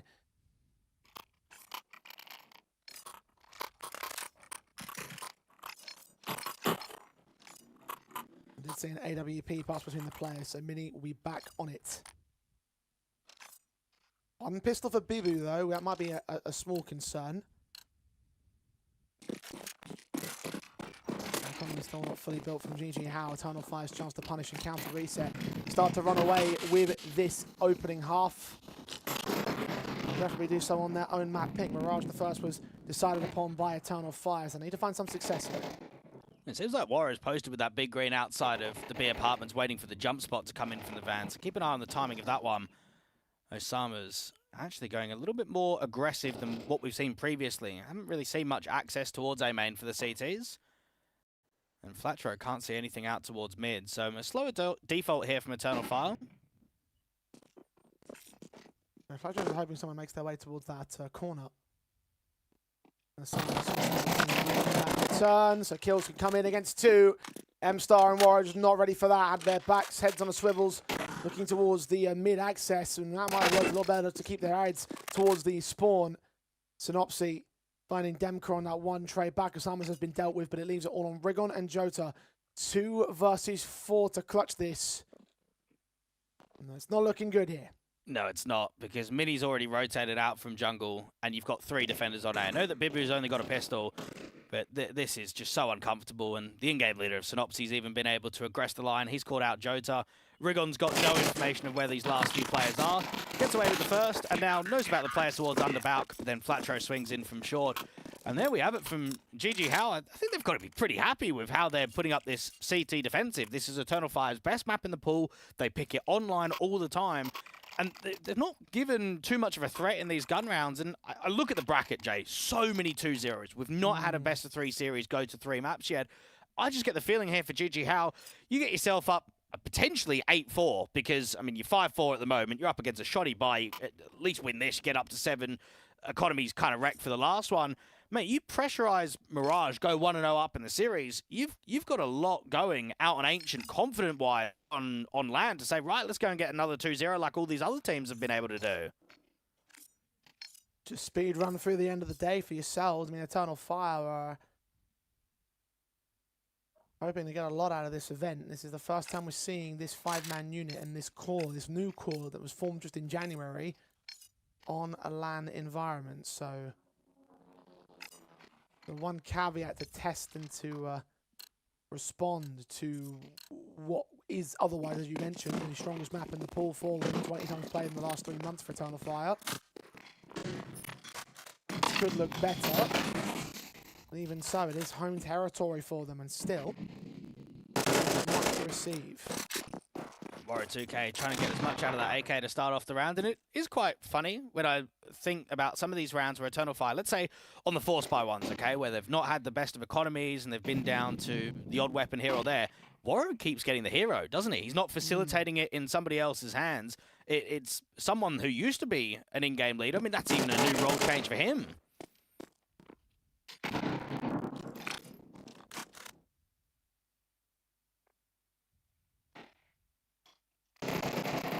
Develop upon his career. Try something new. Try something different. Jota.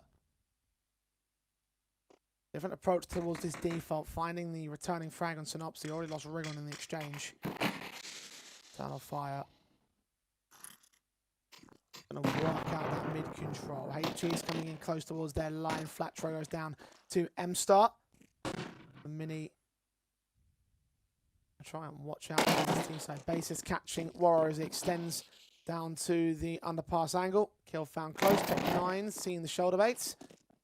want to give away his life, though. That's the bomb on his back, so he needs to fall away. Meanwhile, his teammates starting to act in other areas, particularly the push in towards this jungle area, finding Mini. Second man's right around that corner. Asamas will deal with him. Bibu also takes out the lurker over towards the B-bomb site. Last known position of M-Star was out in mid, so they start to rotate and just... Maybe this might be a bit of a gap in the fence to get a bomb down here on the B side. That flashbang indicates what's happening, though. M-Star should get taken out after the bomb plant at the least.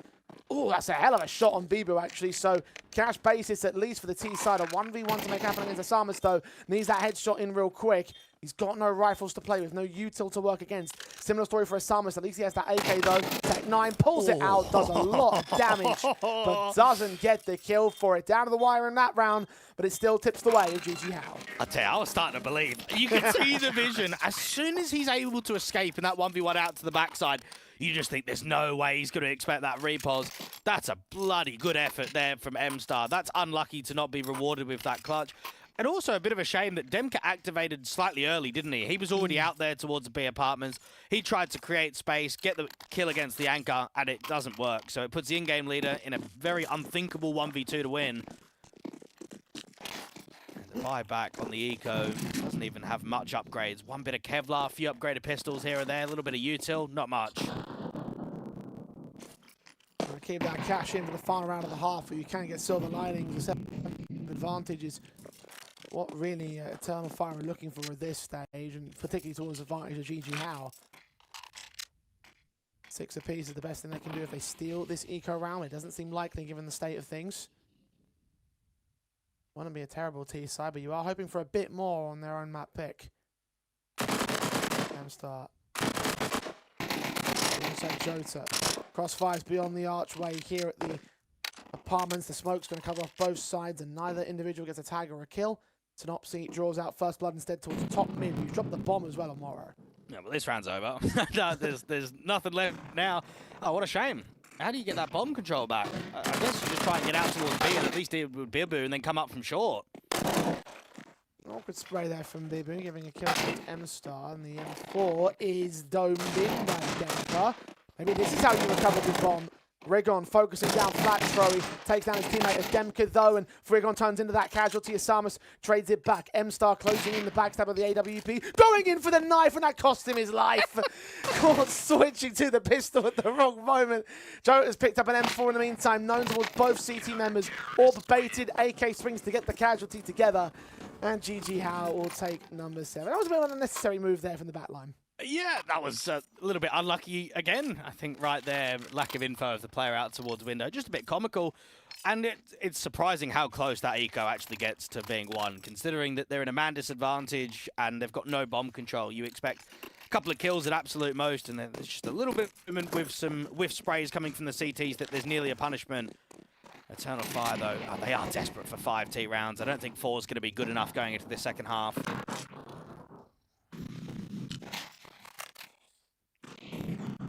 One more to get. He continues to frag. 11 deep for him. The AWP and the AK of Asamas. The M4 sometimes in his hands just being absolute monsters right now for GG How. Have no way of recovering, it looks like. A kill for M-Star, takes down Mini at last. The trade is available, and he swings into the double of Asamas. So that's those 2 key players taken out. Jota goes up to the top of Tetris to deal with Synopsy. And the backup's here now. Rigon going to hold out the murder hole. Cut rotations in his 4-on-2. Post plant should be secure with that bomb. Eventually going to commit towards sight. Yeah, this should be this 5th that Eternal Fire are hunting for here. How do you get back into a bomb site like this? Well, there's just lurkers everywhere, isn't there? Rigon maintaining all of this murder hole. You've got Warrow that's walked out B. So just focus on trying to block these CT players for as much time as possible, and then the round's just going to be over. Jota's just going to flash his way out. Warrow does get picked up. Jota's also low HP. Rigon will take down Flatro, though, and look to double up. M-Star steals it away for a triple in the round, and Eternal Fire will secure silver linings. 7-5 at the turn, however, for GG How. They are in control.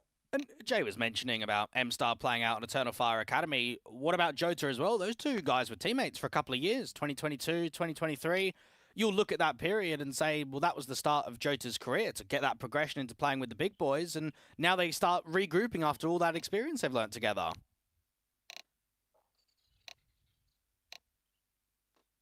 Again, the old connections all over the place in this matchup.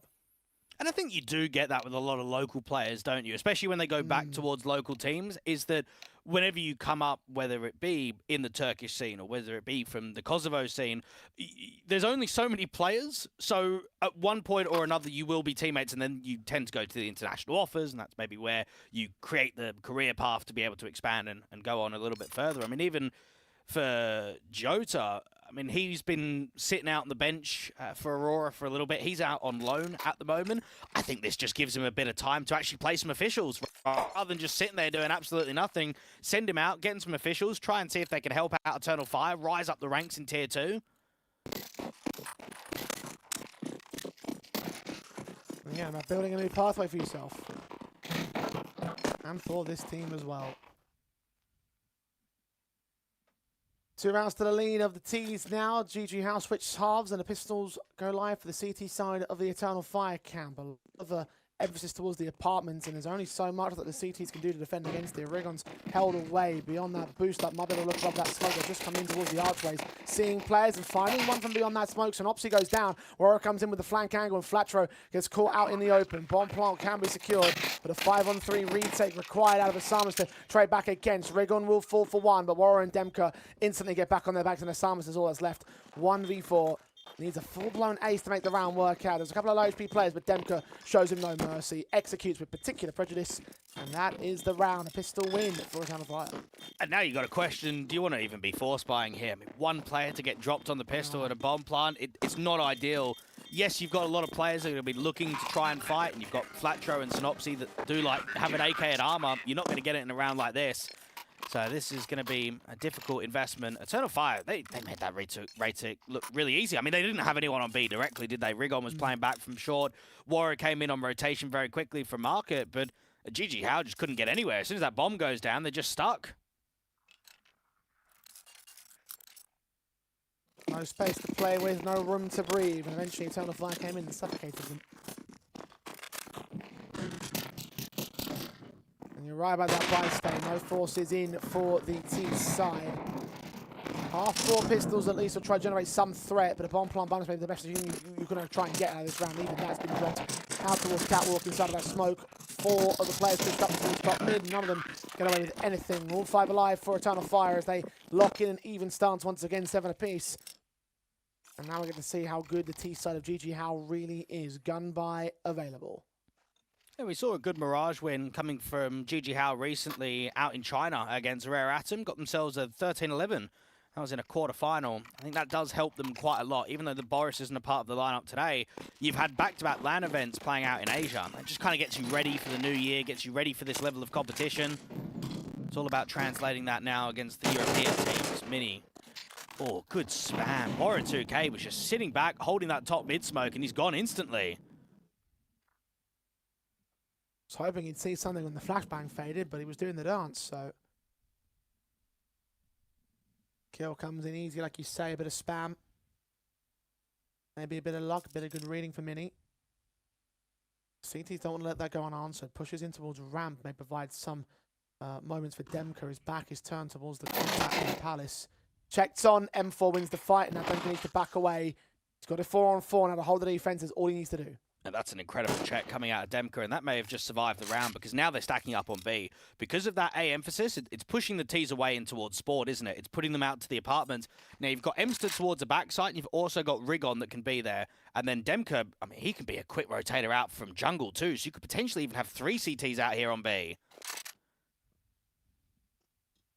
I mean, responding to the scene as soon as the utility starts pouring out from them. I say that I haven't really got much of any utility at all. A smoke from Mini, they're going to walk contact. Bombs on his back. The headshot comes in from M-Star, takes down Mini. Rigon chimes in as well. Asamas, the big threat of the T side, now needs to be a big threat in this round. Bomb was dropped, the 3rd man has rotated up. Check out towards mid-access, Jota will get caught. Asamas takes down M-Star, and the round just tips back and forth with the drop of a dime. And Demka gives up his life to a triple on Osamas, 20 and 9 to his kill counts. And GG Howe reclaim the lead. Osamas' home has basically been GG Howe, and that's it. He had a portion of time where he sat on the bench, and then they brought him back to the roster, but he's not had professional contracts with any other organization. It's always been mixes or stand-in periods for him. What a game he's having. Just 62 maps on HLTV when it comes to the LAN environment, the least out of anyone in his entire squad. And it's 20-9. It's a great first map performance from him. Key to winning that last round. Jota again does not want to let that go down quiet. Flatro's picked up in the early few moments of this mid-aggression. Eternal Fire, dip in, get the kill, dip out. I just want to see Warrior on the AWP too. I mean, he played the majority of that first half with the economy on the back foot, so he was pretty much rifling the entire time. He's meant to be one of the best AWPers we've got in all of Tier 2, and yet he just doesn't have the funds to be able to get it going. It certainly was at one point. Let's see whether that logic still applies today. Swing towards mid. Raygun getting greedy. He does lose his life. Jota can take down a Samus though. Mini. Half HP. Pressured. Seeing the edge of that smoke. Demka's going to take him. Now the T start acting out towards the Palace and ramp executions. Bursting through to try and force players away from Firebox and stairs. The smokes will look to clear in a moment's time here. But War's going to catch off Bibu and lean to the double. Does still lose his life to Synopsy somehow. Half HP for the Lone Ranger of the GG House side. Should be taken down soon enough. Have we got a bomb plant bonus? No. Demka closing the pincers. No bonuses today. Eternal Fire respond. Good work there from Eternal Fire. And we saw them get away with a bit of success to the start of the map. They won Pistol, they won Anti-Eco. But as soon as they went into the first few gun rounds, I think that's where the threat dropped off. We've now got a complete role reversal. They've come into the second half. They've reset the opposition straight away. So what, GG House down to a very light eco, a little bit of upgrades, a bit of armor, some util. There's almost nothing in it. You'd expect this is where Warrior 2K and the boys are going to at least get to double digits first. At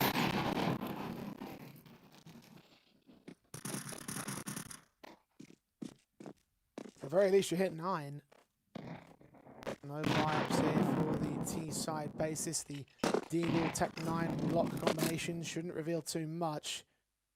Warriors just caught 2 kills out of it. Samus and Flatro have fallen. 5 on 3. M-Star seeing them coming in, 3 players out towards the apartments. Might get overwhelmed with the numbers game. The best thing that they can do here with this one. Jota does come in with support, so M-Star to be protected. And indeed, he is for his own ulti-frag. A lead now for Eternal Fire. Haven't really been in this position all match long so far. Minus the pistol and conversions of that first half.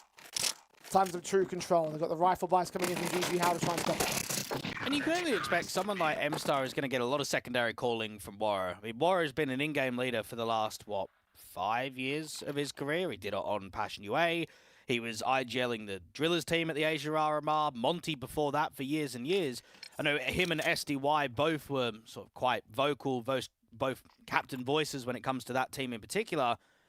But when you've got all of that experience and you've had the success, you can just have a vocal voice on B, but then also a vocal voice in the AWP. He's going to be calling a lot of his plays. He's going to be organizing a lot of the A defense, especially with M-Star being the B anchor, just jump spotting the apartments.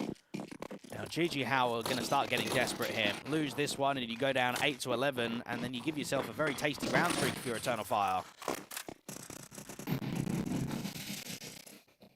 The aggression from Warren out of the smoke.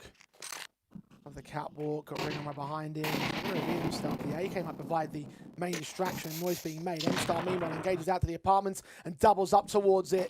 Bibu and Synopsy down, Bomb in control of the CT side as well. Warrior waits out for Mini, who does strike down Rigon. 2 flashes turned in. M-Star catching his opponent's more blind than he is. Eventually caught on a reload by Samus, but that's 1 kill out of 4 he needs in the clutch. And now so close to Bomb side here.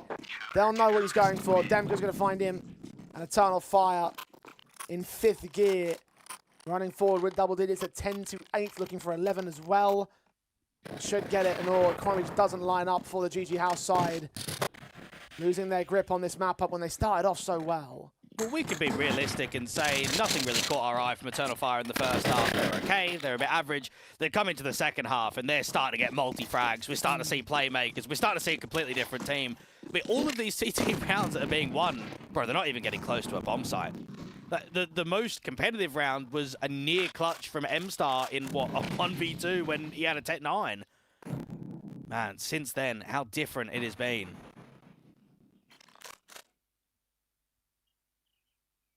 And the one round taken by GG Howe came down to Asamas just trying away from the management advantage. It was a pure miracle. Demka, Waro combined on the side defensive. The Pistols try and rush it, try and play quick. They don't come out on top. Bomb even drops there to Asamas. Illegally, takes one head with him. Second one, not so much. Two more to go for Eternal Fire to lock in their map pick. GG Howe.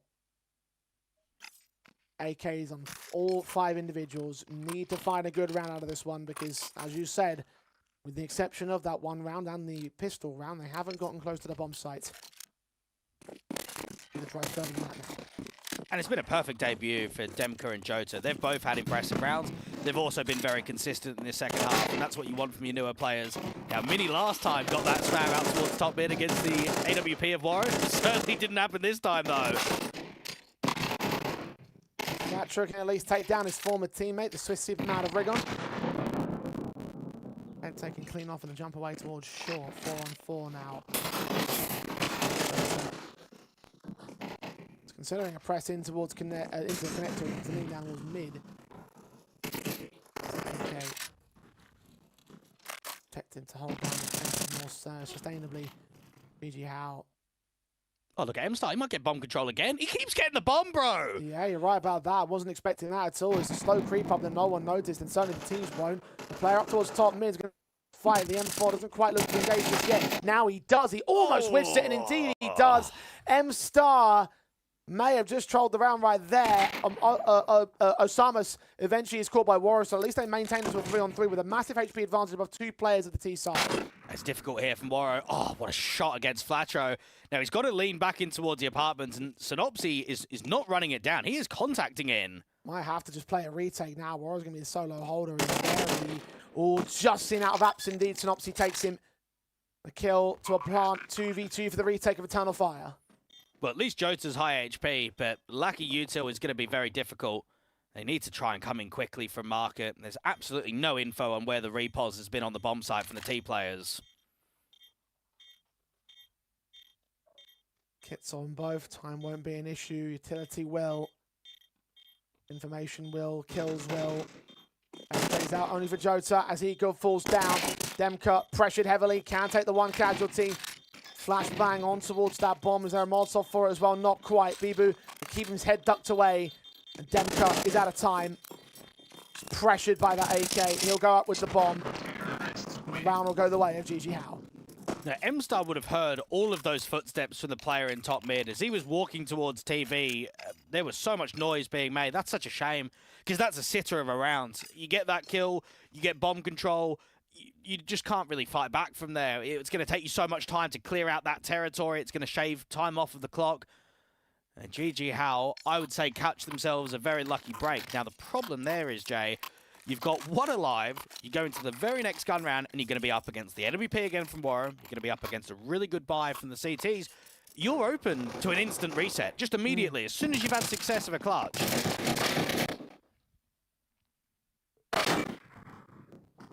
It's not good enough to win this one round for GG Howe. They need to follow it up. If they don't, like you say, reset, no money, no chance to resist against the what would be map point for Eternal Fire. Warriors trying to hit 21 kills deep in this map up for him now, even matching Asamas. 2 players in Palace combined to deal with Bibu. Getting nowhere near those kind of numbers. Bottom frag in the server alongside Rigon on the opposing force. Man advantage for Eternal Fire though. Warriors waiting for one of these con players to swim that smoke, but it doesn't happen. Just 15 seconds into the round, you already get an opening pick. And Jota gets another spam. This might be round over already. Swinging from mid from Rigon does cost his life, however. There's no spam thrown into the work by the T-side line. Damage done to both ends. Demka takes down Asamas. Warrior at point blank. Shotgun up Synopsy. And even looks in towards Mini, who can take a trade back. Or picked up and recovered, but 3 more to go. And Jota swings in to deny it. They have their rhythm. As you said, in the first half, uninspiring for Eternal Fire, but in the second half, it's 3 map points. And Warriors just turned it up. I mean, he's averaging a 1.18 rating with this new lineup. That's 15 maps played for the core. So it's one of his best maps in the pool, and we know that he is a good performer online. But get him to the LAN environment. Get this whole internal fire team towards frequent LANs, and you'll see the progression so much quicker than you will online. And they'll be gutted with how some of the recent close qualifiers have gone down, with how they've performed in Tier 2. The level that they've shown online and officials is not the level that you expect from this 5.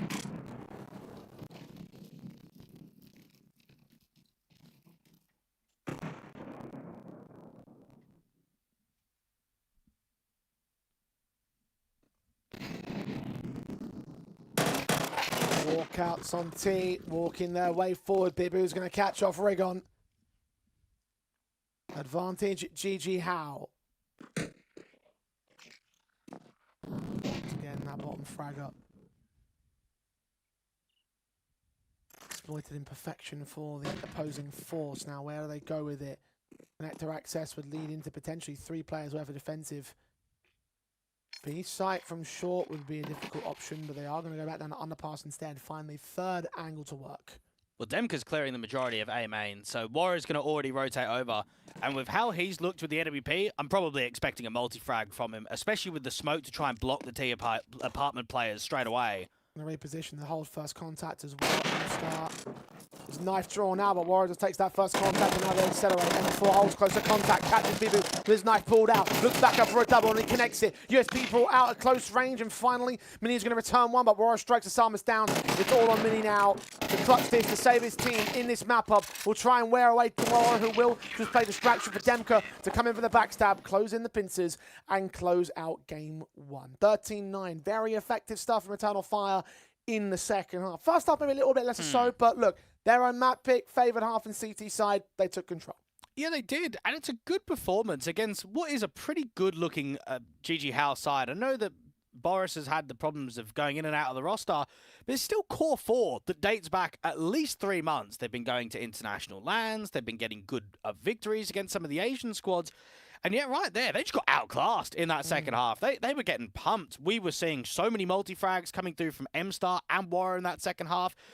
That was quite an eye-opener. And I look at Ancient, and I know that it's a map that doesn't get picked very frequently. We get a lot of Dust 2 being picked by GG How, but in this one isolated game, because of the opponent they're going up against, they want to try and get that as a decider.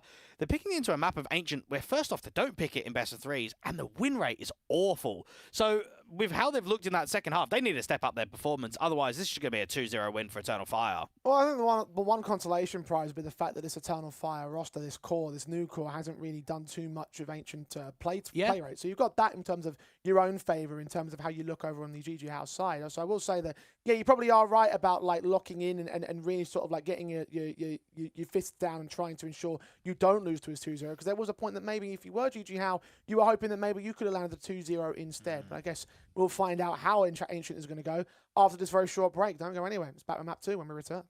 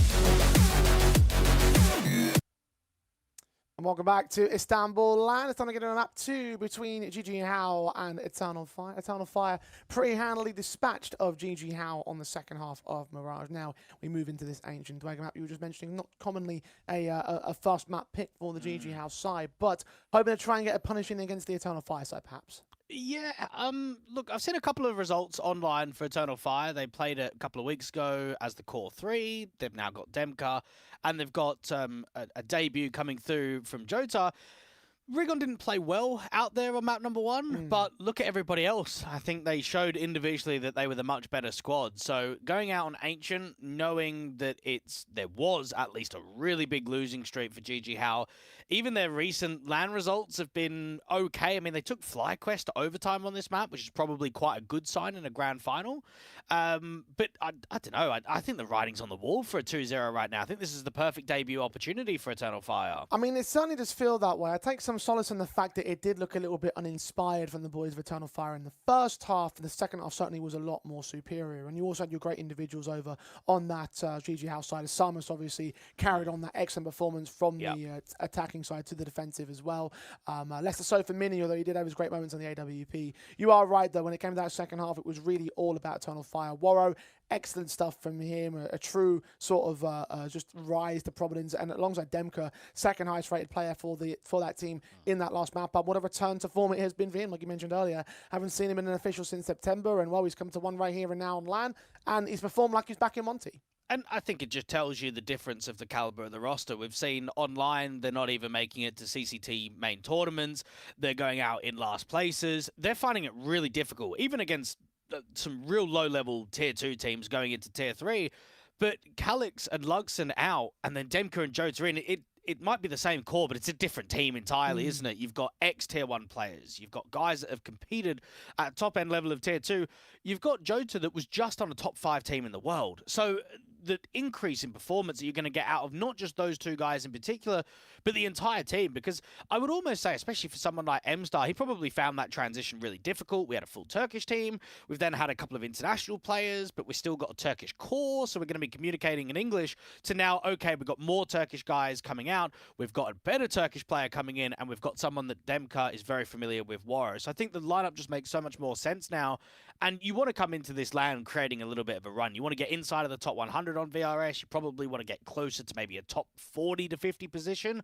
If we do see a deep run for Eternal Fire, or even the next few months, if they keep going to some of these international LANs, we'll probably see that progression come pretty quickly. It's probably entirely possible. I mean, I guess you could take a look at that last map up and say it's two sides to the coin, right? In the first half, you had that Eternal Fire that looked a little bit new, a little bit unsort of familiar with each other, and you're not fully seeing them unlock their potential. And then the second half, Warrior takes over, Demka takes over, back on old times, back on the old board. Jota gets involved, like you mentioned, the newer, the newest piece, I guess you could say, of this team and all. Like, you've got a lot of like great things going for you, and I think they need to try and figure out a way to unlock that potential. Might take some time to get the chemistry together for MStar to set out the strategies and the tactics that are going to deliver the most impact for this 5-man unit, and that will only take time to properly develop into consistency. So I think, again, it's two sides of the same coin right there in that last map up, and I think that's sort of the next big question to ask for this Ancient. Are we going to see more of the 3-map series, or the 3 maps that we've seen from them? They haven't been all that successful. They have lost out to Gen 1, fair enough. Forza Reload, probably less so. Are we going to see a little bit more of that kind of Eternal Fire? Are we going to see the one that can absolutely decimate this GG house side? Well, I think it's going to come down to the in-game leader, Synopsy, and the head coach, Mythar, to basically make a statement of why they've picked Ancient. Now, Dust 2 has been picked 14 times from them in the last 3 months, and we're talking about them not even playing 20 officials. So it's the highest picked in the pool. They picked it recently against Linvision on LAN, Rare Atom on LAN. They picked it against Eruption, Chinggis Warriors. Pretty much all the Asian teams that they're playing on LAN recently, they're picking Dust 2. And yet, for whatever reason, they look at this one and say, nah, we don't want to pick it against Eternal Fire. Maybe a little bit of fear, a little bit of just risk overall with what they think is the potential. And I mean, Mythar's a pretty experienced coach, right? He was on Liquid most recently. He's now come over to playing and working with a lot of Tier 2 guys. But he's got to get GG How as a representative, not only towards the top of Asia, which I think they're roughly there now, but also a dominant team in Europe. They've got to be able to come to some of these international competitions and actually prove that they can't just be good in Asia. Yeah, and again, you saw that Dust 2 picks from GG How when they wanted to float towards the 3rd map in this series instead of going outright against the Eternal Fire side. I mean, I don't really see any particular like explicit reason why they should be scared of this Eternal Fire side on this Dust 2, just because they have beaten some decent teams in the past on the map, but outside of the Asian circuit in particular, going towards the CCT events. They beaten out BetBoom, they're beating out Betra, they're beating out 33, they're beating out the Eklot boys, Ruby as well. Like, not all these names are particularly fantastic. There are some that are, and you compare that to the likes of Ancient, where actually they have got a bit of a losing streak on it prior to going back to the Asian scene, where they did lose out to the BetBooms, the Betras, the 33s, the Arbes, the Nuclear Tigers, etc. So like, I don't really know 100% what the reason is for picking into this Ancient for GG How. Yeah, and again, it's going to have to probably be something of commitment with Flatro, try and get him in from the team. I didn't think Flatro played particularly well. I thought he was okay. I think it was just Osama's was just not really getting a lot of help out there on map 1. He had some very good clutches. He had some very good mid-rounds. We're seeing quite a lot of multi-frags from him. And while that's impressive for a player that's very much inexperienced to this level of international competition when it comes to the LAN circuit, I think we do need to go out on map number 2 and say, okay, well, Mini, you're going up against a world-class in-game leader and AWPer of Warrior 2K, someone that's been able to get to a team like Monty towards the top 10. So he knows that he's going to have to step up more so than what he did on Mirage, but you also need more out of that rifle pack. And Flatro might be looked at as a stand-in. whether he's going to stay with the team for a little while, whether it's only here for one event, that's something we're not going to know. But what we do know is that he's come into this tournament as someone that Synopsys brought over. You've got to get as much out of him as possible because he's meant to be your star player. Yeah, no, 100%, and you do want to sort of see a little bit more in terms of just that individual prowess from the boys that have come in from this, or that have come into these projects from both teams, I guess you could say, from the old Guild Eagles and Bad News Eagles sort of rosters. I mean, all three players rather are the bottom-rated players on the board at the moment from that last map up. So you do want to see a little bit more of that old potential, because one of the things we always categorized about Bad News Eagles back in the day was, hey, you go online and you won't do all that well, but you go to LAN and suddenly things look rather decent. They always went to the majors and did rather decent things during the majors. They weren't always in winning contention for the majors, obviously, but they still managed to go a lot deeper, consummate to the level that they were playing at in the Tier 2 online circuit. So this should be bread and butter. IstanbuLAN should be one of their sort of like big opportunities to prove that more so. It's very true. You think back to the RMRs, they were probably one of the scariest teams there, and you would have the phases of the worlds in there. You'd have Vitalities, and people would still look at B&E and say, we don't want to draw them. Like, that's just the worst team that you can go up against because they just constantly upset. So, yeah, that is something that's riding on them. I also think for GG How, they've got to try and look at what this new year is going to feature, because Synopsy's been playing with the team for about 3 months now, but he's not been given an official contract. I mean, we had the whole thing with Boris last year that he bought himself out of a GG How contract, and then 4 months later he joins again, and then we've only now recently found out days ago that he's terminating his contract and he's becoming a free agent. And you just kind of wonder, like, what's happening with the team right now? Like, Mythar's joined as one of the newer head coaches, but is Synopsy really meant to be the in-game leader? Is he just a placeholder until someone else gets here? Can Flatro potentially join this team? You've got a solid core three, but the fourth and fifth, it's constant question marks, and it's been like that for a little while now. Yeah, again, officially you only have 3 players on the roster, so we don't really know what's going to be made of GG How in the very near future. Like, there's a lot of question marks to answer there. Is that sort of respect? At least for Eternal Fire, you can be relatively confident that this 5-man unit will stay together. There's a chance that Jota could get recalled from that loan from Aurora, but at this point, with how early it's been, the fact he's only been in the team for 10 days officially, you don't expect that to realistically happen. So that's where the stability aspect might come in for Eternal Fire. I would say that the one sort of counterpoint to that would be, hey, it's been only like 10 days since the full 5-man unit has been together. So how much that is a moot point, I mean, that's a thing we could debate all day here today. But certainly in terms of the GG House side, it is something that's going to affect them as the tournament goes on. If they continue to make their way through, if they can get this second map up and push to a third and get the series over the finish line, then that will be something to talk about when it comes to the quarterfinals and semifinals as well. And I think it's quite obvious to a lot of people that M-Star could be replaced by someone else, but it's the VRS. Like that's what we've got such a big thing at the moment, ever since it's come into the system, is that a lot of lineups and organizations won't make roster changes until the decay goes away. So I would even say that this LAN and maybe the next few tournaments is a really good chance for M-Star to prove why he should be the in-game leader moving forward. Because a lot of people, me included, would say, well, why doesn't Warrior just in-game lead this team? If he's in-game led and AWP'd for pretty much his entire career, then he can do it here on Eternal Fire, and you can go and find yourself a better in-game or a better rifler, right, rather than having an in-game leader. However, you do want to try and give chances to some of these newer players. I know that I was mentioning that M-Star is 27. He's still never played with players at this caliber before. So he's got to try and make the most out of this opportunity, especially with a lot of players coming and going of the organization, and also just look at a LAN being in your hometown of Istanbul, being in Turkey, and saying, I want a point to prove. I want to prove to Waro and Demka that, yeah, I'm worth it, and keep me going as the in-game leader moving forward. I will say that an in-game leadership role requires a little bit more experience in terms of playing potential, so that's where Waro would come out and benefit in that sort of respect. And you are right to ask that question, because hey, he has been an IGL in previous teams, in previous iterations of these teams, and that's a very sort of valid sort of question and a very valid sort of like assessment to make of the state of M-Star being on this squad. Because look, I don't know much about his in-game leadership style. Obviously, we haven't seen too much of him in terms of the wider relevant tier 2 space, but it's a big undertaking for a player like him with the places he's had in the past to start to bring forward a new core of this just excellent it's just an excellent sort of like, what's the word I'm looking for? Just like an excellent sort of set of players that they've that he's had, right? It's such a very different sort of team to lead by comparison to his previous projects. Well, just to give an idea to everyone, M-Star has 17 maps played on LAN on HLTV. Rigon is at 250, Jota's at 230 odd, Demka's at 160, and Warrior's not too far behind. And then you've also got Warren made it to the top 8 at the Blast Paris Major, right? Like, a lot of people forget that Monty was even there. Not only were they a top team in Tier 2, you could probably categorize them as one of the early Tier 1.5s, early entry of Tier 1 conversation, in there with the Gamer Legions and the Apexes of the world that were just trying to make that cusp, right? Get out of Tier 2, get inside of that Tier 1 bubble. They were very successful out on Monty, and I didn't even think they had the best of players. I mean, they had Krasnal out on that team.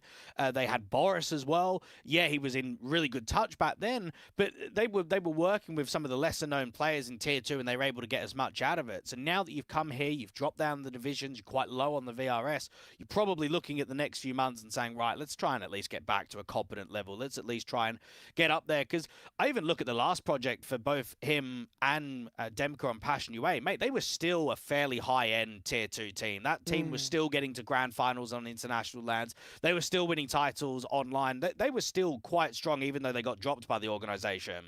Yeah, no, I mean, I remember that Glitch Masters event where they were able to take over the title and actually beat out the Fnatic boys, who were kind of looking for an important win of their own right at that particular time, and the rest of the year obviously panned out the way that it did because of the nature of that result, among others. So yeah, you are right. Like that team, I'm kind of surprised it got dropped as quickly as it was. Unfortunately, like there was a lot, I think, more potential to unlock between that particular team. Yeah. So you, in terms of assessing things, there's a bit of a returning moment for them, trying to regain control of some amount of decency, as you mentioned, trying to rise back up to the top end of the Tier 2 space, because they are currently 126th in the world according to HLTV as of this morning. So a run in IstanbuLAN will do them a lot of good, because this core hasn't gotten any LAN results yet. They haven't got any of the points that you can generate in that category. A win over this GG House side, who are 84th in the world as of this morning, that will give them, I think, a massive boost as well in terms of the points and the amount of farming you can take in the head-to-head adjustments. So again, this is a massive matchup for these boys to win out. And so if you're talking about experience on the players on this roster, then surely they would have GG How beat for the most part in that respect. Yeah, of course they would. And I actually look at the bracket thinking,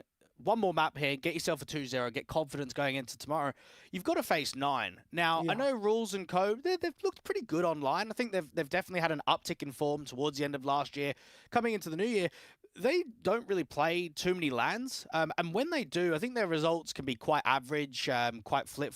They're never consistent. So for that reason, I would even say that Warro probably looks at the round of 16 and the quarterfinal game and says, do you know what? We can go on a bit of a run here. We can actually start taking quite a lot of scalps.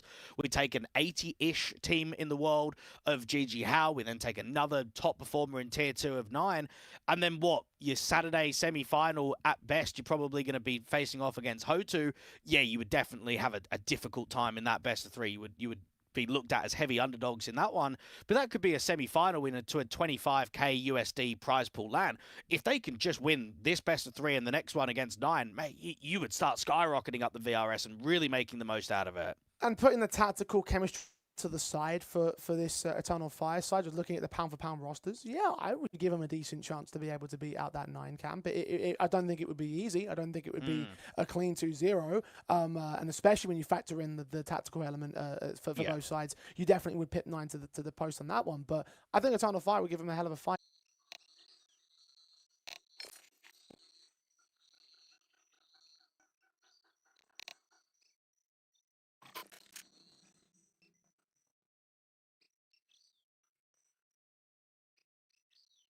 Like Eternal Fire, they had a much more confident exit to that last map up, and they're going into one of the others, which might be a bit of a punish pick for GG How. I guess we'll find out whether or not that'll be a bit of a mistake to make here before this map up gets started. They do look like they're almost ready to get on the server though, Dwayne. So look, in terms of like things you want to see from GG How, in terms of like things you want to adjust or things you want to see that the most sort of improved from Mirage towards this Ancient, what do you think about that?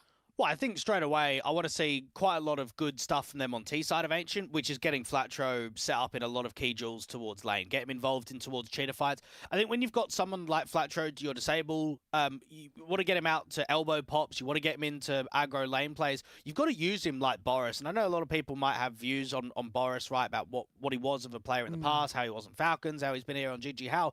Bottom line is he is a star player with unbelievable raw mechanics. So when you've got him on your side, you send him in to be a space taker, someone that's going to create a lot of duels, win a lot of opening fights, and set up 5v4s. Now, when you've got Flatro in the team, you need to use him almost as an identical player, right? You need to slot him pound for pound, level for level, he's got to be able to deliver.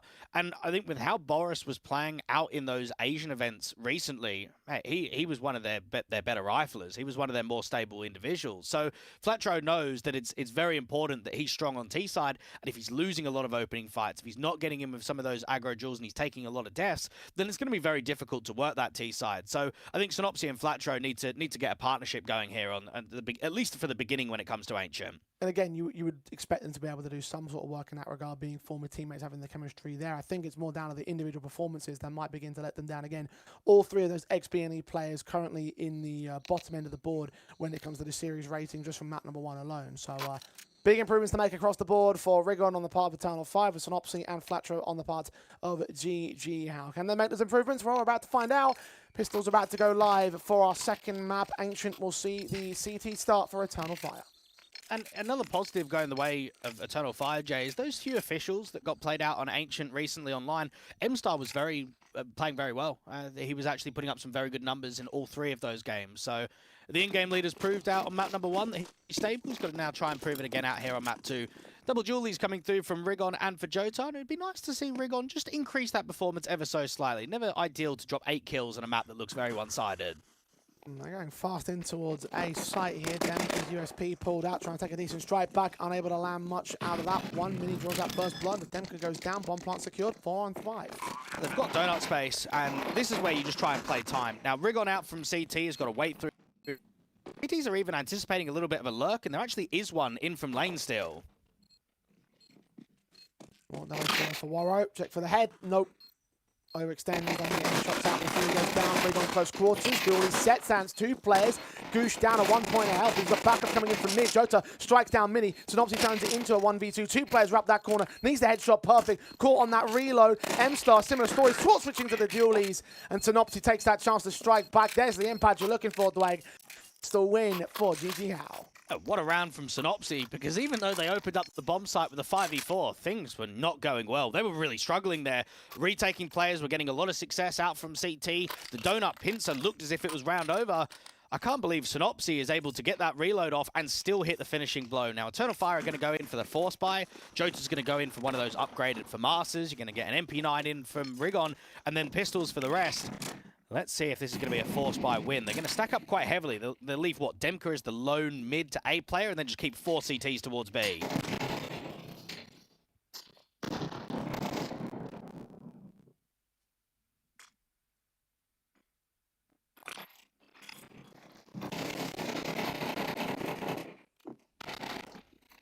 Force invest from the Eternal Fire camp. Carefully placing themselves around this B-bomb site for the 4 players in the stack. Suppression, util, and prods that come in here and there. GG How, I think they've got a good inkling on what's going on.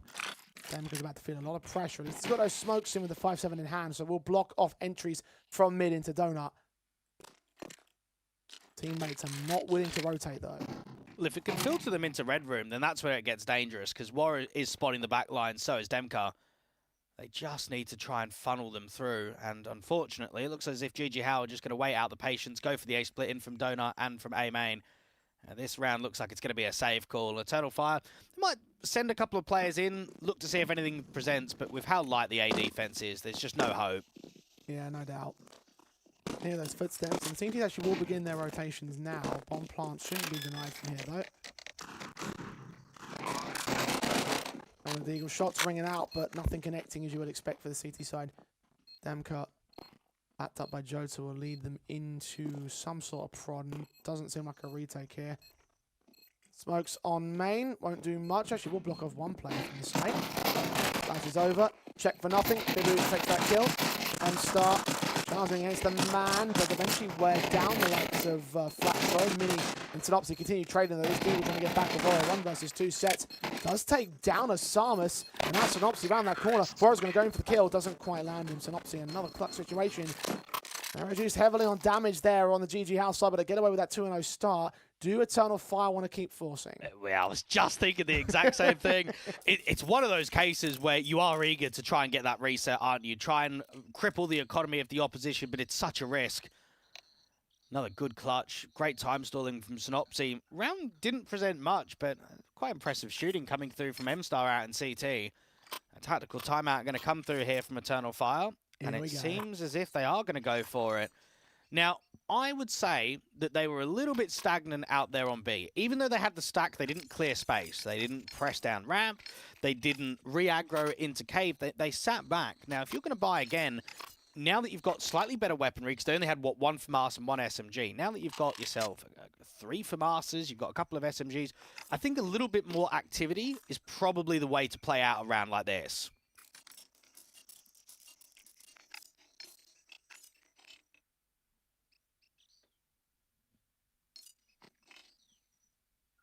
Three rifles to work with on CT's side, the 4 to work with for GG How. There's technically another rifle round by. That's smoke going a little bit too high there for the CT squadron. It does mean that the GG How camp should be able to press onto that position. Without resistance and without much more being taken by Eternal Fire, they've backed off pretty handily. Slowly the uptake, smoke's not coming down. Right, the feet of Regon will not aid his HP markers. Still try and lean forward with aggression though. Is he going to get a chance to peek in? Not quite yet. Yeah, this is very difficult from a Sparse, especially with, or at least for the SMG. They try and draw Synopsy in and Flatro. There's just no help there from Regon. He kind of left high and dry. Maybe if there was a bit more of a pincer down from ramp, or maybe a second player into cave, would have liked to have seen that. You just feel as if you give an opening death and nothing can be rewarded off of the back of it. Engage of Flatro takes down M-Star. Advantage extended by GG How. Flatro's going to continue working his way forward as well. Smokes in from his opposition, from his teammate. FAMAS's stand to the defensive. Then because we start wrapping into the back lines. And then was catching Flatro. That thing not quite as effective as it might have sounded like. Synopsy will take down Jota, and Warrior's going to fall to the grave the same. For exit frag at best. It's going to be a 3-0. Damage should not compound to another force buy for Eternal Fire. That much is certainly off the table. Disappointing force buy there from Eternal Fire. They really get absolutely nothing out of it. And a pretty simple default there from GG How. They try and punish Elbow because of that missed smokes. They just sit there. They realise the CTs aren't taking space. They're not getting up there towards Shelf. And then just work lane. A little bit of a mistake in from Rigon. And then you don't just crunch the bomb site straight away. You keep prodding. You keep asserting yourself deeper map control into cave. And then eventually overpeaks are coming through from the default player there from Warro. You've got your Jota player out towards long with Fast. Need to start dueling because nothing's going their way. Now, this upgraded eco could be dangerous if they can get an opening pick and upgrade themselves to one of these T-weapons. We'll try and fight on to Flatro first. The lean towards the Beatles and then past the Beatles, though. That Haiching is missed out on the T side. So more damage done towards Jota. M-Star can't say the same for him, though. Falls first in this round. Mini gonna catch him. Now, just going to left a little bit isolated back here. His teammates in a cave. Casualty. Headshot is taken on the first player, but not the second. Bibby returns. Yeah, that duel out towards Red Room was key from Rigon. Needed to try and deal with Osamas, and it doesn't happen. Warriors now completely sandwiched. And Demka has not had much to do in these last few rounds because he's been the A player. It's just been constant B pressure. So try and rotate over, try and get a late minute exit frag. But 4-0 start. Perfect beginning here from GG How.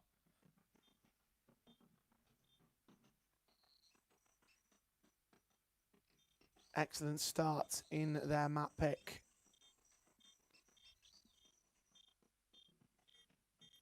And we've got the playing time over the Tunnel Fire camp, who really haven't got a lot of records. I mentioned before, only 3 maps that is played in series over on the online circuit, 2 of which have been handy losses. And GG How, on the contrary, 13 played in the last 3 months. Good chunk of which were in Asia, but also a good chunk of which were in Europe.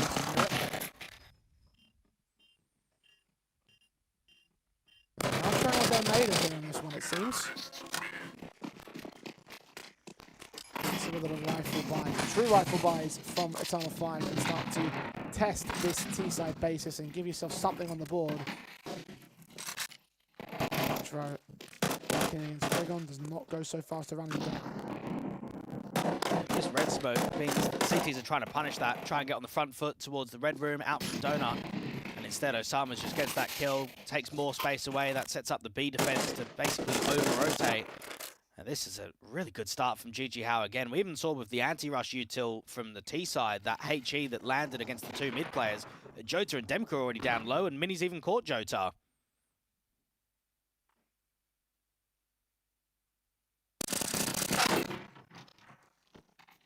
Regon's going to get a Samus on the return. But being reduced to 3 players, we've got a man advantage even now. Molotov sent in towards red to drive him away from corners. Regon going to flash his teammate of M-Star into a peak and out towards the central bomb site. 22 HP for the man though, really needs the more direct to support that rifle. Demka and M-Star actually do combine and take a couple kills down, but M-Star is finally picked up, so it's Demka and Regon. Regon close. AWP sees him, what a peak that is for Mini. Tapping the bomb to draw him out, and well, there's nothing that Demka can do now, 9 HP. Unfortunately, Rigon is so quick on the rotation towards long that he gets himself in a position where he's just trapped. He has to keep fighting, otherwise he's just going to be sandwiched from the short individual. And it's a shame, because it's another round where Demka just feels unneeded, right? That he can't do anything. He's just constantly rotating in, but the round's already finished. And just for a moment, a brief period in the 3v5 disadvantage, it looked like Eternal Fire might be recovering it, but I think that's been their largest problem at the moment, is giving away opening deaths. They're just always allowing GG How to get onto the front foot. You've got Demka and Warrior that are both stuck on a kill each, so yeah, very slow start here from the Eternal Fire lads. And Demka goes up with the bomb there. No weapons allowed to be saved. The HP too low for that much, and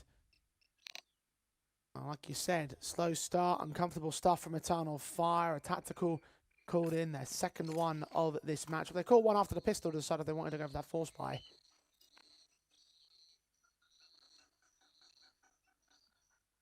And you're right, not translating the success of the last map into the start of this one.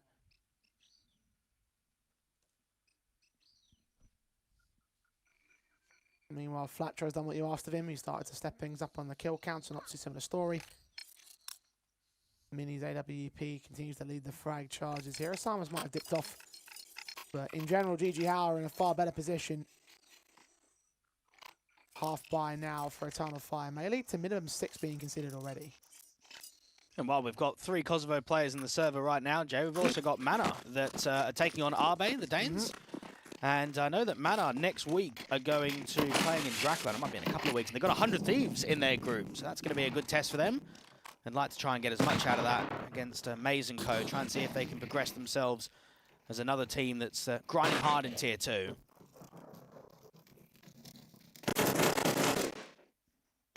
Synopsy will strike down Regon.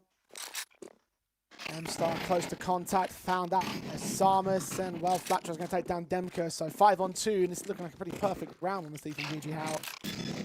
All the engages, all the kills, all the strike backs against the CT, just going so well. Uncontested Warrior getting damage off against Flatro, but found still to the casualty counts. 1 on 5 for Jota. The round is already over for him. 6-0 for GG How. Well, they've come in with a pretty concise game plan here on T side. They are not executing very much. They're just contacting, aren't they? They're just defaulting so much. They're towards ramp. They're just walking. They're just waiting to catch an anchor sleeping or with util out in the open. And as soon as they catch that timing, they're so sharp individually that they just get entry after entry. The Jota is in another round where there's always just a saving player getting absolutely nothing. And what a response this has been from GG How. Maybe a good little chat after the break of map number 1, going outside. Just having maybe a recognition that we looked quite good in the first half, Mirage, but just really let ourselves down in the second, didn't even compete against the opposition.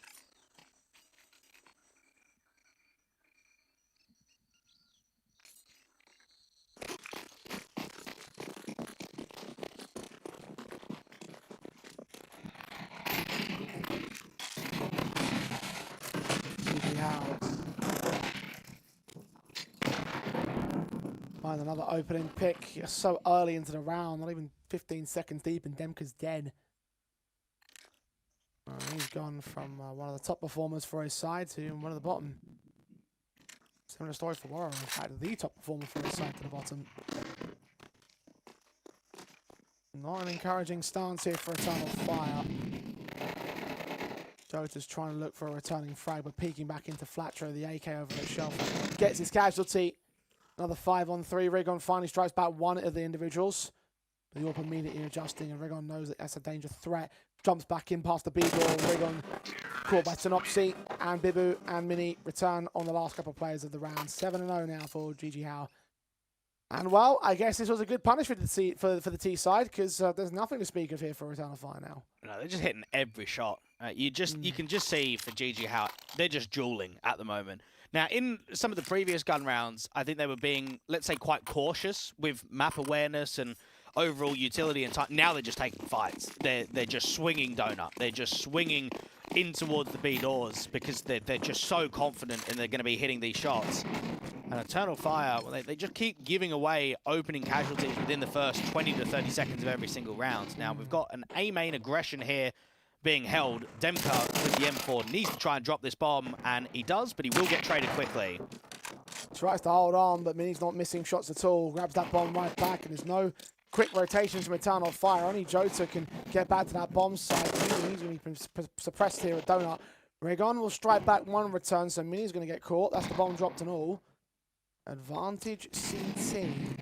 Asamas going to get staying. Might get caught with back turn. No. Asamas gets Jota's back turn. Rigon with a kill. Quick transition to the double. Triple in the round overall. Flatro no towards mid. 1v3 for him established on that first kill. And Warren and Rigon know they need to back away and play for the bomb control. The AK will get towards the tree boost. And now they wait. Now that scope's going to be heard from the donut player. So they know that Rigon is posted. Very difficult clutch here from Flatro. Because what he needs to pretty much do is bait Rigon, but then also try and figure out where the other CT is. And Warrior's in such an off angle. You're just never going to expect him up here at tree. Reverse crime now. Main leans in towards Donut, and I thought that one of those stray bullets from Flatro was going to land, but Rigon connects it instead. And that is the first round finally posted by Eternal Fire. It took a long time to get there, but they are there. Yeah, well done from Rigon. He's got the most LAN maps played out of anyone in the entire server. So get the most impact out of him, especially when the team is struggling. Gets himself a 4K. They pretty much need to go undefeated here. If they really want to try and challenge a 2-0, if they want to try and make it uncomfortable for GG How on their map pick, then they've got to get 5 CT rounds. So to land Asamas first. Opening entry, looking for the second man beyond that elbow position. His team also providing some amount of support from Shelf. Jota comes in, finds a headshot whilst blinded by that HE, and the M4 comes in from the likes of Demka to deal with the player over at elbow. Advantage for Eternal Fire. 5-on-2, and this is a massive turnaround from them by comparison to the previous few rounds. Mini will get one beyond that smoke. Bomb to try and commit, and Tenopsi will get M-Star, so plant could be secure. Down to 3 men still up here for Eternal Fire. They're trying to get space, and they're trying to get that AWP of Mini to cut rotations out from Red Room. The issue is no one's coming from that position at all. Demka, backstab watch. Synopsy gets him, and the AWP watching for Mini. Warro's posted his AWP now to the defensive line. Flashbang catching him, and he's a dead man walking. Instant response from GG How. Just when you thought that opening stance from Eternal Fire was going to be good enough. Well, it's just such a shame because they just ruin their chances of the round, don't they? Jota gets himself out towards Shelf. He gets 2. Demka also gets 1 against, I think it was Bibu trying to come out of elbow. And you just think so much mid control and just overall kills. There should be no way that you can lose that round. 3v2 on the retake. It looks promising, and it just doesn't come through. Yeah, that hurts. And for GG How, they take a tactical just to relax ever so slightly. I think we haven't seen too many mid takes coming through from Eternal Fire, and they did get mopped up at elbow and towards lane because of it. But yeah, underwhelming. And this has been a first half where I think they've had a couple of chances, but they definitely haven't felt, let's say, victorious like they did on Mirage at all. That second half was clean. We were getting a lot of multis. We were getting a lot of highlight moments. I mean, you could just tell by the kill counts. The highlight moments aren't really coming in. That 4K from Rigon was the last one. All that individual impact, that X factor on display on the second half of Mirage. Not so much in the first half of Ancient. Not at all in the first half of Ancient, being pretty honest with ourselves.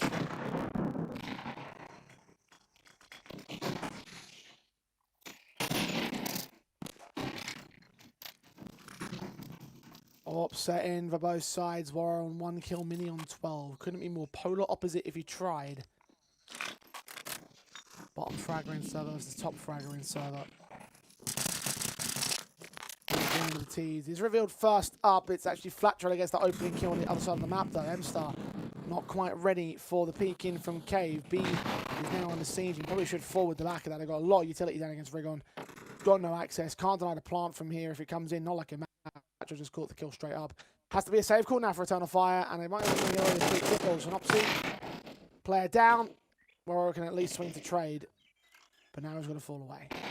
And what a showing it has been from the two XB&E players. Synopsy 11-3, Flattroll 11-5. And these are guys that I look at and think about the previous performances. They've got over 1,000 maps played on HLTV as a duo. They made it to, what, the Antwerp, Rio, and Paris Majors in 2022 and 2023? I know that's a few years ago, but you've got that chemistry and you've got the success at the heights of when you're at your peak.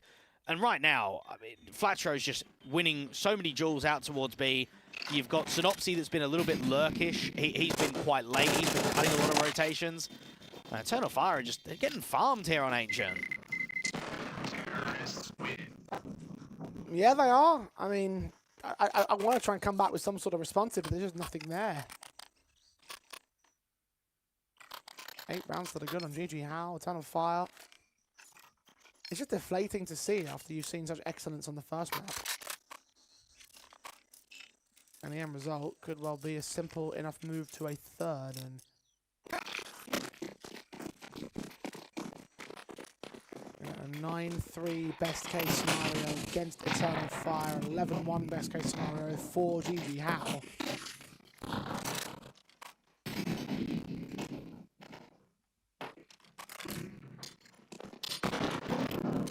Flying back into this round around the save weapon the SMG against Star and Rigon.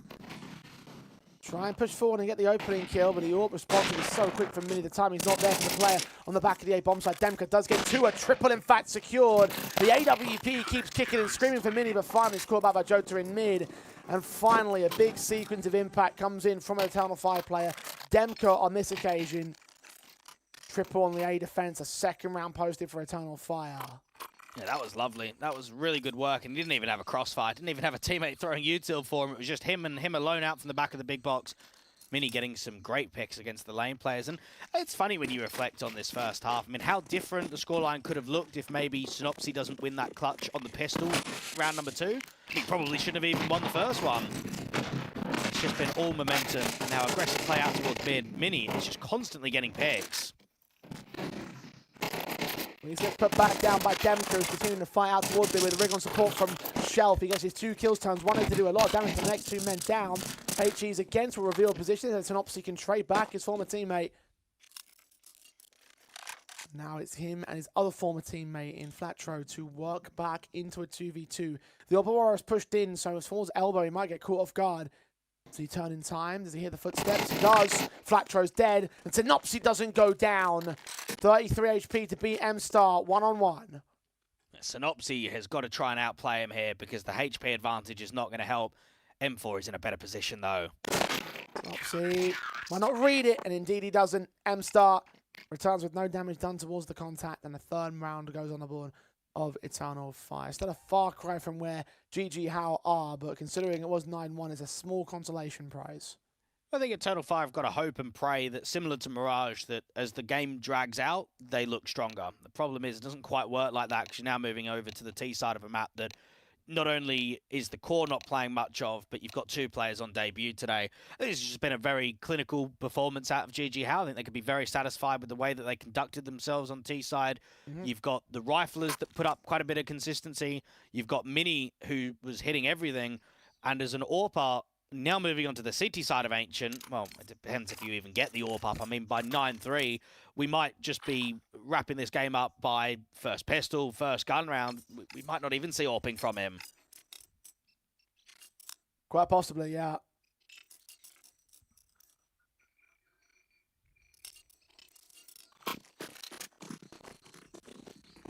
Pistol win required out of Eternal Fire to keep themselves in this matchup, and the T win percentages aren't good for them. First all-round success. Done dualies for GG How. Basic Glocks for everyone on the EF camp. Warrow first to HE to open smokes. Flatro's caught that first kill elsewhere. At least Warrow can wear back down to Synopsy. 2 more CTs inbound from spawn. 2 more coming in from Donut. Donut doesn't seem as both of these up on hot and secured in the open. Does come down towards Bibu and Mini, and they just clean house as soon as they get access to site. Vision on, triple for Mini. Fuse comes in, a 10th for GG How. They just couldn't work any space there. They couldn't get the donut picks, and because they're not pressing the issue, it allows Mini just to keep the pressure up. You've got a lot of pace coming into that round. Players coming through from donut, players coming out of temple. And for Eternal Fire, well, it makes a lot of sense to force buy here. You're desperate with rounds. You at least got a bomb plant, so you can get yourself the majority of the rifles up. And this has been GG How putting quite a statement forward. And a map to follow of Dust 2 that I thought they were going to pick. So if we're using chain logic here, if I really thought that it was the better map between the two, then surely you'd expect even more on map 3 than what we're getting right now on Ancient.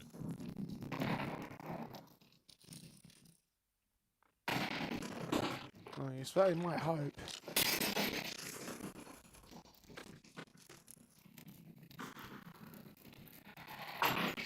Mini straight up shot. M-Star's fallen. Advantage. CT side. Force buy from Eternal Fire, hoping to counter steal and get something in return. Because you need it at this point. And they do find Bibu. One trade out towards lane. But they're so spread out and so further covered off by GG How. The smokes, the red room access. There's no real workability here for Eternal Fire. We'll group up and move together towards the A player, and they're coming in rather fast.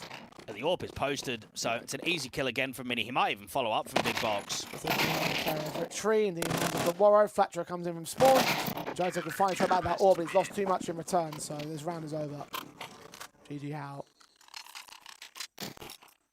Pushing on to a solid responsive win in a map that was upon the goods of Eternal Fire's own basis. Now, the one positive that does excite me about GG How is that it's not just one star player that can show up. Osama's was great out there on Mirage, but everyone else was lagging behind.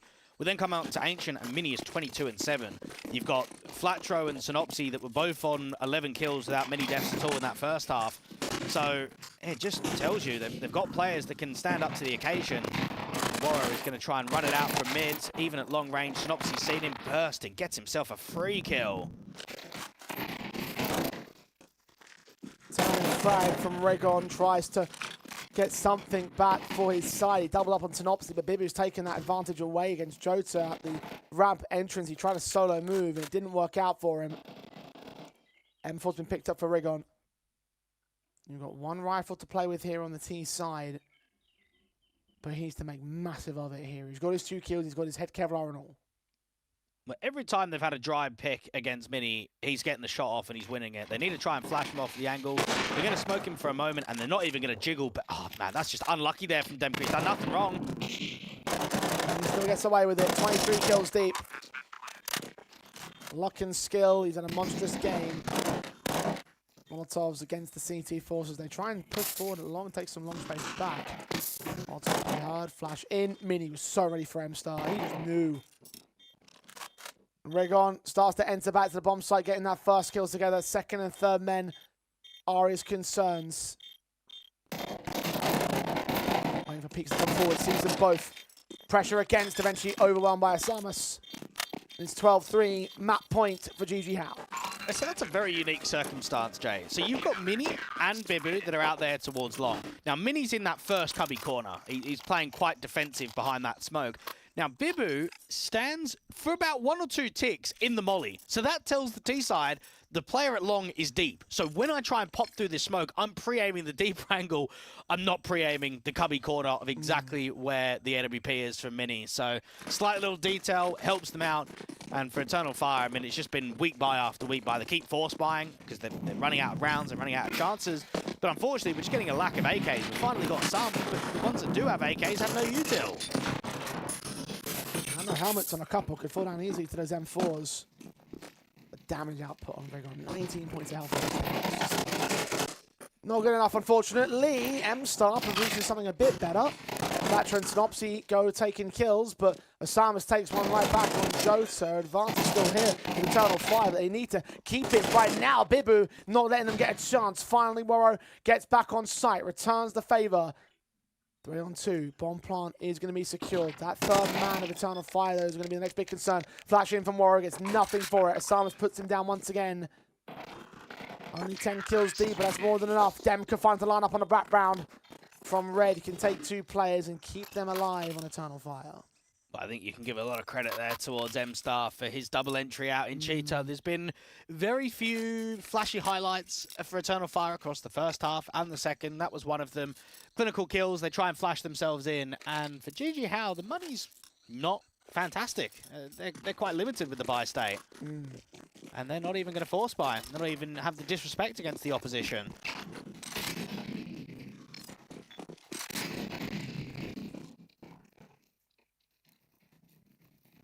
Happy to build some cash into the true gun round in the next. And, I mean, knowing the way things have gone right here, I wouldn't be surprised if they got a kill or 2 out of it. M-Star, excellent shot onto Bibu. Maybe less so now in this context. Okay, player. And the player also at the wood corner is found out all the same. So, indeed, it will be a 5th Eternal Fire, so play on. GG Howe will be forced to well, take that on the chin. Someone's going to get an exit frag out of this one. Indeed, he does. So that will be the one victim. Bomb of Woro is leading into elbow, though. He does start to fall away from this. Yeah, double take point. He thinks better of it. GG Howe just don't pick Ancient at all. They've only picked it once in the last 3 months on HLTV, and that was against Lin Vision on LAN in a quarterfinal where they got themselves a 13-9. They also picked it in the grand final of a best of 5. It was map number 1 against FlyQuest. So perhaps, Jay, it's something to consider moving forward in the bracket, maybe the next few tournaments, to think that Dust 2 is the clear and obvious one. But maybe we can introduce an Ancient. Maybe that's something that Synopsy and Flatro have been coming up with, especially with the coach of Mythard, to just try and expand our map pool ever so slightly, make us more dangerous against some of those stronger teams.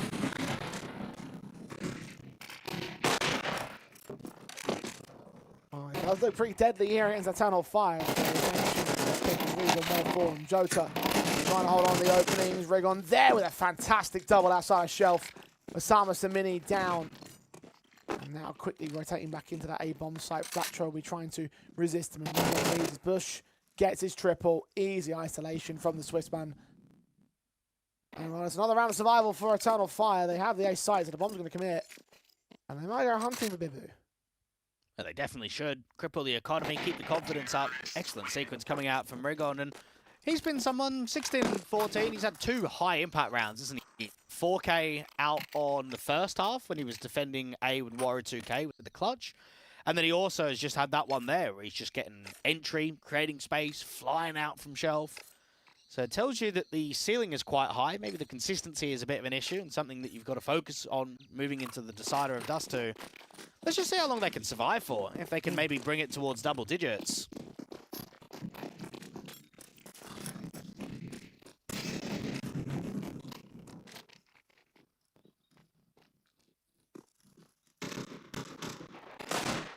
At least get the 7 on their board. He's only upgrade pistols for several individuals. The Deagle with Synopsy stand of attention. Voltol's going to try and drive him away from Donut. T's continue the press. Nice to strike back. Doesn't get much out of it. Tagged up by one T-side member, M-Star. Try and continue leading the charge. Not many defenders out here today, even on rotation out from spawn. Just going to deal with that first one. If they get the kill, they can upgrade an AK and bring that forward into the next gun round. That would be quite an added bonus.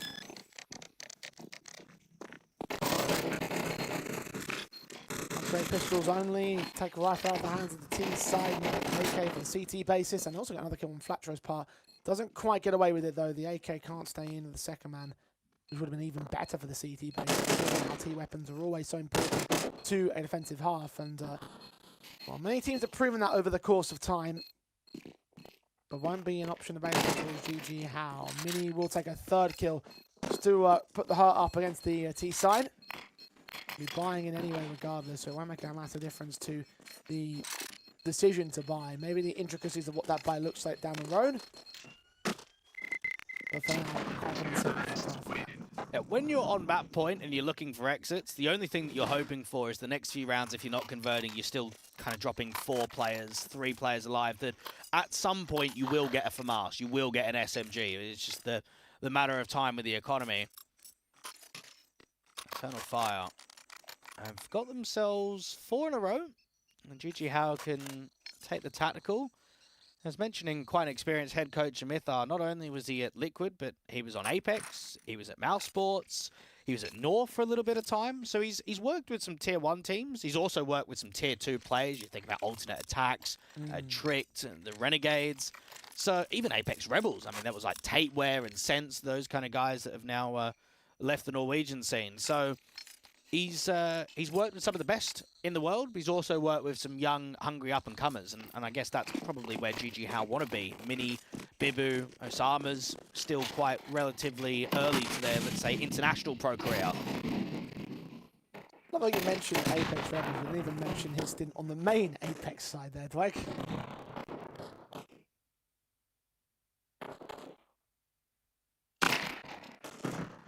Shot from Mini connects first up, Demka down. Outside of main. CT's in control.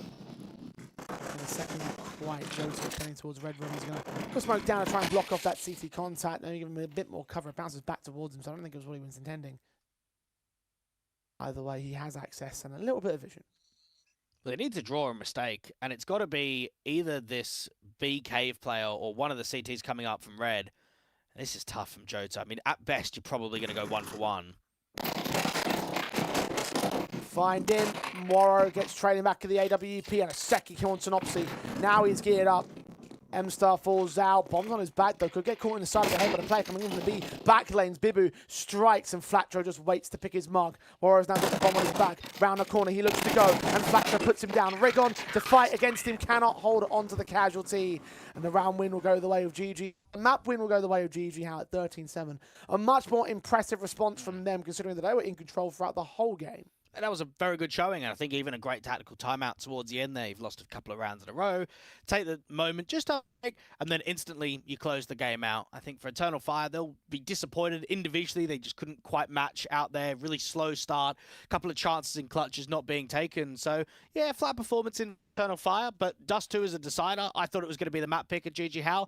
I'm keen to see what the internationals are going to be able to do on that decider now. I mean, surely taking a look at that last map up, seeing how confident it was from them, and now going into a map up that you would say certainly would be home territory, another map which you haven't got a lot of great set results from Eternal Fire, and you might look at that and say, hey, maybe GG How might actually take this series overall. I mean, we talked about the importance for the Eternal Fire side, the fact that they're still working through the kinks of the armor, or the chemistry problems, and the lineup might be built up well on paper, but we saw one half where it looked particularly good from them, a second half where it didn't look so great, and then in time map where it also didn't look so great. So I think that speaks very good volumes if you're going into Dust 2 for GG How. Yeah, I think it does. I think it's more promising for them, and for the most part, they should be the favourites in the outset that it's a core 4 that have been to 2 Asian lands and at least got to grand finals in both of them. They're going up against a core of Eternal Fire that's just been playing online tournaments. Now, we always know that with these kind of players, in theory, they should perform better on LAN. They should have better results. They should just play fundamentally better Counter-Strike. But it is still Demka and Jota on debut. I mean, at least if you got them in a couple of online tournaments the last few weeks, you maybe get them ready for the LAN. They're being thrown into the deep end here. And now there's pressure on Eternal Fire to say, look, we're signing players. We've got a player on loan from a top 5 team in the world, a tier 1 team. We can't be getting out eliminated round of 16, right? Like, it just can't happen. We've got to at least be going to win this first game. We're talking about the 9 series, trying to win that one as well. They know that the pressure is on hometown team, and they've got to make sure that they stand up and they deliver on Dust 2. Well, I said earlier that the team composition could certainly lean towards a victory against the 9 side, and therefore, logically, it should be out this GG House side. But it seems like reality might come to test that theory as we head into our final map of this series. Our first 3 mapper of the day, by the way. Dust 2 between GG How and Eternal Fire. Don't go anywhere, and we're back after the break.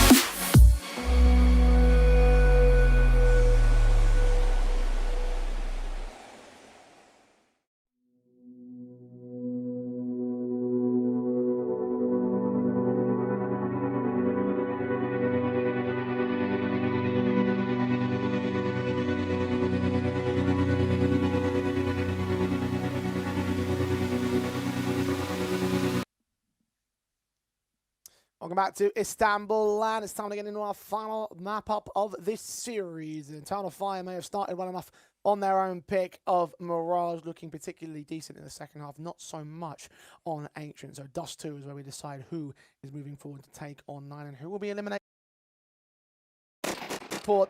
Pistols are already live on Dust 2. GG Howard on the CT side. Start Eternal Fire have been reduced to Jota. A 1v2 post plant to maintain. Julian's making their way in quick for Synopsy, and he takes his head clean off the way. We are into a very quick pistol start for the Synopsy boys. Indeed. Now look at GG Howard. I know they've had a few losses recently. FlyQuest, Rare Atom, Linvision back-to-back on LAN. If I exclude them, okay, on LAN against top Asian competition, mate, they're 11-2 on this map in the last 3 months. They pick it in almost every best of 3. They're really solid against EU and CIS teams.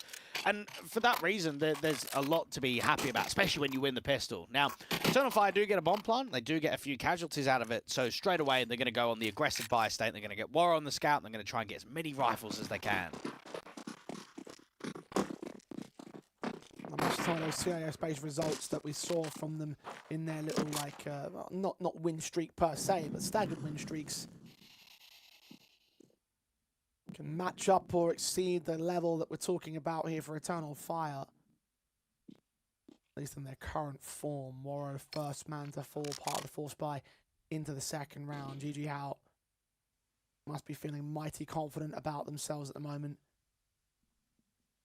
Solid last map, solid start in the pistol, solid kill to open up the second round, and now wearing down against Rigon, who will get the trade back onto Osama, so it's not completely over just yet. Get that smoke down and just start accelerating. Now Demka might even catch this aggro player towards the upper tunnels. That's the in-game leader of Synopsy. Seeing the players peeking out to the left-hand side of that pillar. Synopsy still gets the kill against him. That didn't go to jump on him at all, but still advantage for GG Howe. Can they get the man to fall back? Yes, they can. Go to a directive trade, and Rigon continues acting out mid to be the deal with Bibu. Looks to his teammates, try and hope to clear out that position. Instead, he goes falling, and Rigon will follow him as well. Flatro with the trade. Jota and M-Star. Low HP to maintain in this clutch, though. HG is going to take down the first player. Khalil going to get picked up by M-Star. A stray bullet's going to catch him, and in the end, Flatro adjusts accordingly. A pistol win to a decent conversion. Force buy goes right for Eternal Fire. I don't really know how Synopsy got that kill in the upper tunnels. Demka, no, we weren't really watching it from the POV. That looked like it was a sitter of a deagle shot. Get the bomb in, and it's held up enough on the defense there. Now, it's a shame that Rigon can't do any more, because I think he knows himself, I'm trapped, aren't I? I'm out aggressively towards fall back to the bomb site. I need to keep fighting, but he just doesn't win that next fight, and then it puts it down to the last couple of B players that just have no HP between them. Now, we're going to see a slight upgrade for the eco here from Eternal Fire. They came close to getting the reset, but even with the extra cash injection and a few kills, they'll keep it quite light. They are going to hero onto Rigon, though. One rifle available to the Eternal Fire team. Jota seeing Synopsy in that corner. Still can't get the full kill against him. M-Star's forced to get the trade against. Advantage equalised. And a boost hoping to get Rigon set up for a kill. No one's on short, though. No one pushing aggressive from GG Howe. Yeah, Mini's waiting for one of these lower tunnels players to cut out up on the Xbox, try and take some short space. Now, into B again. I mean, they've got no map control towards mid. They've not even taken the first layer towards short. So that's where M-Star's probably going to put the molly down, try and at least give the CTs an idea that they're going to put a bit more emphasis towards A. Now, Bibu only got one on the previous when he was holding B, and this time he's got a teammate with him, but Bibu's only on an MP9, so not an easy position to hold.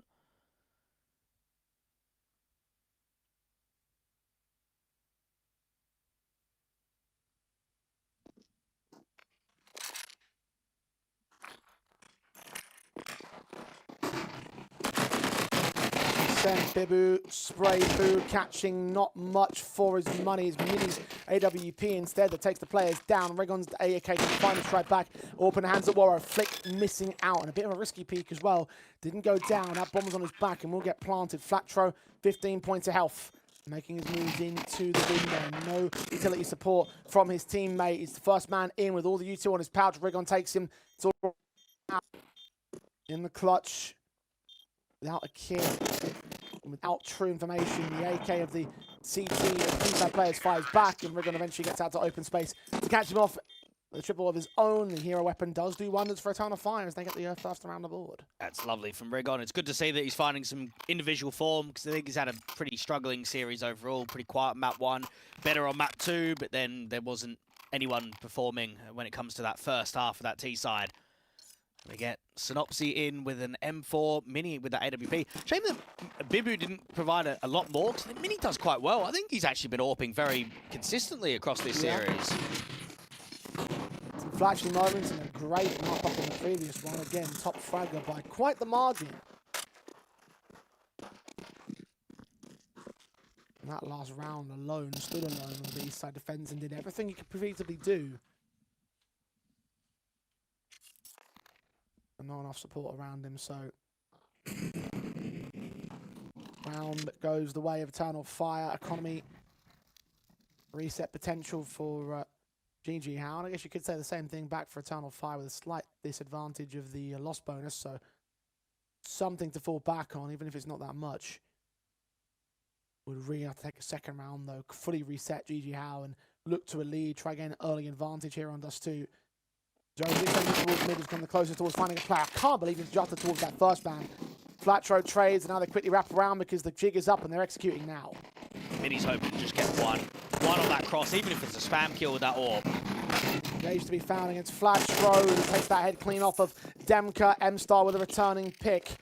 The bomb on the back of Rigon going to go down towards back sight, so 3-on-3. Boost up the Synopsy, look towards that site. Molotov going to try and drive him away. Dismantles it, Min. Got Orb to strike from shore, and M-Star's very wary of peeking towards him. He's going to have to try and force a fight out at some point. Leans in, and Synopsy gets something up with the boxes and gets his kill together. Warren alone. Fragless in the early game. Pick against Bibu should be easy enough. Most of the pick, but the AWP becomes a threat. Try to transition back to the second round. He gets him. Synopsy still on the fuse though. No kids with him. Warren's forced to fight, and he still takes him with a triple sequence, and he's back in business. Oh, that's so frustrating there from GG How, because that retake is almost perfect, okay? You've got the boost up on an off angle towards CT, Mini striking with that AWP out towards short. It's a 3v1 that just feels as if there's no threat. Absolutely none there from Warren. Yeah, he might be at an off angle and he might be fading that smoke. He gets one, he gets traded, and then somehow he just doesn't get traded. He just doesn't fall. I can't believe he's won. Can't believe Synopsy even gets off the bomb there rather than sticking the entire thing. Especially with the smoke, with the cover, and how close he was with the 5-second stick. That is crazy clutch. And things start to fall in place for Eternal Fire. No money to buy into GG House, so you're looking at the pistol basics alone. The Eagle 5.7 USP, that is it. Damcut strikes down Mini. Rigon moves in from mid to get his Mac 10 involved in a kill. No, Sama's actually taking the back of the Eagle. Not going to get much more expense out of that one, though. They drop one of the rifles. Mac 10's a bit of a sacrificial, although Flatro does get an AK out of the equation. Did he save it into the next round? He actually sees that AWP. And try and give chase, try and make it an expensive one. And I mean, if it reduces it to 1v1, he might be able to touch right here. And indeed he does. Warro's down. Okay. 3 HP though. And bomb's on its way to B. Now, if I'm Mini, I'm saying, bro, just save. Please. just get me an AWP. This is one of the most unlikeliest of clutches that you can ever win. First off, he's on the complete other side of the map, and it's 3 HP in a 1v1. The risk to go for this. I mean, he's moving. Scoped in towards the doorway. Jota unawares of him. The AWP shot misses. Smoke's got to come in for support. That HE should land. Should get him, and that's exactly what it will do. So, no save the AWP for Mini. You could afford it if he really wants to with glass cannon. $4,700. He's only got $4,800 in the bank, but yeah, sensibly going with that. So, no option available towards the man. Advantage for Eternal Fire. They tip it over the finish line right there. It did get dicey for a bit. And it's still expensive for the T side as well. And I do look at that round, Jay, and I just think, why are we going for it? Like, Mini's looked so good across this series. Get an AWP in his hands. Bibu would have been on an M4 as well.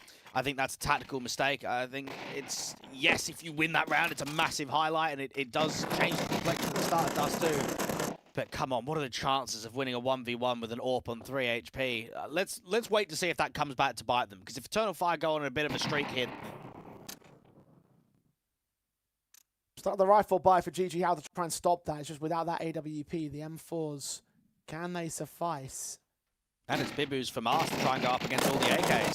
Flashbang around the corner, he gets that first in with the M4 support of Flatro. They can get both of those kills, so 5 on 3. And now the teams have to act out towards the B-bomb side directly. M-Star takes down Synopsy, and Demka deals with Bibu. They can do the casualties than they would have liked to, but they have been set up. The bombs are playing from the tunnels. The flashbangs come forward. That CT player of Flatro. Ballsy as you like it, and damn, they got away with it. M-Star on 31, but goes down in the end. The Samas, plenty of weapons dropped out towards the doorway. Grab one of the AKs. Fire blind beyond this smoke. I mean, they're so low on the tunnel fire. I don't know if GG How have this information.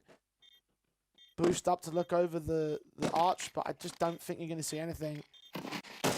And tunnel fire will know not to go over Zealous in this one, heavy-handed. There's no kits in play either for the two men, so time's against them. Second AK's been picked up. Save them. T-side weapons in CT hands. It would make sense for a future buy. Orpa doesn't get the exits on them either, so 4th to the board of Eternal Fire. And GG How can walk away with silver linings, but Eternal Fire can stop it away. And just a couple of errors in that round. So first off, I think the control down towards mid is very good. I think they've got a good pincer, a good crossfire with quite a lot of CTs around it. The in-game leader of Synopsy just doesn't read how quickly they're going to be accelerating upper tunnels and into B. He's not in a great position there from the doors. And he just gets caught flat-footed. He really should be tucking all the way, and it should be the teammates from CT that are spotting the doorway rather than him. So he gives away a bit of an easy kill. And then you look at that flash play in the 3v3. Now, I will say that's classic Flatro, isn't it? Asking for a flash, trying to create something crazy. It is a 3v3 where Mini is the one throwing the flash, and Osama is still coming out Longhouse. Like, if it's 2 players going through the door with that flash, I don't mind it. I'd kind of look at that and I'd say that's a brutal setup. But the risk to play that off, and now you feel you've won pistol, you've won the anti-force buy, you've now lost 4 in a row, the economy's on the ropes, you're going in with another eco. This is good momentum right now. And look what's happened across map 1 and map 2 when teams have got momentum. They just haven't slowed down at all.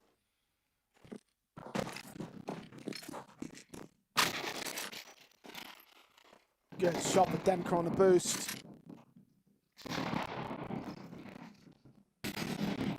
Harport SMGs, first one falls. The AK of Samus is peeking in. Bibu going to try and convert upon one man.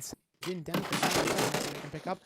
Metro's so close. Samus waits and baits and picks his moment and picks his man up. 4v2. GG How are in control this round, it seems.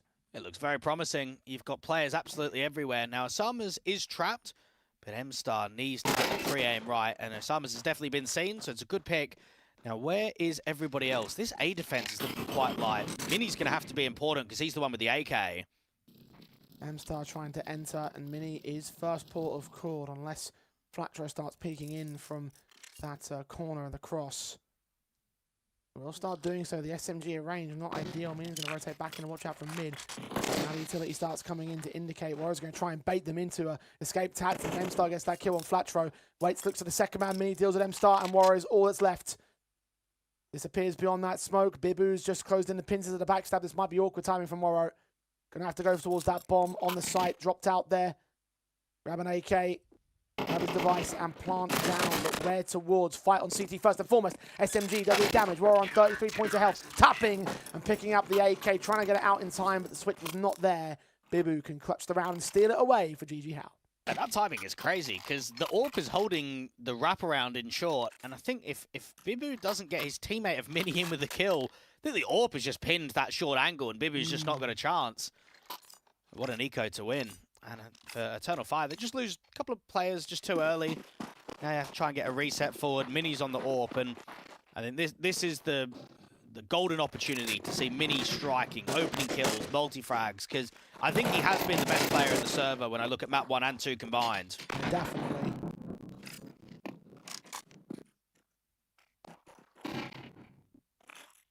Orbs out for Mini and Warrior in this round. Early kills going the way of Osamas and M-Star. Jota and Osamas have been traded back and forth. M-Star on 12 points health as well, so not ideal on the HP bars for Eternal Fire. A slight advantage for the GG House side.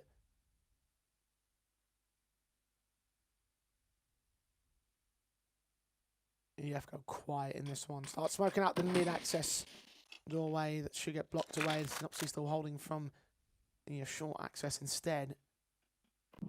There's more counter util from the CTs just to try and block progress from Eternal Fire. Well, Synopsy is being watched on timing by either one of these two T-side players, first Rigon and then Warrior2K. I want to try and see if they can bait in a little bit of a mistake. Now, Synopsy will eventually get that wraparound forward, but is he being watched when he actually takes contact against them? I don't think he is. Rigon's got his head on the swivel. It's all about timing then. Flashbangs, Molotovs incoming. Synopsy takes his kill on M-Star. No one's called it out. No one's trying to took back to that engagement, that trade. Bibba's going to strike back as a result. 30 seconds. Warriors Orb waiting for Synopsy to make a move. Incendiary is just going to block him, stall him. Let the time do its thing. Let the clock run out. And Eternal Fire have no choice at this stage but to save their weapons. They might even get charged down for exit frags after time. No, they certainly should get charged down. See how they decide to do it, how fast they decide to act. They're making moves out from Long in particular. HE might catch Demka. Double HE's in fact, they're definitely going to catch Demka. Mini gets him just before the timer ticks away, so he is a casualty. Safe Warrow lands the AWP kill, doesn't get taken after time, so close, but no cigar for GG Howard. At least they can get it to 4-4. It's a great individual move from the captain. It might only be one kill, but it sets up that round for entire success. And I think that's sometimes how Dust 2 City side plays out, isn't it? So many timings, holding smokes, being patient, having lurks. And Eternal Fire, from the loss of what was a pretty light anti-eco, a couple of upgraded pistols, a couple of SMGs, have now lost a couple in a row and probably give the lead over towards GG Hal here.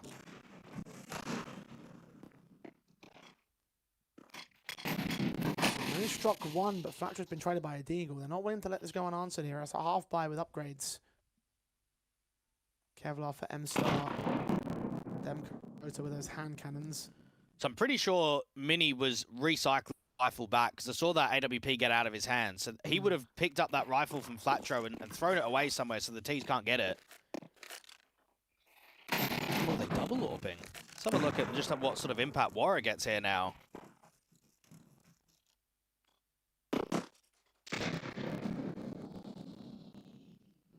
He's got no vision at the moment.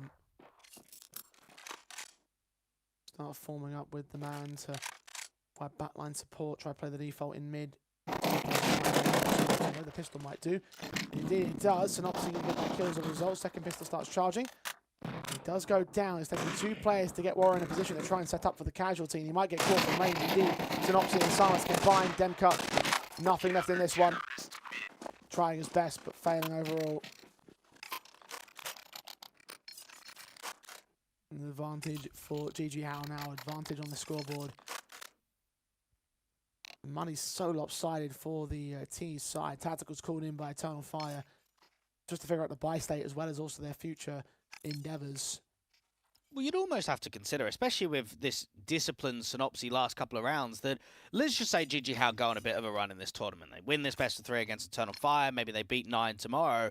Does Flatro become the stand-in into the new permanent 5th? Because they've got to be thinking about someone, okay? They need a star player who is going to be consistent in Tier 2 and is going to be a decent performer on LAN when they go to these international events.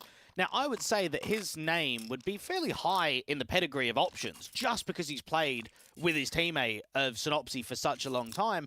And maybe it means that Flatro also needs to play quite well in these next few maps, in these next few best of 3s.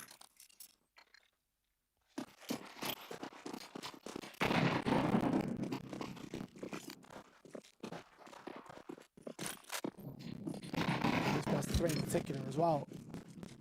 Eternal Fire.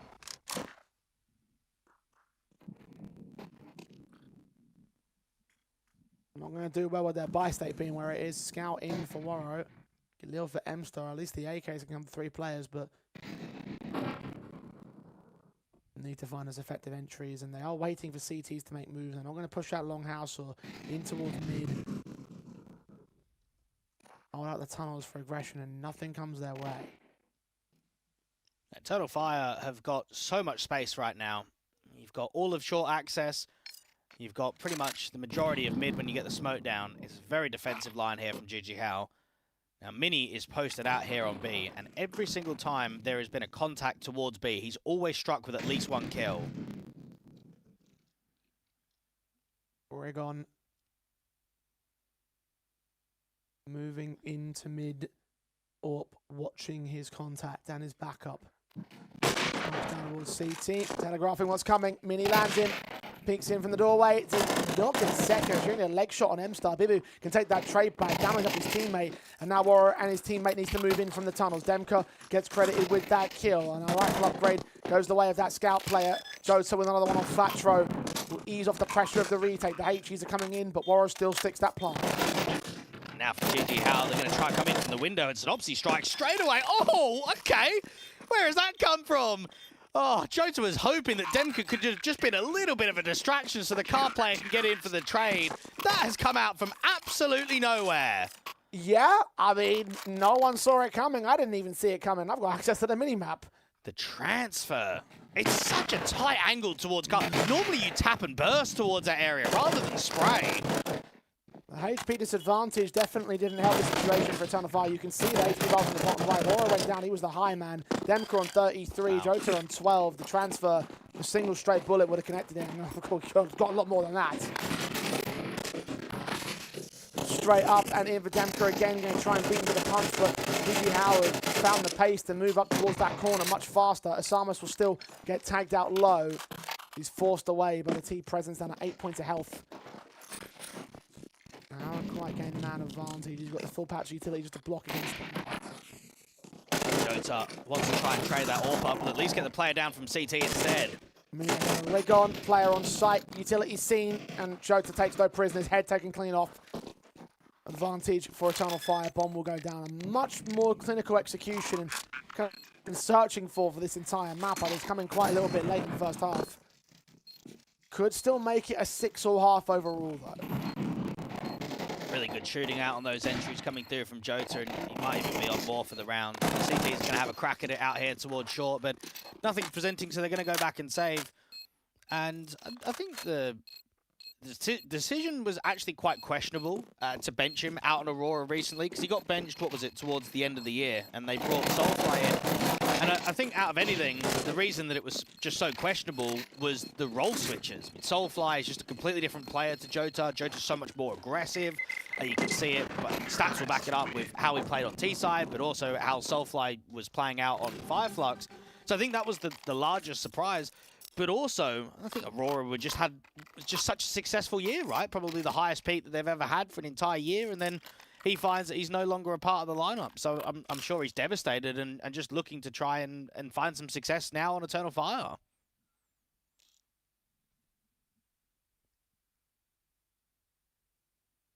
Tactical timeout called in by GG How.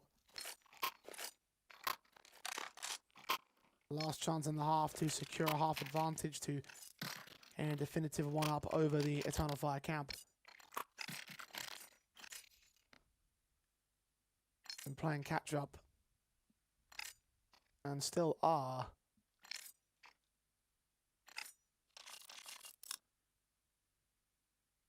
One more good T-buy and then one more good round in this half. And they can move the defensive strategies, which have worked out slightly better for them in terms of statistics.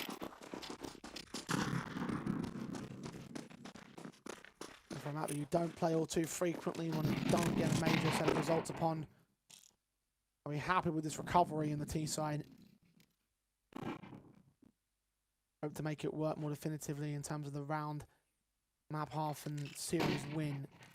That is sent, fast hit, no time for Incendiaries and Synopsy.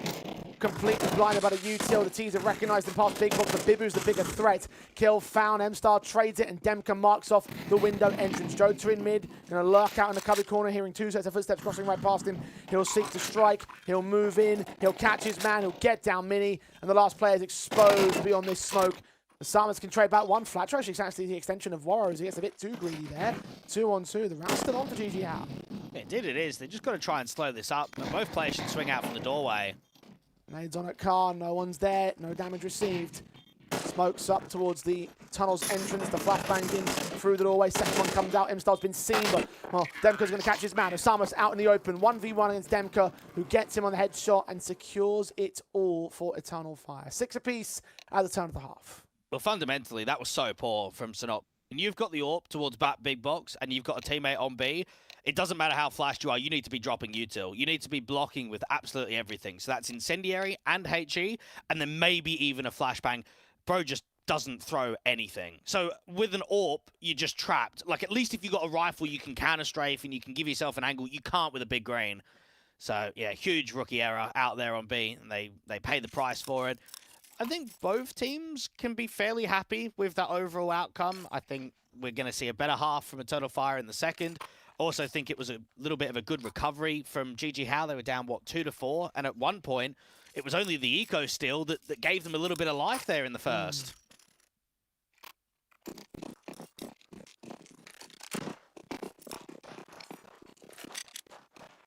Not over by a long shot.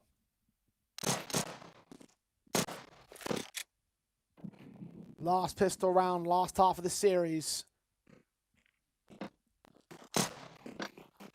7 required for both sides to send the other one packing and survive into the next round of the bracket. P250 headshot comes in immediately as Warrow goes down. First blood is drawn by GG How. What a shot, and it's Mini, of course. In towards short with a flash around the corner. There is not much of a defense out here. Rigon is completely alone. M-Star is defending mid, and then 2 players out on B. So really, if Eternal Fire are going to win this round, you've got to hope to filter them into this B bomb side. Waiting for M-Star. Gets that kill on Osama. Tries to get back out towards CT spawn. No one punishes him. Finally gets overwhelmed. Now Demka's got a hell of a task to try hold on to a headshot. Just can't seem to do it. Synopsy overwhelms a double. And the last player at the back of Plat does go checked. Jotsa can't hit anything. Kill is eventually found on the first player, but Bibu's so far from trading. Rigon's alone. No kit. 1v3 for a retake. Tacked to 40 HP by Mini. And both players holding close crossfires. No flash to get him in. Got to do this the hard way. Completely dry. Force forward. Shoulder bait out. Seeing one. Back return of the other. And eventually Bibu takes his chance to strike. As GG How will have the pistol and have the lead again. Great work from GG How, even up against that player in mid. What do we have? The in-game leader of M-Star with an off angle.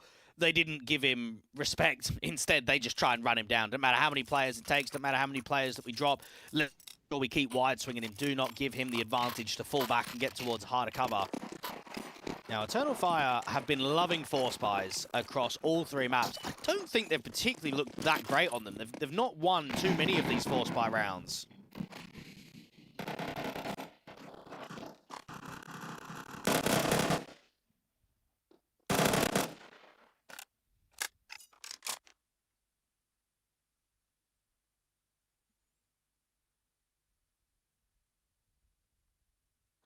This could set them back by quite the margin. GG How. 9-6 before you see the first true set of guns on Eternal Fire's part, and you're giving yourself very little breathing room to work a return, work a, I was a comeback with that 3-round differential, but with how late in the game it would be, it kind of is.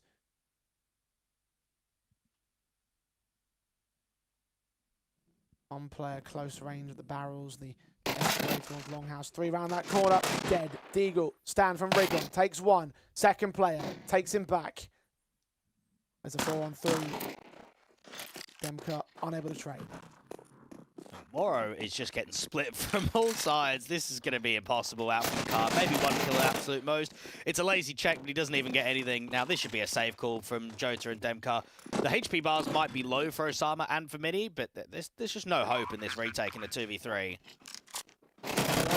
AK, oh, catches Osama with his weapon quick switch that leaves Mini takes back Demka. Jota now, he's going in for this 1v2 out in the open, exposed. Flashbang's keeping him blinded. He hacks to hog that wall. No kit. Again, no time. Got to swing forward, and Bibu just executes with particular prejudice. 2 kills to his name in the round and an 8th to the board of GG How. That's a great round again from Mini. Just to alleviate a little bit of pressure after what happens there at Long.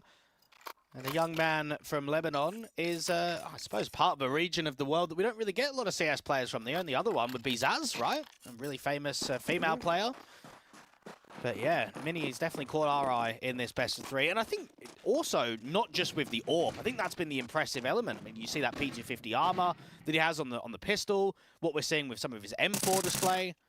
Yeah, he has been great to watch. Man after my own heart being from the for Hero weapon from Jota. Nice to shut that down though. He's extending up towards the top of middle to see that bomb carry. Noisy disappeared out towards the long house, so they're going to have to go quick here. GG How, the CTs are here en masse. They just can't get the casualties for it though. Jota does strike down one of Samus. And the seeing players coming in from the boxes will get that kill on Rigon. Focusing down to jump on the Demko, low HP, never going to get anything out of that one. And from here, if you're Jota, you might start considering the save call on that M4. He does catch one more on Bibu. I don't know where both players are at towards short. They start to come around to reposition. There are already smokes in the way though. Forced to fight. Jota gets killed off by Flat Throat Warrow now. Finding one more pick out of it. M4's on his back. But he does fall back to save his gun for another good round. It'll be a 9th to the board of GG How.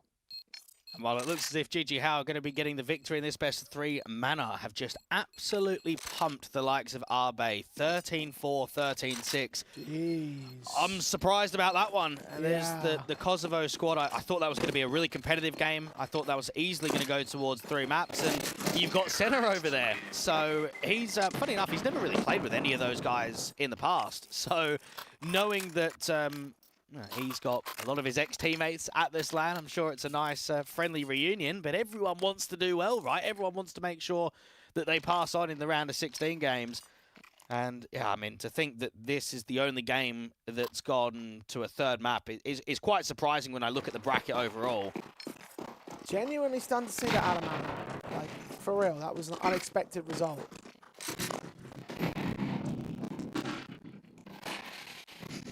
Bottom 3 ranked teams here in this event. Yeah, up against, what was it, Sense that was making his debut for the brand new Arbe side. He's just come over from playing in America with Wildcard. And look at that, 20 seconds into the gun round in round 16, and it is done. It is so finished. I think Eternal Fire's chances on Dust 2 are finished. I'm looking at the scoreboard here thinking they're going to eco in the next. You're going to get double digits up for GG How. They're running out of rounds. And I tell you, I reckon all these CTs drop. With Osamus being out on the long lurk, with the AWP holding top mid, Flatro being here in lower tunnels, I don't think a single CT is going to survive. They should hunt them all. I'm with you there. Like, it feels like it. One engage does force one of the players back away from the short access. He goes ahead and rejoins with Jota. But you just see that long lurk coming in. There's no retake, obviously, for Eternal Fire. That much wasn't obvious. I just said earlier how you're going to go up 9-6 to the favour of the opposition before you get your first true gun buy, your next true gun buy round. And at that point, you're really in the sack. Like, you need to get the win, and you just don't get anything at all. Everyone goes down. 10 to the board of the GG How camp. And 3 more to go to the win, one of which will come in for free right now. Tactical balls from Eternal Fire. Appropriate as it stands, but there's nothing you can do for this next round. Best of half by, get the guns out for the next, let it go to 11-6, and then try and grind back 5 in a row from there. And I think this is the right outcome in a best of 3 because GG How have proved on LAN to be very strong, and they've also proved to be one of the top teams locally. They're just waiting to take a few more of those international scalps, get at least chances to not just be playing teams online. And for Eternal Fire, I just don't think they've lived up to their ceiling. I think you look at a debut of having Demka and Jota coming over. I mean, Warren 2K and Demka, man, they've played over 750 maps together on HLTV. It doesn't matter if you're on debut. This is your environment. This is LAN. Now, I might look at both of these teams and certainly agree that Eternal Fire has more potential. I think that they could go on a deeper run in the bracket than maybe what GG How could do. But on the day, with how they've performed, they've been underwhelming on both Ancient and on Dust 2. That was the whole talking point with this side. Is yes, the pieces, when you put them together, they do sound like a team that should do something respectable. Histories speak highly of their performances in Tier 2, online, offline. Players that have been up to the Tier 1 environment. But Jota joining 10 days ago, the new core forming at the beginning of January, and finalizing at the end of January. Like, you just have so little time respective of the other teams we have in the Tier 2 space. I mean, GG How, I know that they're missing a permanent 4th and 5th, but the core has been together for a lot longer, and you can see it here in this game. Even Ebor used to play on Eternal Fire. He does a lot of streaming for them. He's co-streaming this game. He's going to be gutted. So especially with how map number 1 looked. I mean, they were on fire in that second half of Mirage. We were seeing a lot of X Factor. We were seeing a lot of multi-frags. We were seeing highlights. So to go from that to then 13-7 out on Ancient, fairly comfortable, completely whitewashed. It was only a few survival rounds towards the tail end there. And then you come out and DOS 2, and again, I think the first half was pretty neck and neck. I don't think there was much in it. I definitely think that eco has helped out GG How quite a bit, but we've come into the second half, and we just had nothing. And the rounds haven't been close. The gun rounds have just been completely overpowering them. And yes, you do save an AK into the hands of Warrior 2K, and for Demka, you look at the numbers. Rigon's been very inconsistent across the series. Warrior's had some good moments, but he's only on 8 kills. Yeah, this is not what you want at all. Mythar knows just how close we are to getting a 2-1 win. Just contrast that to guys like Synopsy and Flatro. You said going into map 2 you wanted to see better performances out of those two men. And well, I mean, just look at the stats. They speak for themselves. Synopsy top frag, Flatro certainly far better than he was on map 1. And it seems like it's all coming to a head for GG How as a result here and now.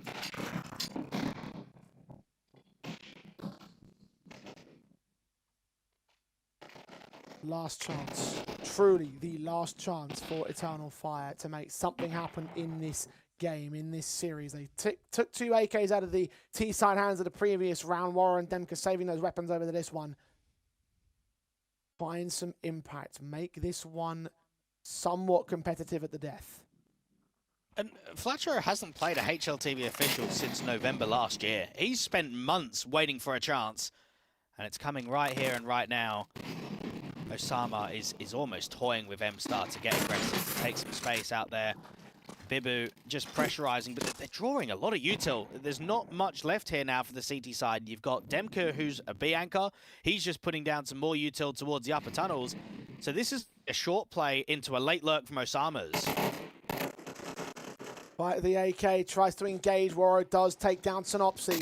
M4 of Joseph trying to provide support. Molotovs towards the bomb site. Don't quite force him out of the way. We'll still find some space in the open and will get picked up by Flatro. Osamas to take down a M-Star as well. Warro now repositioning with getting back towards CT spawn. Now needs to hold site defensive on his lonesome. Backups rotating. He's got no vision. He's got no access. The bomb's gone down. It's a 3-on-3 at least. So a workable retake with 1 kit in play. Warren needs to get some help, needs to get some distraction. These short players need to come up with some impact. All 3 have AKs, but so do Mini and Flatcher, and they get them easy with Warrior caught beyond that smoke by Osamas. It's a lockout round once again, 12-6, map and match point for GG How. And I'm sure T-Time and Yumi would be looking at this result saying, well, you beauty. GG How always show it out in Asia. It's only a matter of time until they cross the pond and they start giving it to some pretty well-known vet players in Tier 2. Oh, man. Imagine being Jota, just spent the last year and a half at a Tier 1 level. You come down for your debut game and you're losing out to GG How with 2 players that aren't even on the roster. I mean, oh, it's certainly not the result you're looking for at all. No, definitely.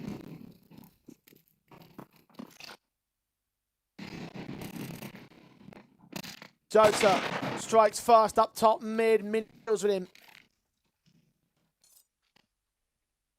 4-on-4 in an instant, and the extension of map control lost. Right into all that potential to work against GG How. Man advantage conceded quickly. And Eternal Fire just don't know what to do from here. They don't know how to react towards it. GG How are waiting for some sort of move, but they've just got nothing left in the book at the moment. And we've actually seen Synopsy call a pretty slow game on the T side. As soon as there's contact, he waits it out. They've been cutting a lot of rotations, so there's still a minute on the clock. They're going to start regrouping. Now, you'd expect short play has to come through. Now, Rigon can't block. He doesn't have util. He's only got 2 flashes. So he might have to fall off here, go towards long and group up with M-Star and just play the 4v4 retake. Kill for Osamas. Rigon is dead. Advantage, GG How. Bomb picked up, planted soon enough. 40 seconds until the end of Eternal Fire here in IstanbuLAN. Orp centered. M-Star does get the AWP onto the USP rather onto Osamas, so that's 1 decent trade. I mean, he's also tagged to half HP, but look at Flatcher, the peeking on M-Star.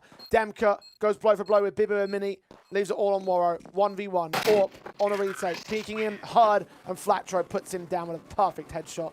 And a wonderful round, a wonderful game, and a wonderful series from GG How. 13-6, 2-1, and dominant on maps 2 and 3, looking particularly good there. Dwayne, you're right. There is a lot more potential behind this this Eternal Fire side, but potential needs to be built up over time, and today is not that time. No, Gigi Howe outscored them across 2 good maps in the series. Now, it's nice to know that Ancient's an option, Dust 2. I mean, you'd say even going into the next best of 3, mate, you'd probably pick it, right? I mean, you show the strength in that second half. I think for me especially, I've seen Bibu. I've cast him a few times, watched him in some of the European teams. I've seen Synopsia, I've seen Flatro. I'm not someone that's had a chance of casting a lot of Mini and Osamas. And looking at the way they've played in that best of 3 with Osamas, individual showing out Mirage, Mini's consistency with the AWP, it's a very good understanding to why they've built around that core, right? Why they've kept it stable for such a long time and tried to add pieces into the roster, because they're very good players. They showed it in this best of 3. Yeah, I mean, look, my MVP pick is Mini for this one because he was consistent across all 3 maps, absolutely popped off on that Ancient, had some flashy moments during that Mirage, and of course, on Dust 2, everyone performed, and he was up there among the top fraggers, 17 kills between him, Osamas, Flatro, and Synopsy. Like, he had just carried that performance from map to map to map, and Osamas would be my second place guy because of how amazing he was during maps 1 and 3. Like, again, he provided so much in that first half for his team, and I think that's very important to hold for going into the next round of the bracket, because, look, it's not going to get any easier from here from GG. They've got some very tough opposition coming up next. Yeah, they definitely do. I do look at GG Hal thinking, mate, they've made this change. Boris is out of the lineup. You're on debut with LAN.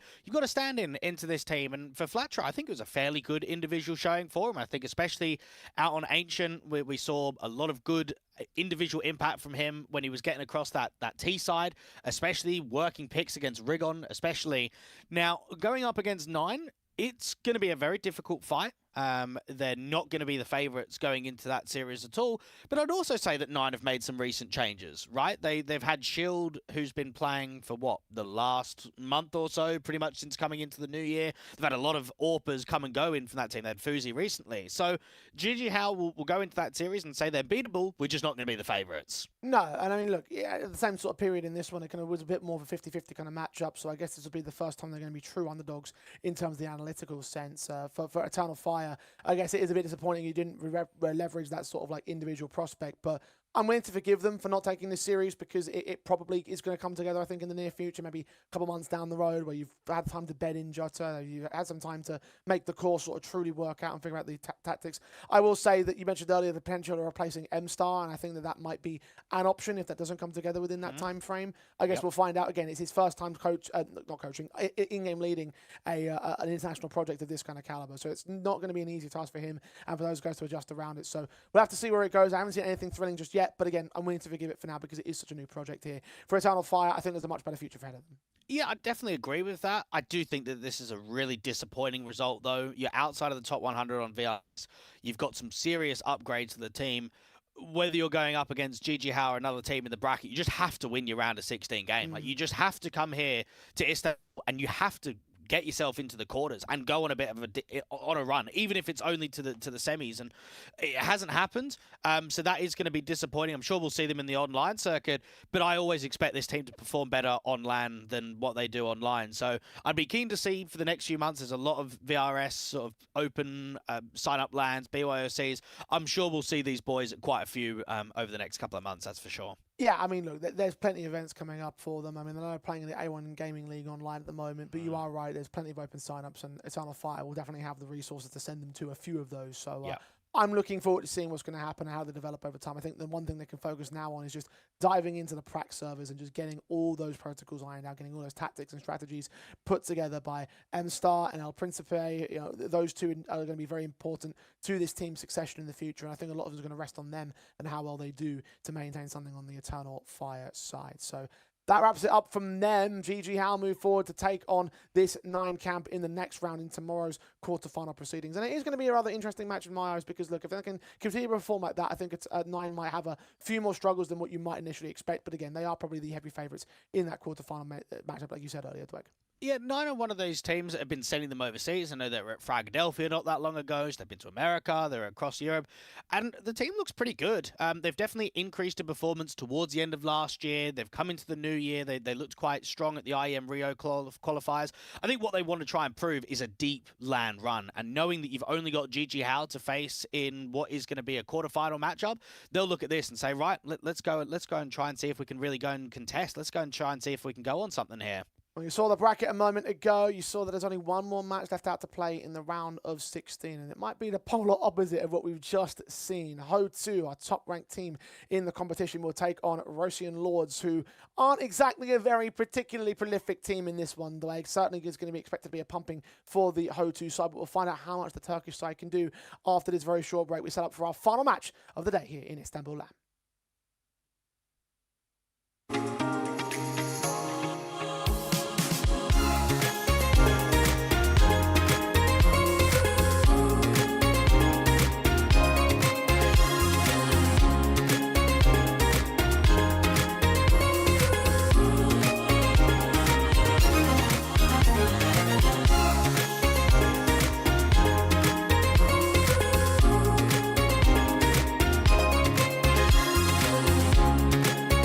Gaming denince Gaming.TR, efsane fiyatlı tavsiye sistemlerden rekabetin kaderini değiştiren profesyonel monitörlere gaming setup'ın için ne lazımsa hepsi tek adreste. En yeni ekran kartları, ekipmanlar ve oyuncu koltukları tek tıkla kapında. Oyuncuların doğru adresi Gaming.TR.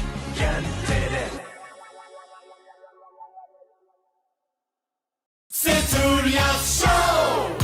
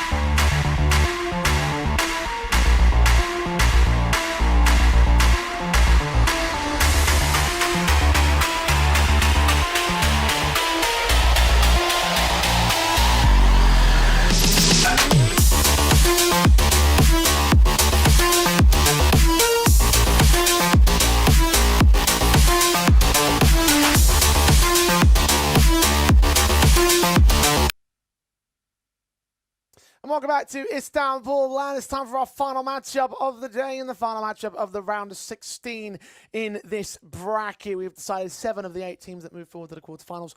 1 more will look to join them. Dwag, I have a feeling we might have a good idea of who that might be. Yeah, for any of the football fans out there, you might remember that a few years ago in the FA Cup, Jay, Tottenham, who were top of the Premier League, took on 8th division side a Marine, and it was known as the biggest mismatch in English history. Now, I'm looking at this one, and you and I, we've casted a lot of CS and a lot of LANs in the past. This is the biggest LAN mismatch that I've ever casted personally.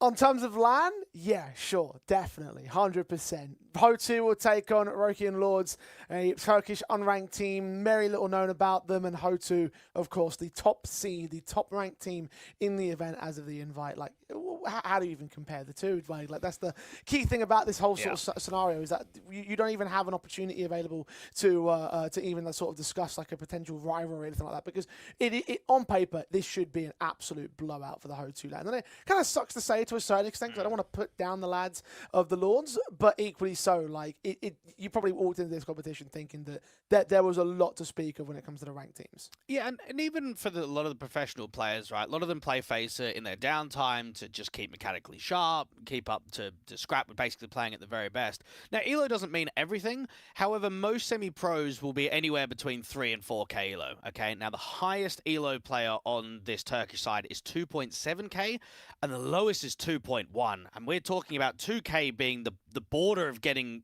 onto level 10.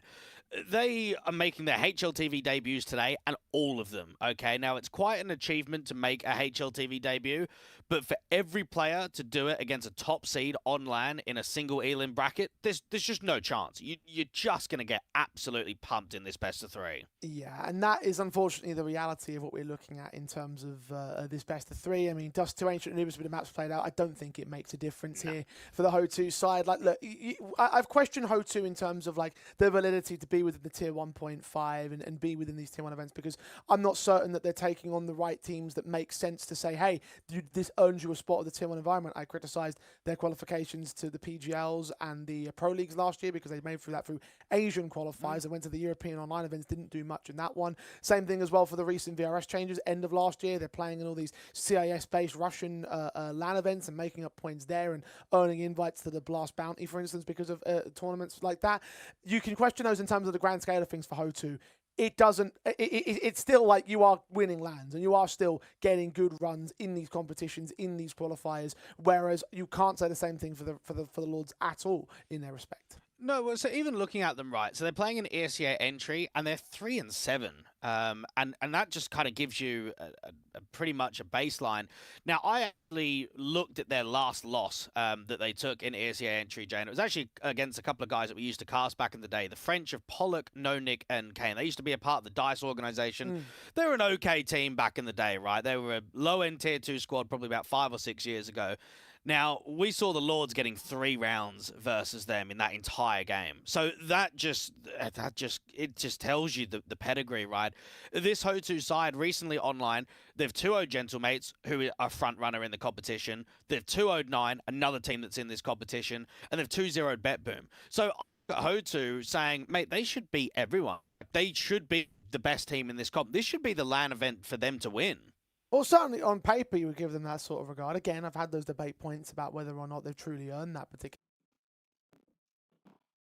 Not get any closer to deciding on that one. So look, we can just jump in and see how well they're going to do against them as we get started. The pistol round's already concluded to the favour of the Ho2 camp, and the follow-up conversion round, the bought pistols, not even true half buy, certainly not a force buy, will also go right for them. So at least there is one decent trade that can post up some damage, and the second one can actually overextend towards the T-side line. And is it an SMG to work with and for Mouse 2? And not only are the Turks going up against a high-end squad in Tier 2, but they're going up against a major winner in from Norbert. Now, I think the one way that this game could get, let's say, slightly scrappy and maybe Ho2 give a few rounds here or there is if you see stuff like this on an eco, over-peaking, getting man advantages being thrown away completely. And look, that's going to be something that they hope for. Now, I do hope that at least we get to see some decent fundamentals from the Lords. Just trying to run a perfect default, right? Like, of course, you're going to get outclassed in the majority of aspects throughout this game, but at least if you can play drilled Counter-Strike like you've been doing in ESEA entry, you've got a chance to keep some of these rounds competitive. And that's got to be the mindset once they start moving into these gun rounds. On the lowest rung of the competitive ladder. As you said in that Tottenham mismatch, it wouldn't be the first time a Premier League team has taken on a below National League team. And actually, to be fair, there have been moments in history where the National League sides have actually tested the opposition. I think it was, was it Manchester United or Manchester City took on some sort of like local town team, and they like went up. It was like at home with the local town team, and it went up like 1-0 until like the 88th minute, and then Manchester came back and scored the equaliser, and then took back the lead in the next minute after that. Yeah, I mean, I remember Kidderminster nearly beat West Ham not that many years ago. That was the one, yep. And then also had Bradford City that was able to beat Chelsea at Stamford Bridge. So, yeah, you do get some in history. And look, I think that's let's say the great benefit of open signups. I'm someone that goes to quite a lot of UK open signup lands. You do get international teams, right? And I think it's a great opportunity to just play against the very best. It doesn't matter if you get slaughtered, if you get absolutely pumped in a series, to know that you're going up against a major winner, to know that you're going up against some of the very best players. It's a great feeling to have that kind of competition in front of you. Well, Jake Fisher is going to take the opening kill of this rifle round, brought in by Scopes. Down and easy. The M4. Get back and extend for some more out here. They're caught out inside that doorway, and he will get tagged up heavily. The second kill goes his direction. The T side of backup as well. CT Forces moving in. Is Orosu's only good for the one kill. Kalash trade in. Mizu goes right back onto him. And the last player unable to survive. Effective stuff from the Ho2 camp. But it actually is a good point you mentioned the whole open thing, because, well, as I said earlier, the only reason why Ho2 got any sort of level of relevance is because they went through open qualifiers and got to Tier 1 events because of those. So maybe a journey could be available for another team like this. Yeah, no, completely, right? Like, as an example, I've played against Thomas, I've played against Smuya, I've played against Mighty Max in the past. That happens because of open signups, right? To play some of the best players in your region. I'm sure that for some of these young Turkish players, they'd love at some point to play an Aurora or to play a Jota that's out there now on Eternal Fire, because you want to play the very best that you've got. And I think this is only the opening stages to seeing some of the lower developed Turkish players and Turkish teams to rise up. And I think as well, to be a young Turkish player, right, to be in your, let's say, early teens, and to find out that you've got an Aurora organization that have been a legitimate Tier 1 team for the last few years, it gives you hope, right? It gives you a bit of passion to believe that that's possible.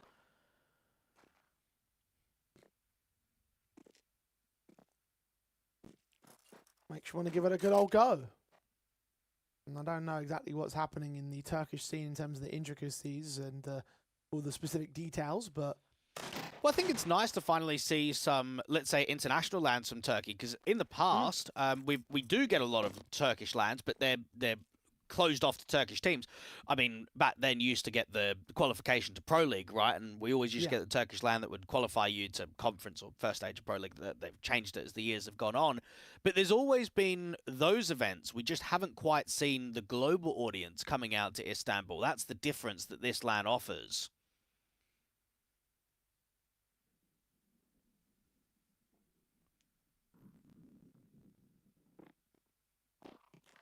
And with Ho2 in attendance, hoping to win a LAN. International one of that. Plenty can be gained from it. Norbert, easy pickings. 2 kills beyond the long pit. They got 3 AKs as well for the CT squad to work it. Rifle by Max loss bonus in for the Lords. And Jay's bang on with this whole aspect of Ho2 with the qualification. I think that it is, let's say, a little bit jarring that you can qualify through those kind of pathways. However, when they've got to the larger events, I can't doubt them. They've taken scalps. They've beaten good results. Like, they've beaten good teams. They've beaten Gamer Legion on LAN, Furia, Bait, Ents, the Mongols. That was all in the 6 months. And I think now they've got, the Roman Imperial LAN in Portugal next week. There'll be IM Rio in April. You can only expect at those kind of events, they'll take the biggest scalps. So you do have to play the teams in front of you, and I think that they're using that landmark of where they are as a regional squad and the tournaments available to help them qualify to more of these Tier 1 events and try and get further up the VRS. I think they're doing it the right way. But once they actually get there, I actually have belief that they can still upset squads. I legitimately have seen enough from them already to say that, yeah, they're not going to be making playoffs at the majority of those events. They might not even make the playoffs at any one of the Tier 1 events, but they will get wins. They will take down opposition. See, my whole looking point on this is that it can feel very up and down. Like the Pro League run, I think, was pretty decent, as you mentioned, taking down some of those names like Furia, for example. I will note that it was the Fury before they had their big rise up to the team that they are today, and the Mongols as well within that one. But it's like you follow that up with losses, and then it's like you're taking on Spirit, who are not in very good form. They're still a very good team, of course. And then back during that Astana event, you're also losing out to Pain and NIP, who also haven't been all that fantastic in recent times. So there are always those up and down sort of results where it doesn't really show to me that they are within that tier 1.5 just yet. So we can debate that certainly if you really wanted to. But we are back into the thick of it with the Lords playing their mid defaults on this rifle round. No major aggressive contact from the Ho2 side. He said earlier they don't want to get too overzealous, don't want to get too overly you could say, to try and get these picks, because that is how you will lose this game. And especially when you know that you're going to be playing a strong team tomorrow. Like, you've just got to have a good mindset from round of 16 to quarterfinal to semi-final to grand final if you want to lift the trophy. Now, at the moment, they're just blocking in the majority of these rounds. We're not seeing aggressive challenges from the CTs. They're sitting back, they're recycling util, and it's going to be very difficult on the site hits for the Ts to generate much threat here at all. We might see a little bit of a short fake into a mid to B. They do have a mid extension that's on a walkout. I think with 30-odd seconds on the clock and a resmoke towards short, you just can't really end A here. Too much presence around it, too much resistance from the Ho2 camp. And Duke is right around that corner, beyond that smoke as it starts to fade. A flashbang comes in to try and make his moves. One low HP player could become a concern. No, Frontales and Duke Fisher deal with them effectively. Triple on that AK. That is wiped out in an instant. And that is the strength the Ho2 have to bring to the table in this one. And all 5 alive once again. No casualties responded to by the Lords. In fact, 4 kills total in these first 5 rounds for them. Well, right there, I mean, they're executing with 20 seconds on the clock against a high-end Tier 2 squad. I mean, it's just never going to happen. You needed to be able to either commit through that short pop earlier, or you needed to cancel and adapt and go out mid with all of that space that you had. But that's something that's very difficult. I think when you're playing in serve, when you're in the lower divisions, to when you're watching a game, you see it from such a different point of view. When you've got the X-ray, when you've got the radar, when you've got all the extra little bits that will make you a stronger team. And to be able to actually have that call on the fly is what basically separates the weaker teams from the strength. Divide the weak from the chaff, as we say. Careful front tails. Double up not quite secured. Pistols going to try and catch him. But unable to get the casualty against the man. Actually, they do get one decent shot back into orbit, so a little bit of expense generated, but nothing that will threaten the round itself. Half buy going about as well as half buys do in these circumstances. 2v4 worn down on the part of the Ho2 camp. Goes 6-0 effectively and quickly, so we've seen a bunch of 2-0s today. Only one matchup going towards the 3-map series. At least this one might be a quick 2-0. Yeah, this should be a very quick 2-0. Like, we shouldn't even expect Ho2 to drop rounds. This is an entire best of 3 that could be a bit of a speed run. Now, I think it definitely tells you that participation is still very good. I know with these whole open lands, we're getting a lot of pro teams, but it is nice to still see local teams attending. I think that's the worst thing that's happened to some of the lands is that, let's just say there's been so many pro teams signed up, people don't want to go anymore because they just think, oh, we're just going to get farmed, we're going to get pumped, we're not having a chance. But it is nice to see a team that's literally just playing an ESEA entry, the very first, let's say, division of the ESEA platform, and they've decided to come out here to Istanbul and try and compete on LAN. And that used to happen back in the UK events when Endpoint were dominating everyone. They used to time to Epic Lands, and Epic Lands actually lost out ticket sales because no one wanted to go because they knew they were going to lose. Different circumstances here in this one. Not so different start in the round, though. Kalash has caught that opening in the AWP. Frontale's got the second one as well. Mizu drops in one decent trade. That's something to return to the Ts. Got a lot of aggression coming their way, though. A lot of mid-access from Ho2. Norbert round that corner. Near the doorway entrance over at the long house is Nabel Land right at the feet of that AWP, get the kill on the first and the second and the third. Quadra in the round overall, and that is the difference right there, highlighted in full form for Ho2. Well, when you know that Norbert is the anchor and the supportive piece, and you start seeing rounds to that degree, yeah, you know that you're in for a tough old time. They've not quite come close to a bomb plant yet. I mean, they've not really come close to getting too many kills in order. I can't say that we are surprised by any stretch. If we're calling this one of the biggest mismatches that we've ever casted, it's for very good reason. Yeah. Straight up and out, like, you know. This team fully unranked. Never played a match on HLTV before. Entry levels and not exactly being a high level entry team. And you can see what the results are. 1v5 in this pistol eco upgrade round.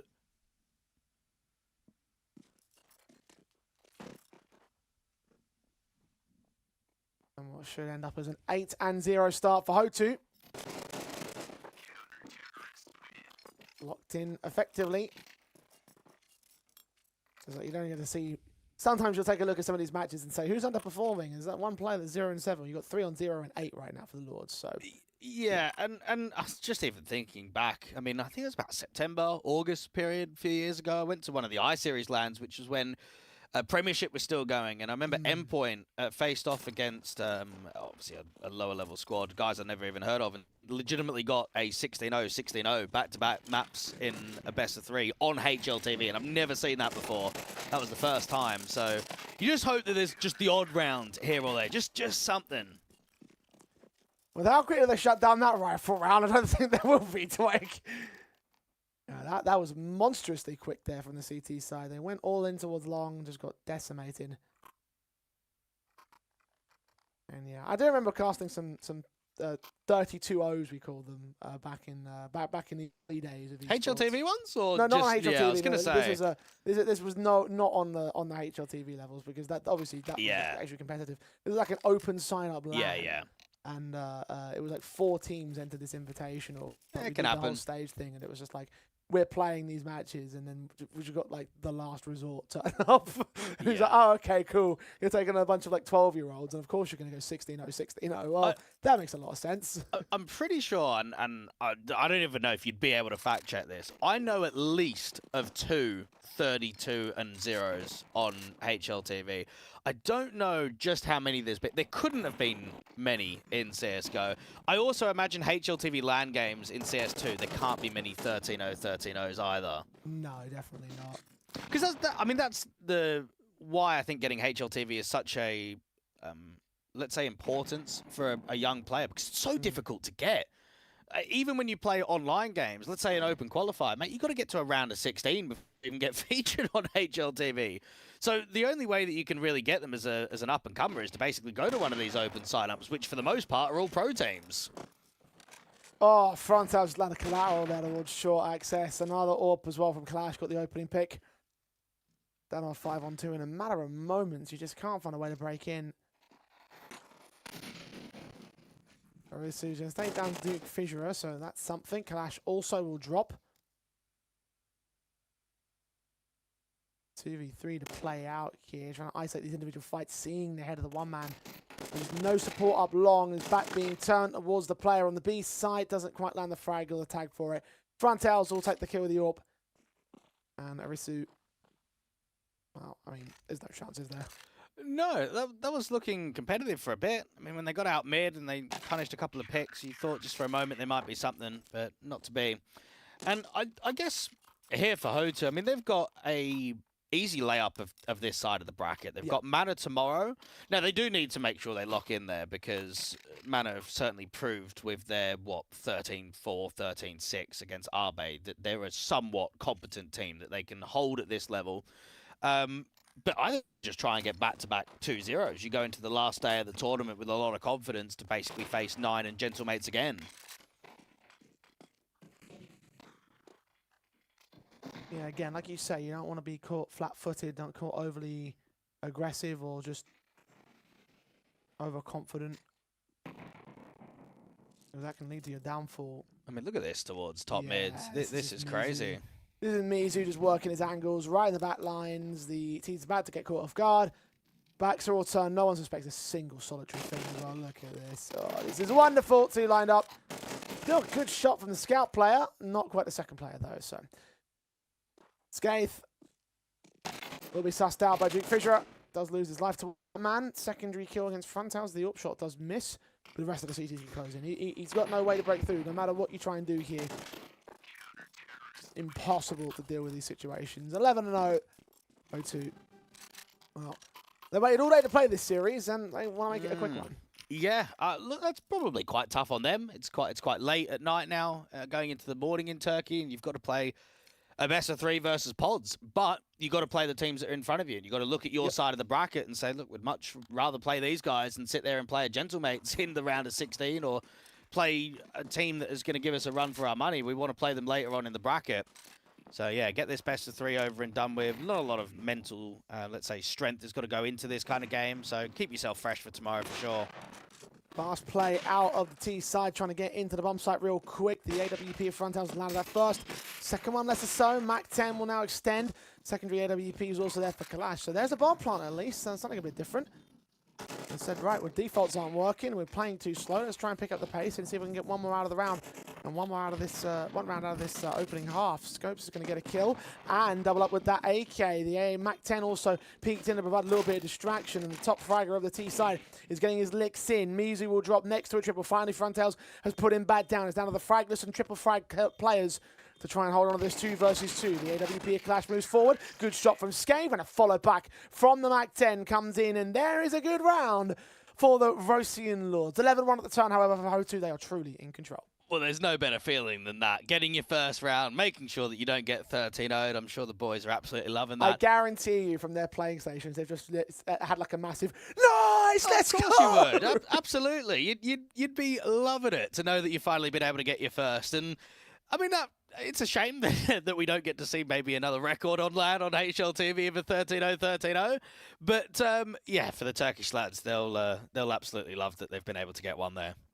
Indeed, you know, it's solid. Very, very good stuff overall. And it's won in consolation prize. And I think at this point, when you are this mismatched, when you are this outranked, a consolation prize, a silver lining, maybe all you're really looking for in a best of 3 series like this. O2.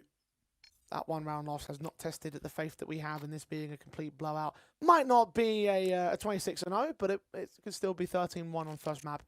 I can appreciate, just quickly as well, Jay, that we're not getting troll out of Ho2. I think there's a lot of times, especially on LAN with open signups, you get some of the top teams that go for knives and go for Zeus's and buy Negevs. I mean, it's always a terrible mindset to get into, but when you're disrespecting a team as much as you are and you're just pumping them, it can be easy to get into that mindset. So I can respect Ho2 for not playing like that in this best of 3. It's not even been a year since they were probably competing at this kind of level, and Skate is still going to give them a bit of a run for their money. 2 kills in the pistol round, but Norbert and Duke Fisher actually do hold on to a couple of trades, but then lose them immediately. Arisu and Scopes turn in a couple of casualties in the mid-rush and trying to get up in the faces of the Ho2 camp. It actually started to work out for the CT side. It just got caught off. Just too many players out into the open. Norbert couldn't deal with that many. Now, Mizu has got armor. He's got to hope that he can get this kill against the player sitting on the bomb cleanly. Because if he can, then there's something here. He's got teammates out towards mid, though. And now that he's been spotted by Arisu,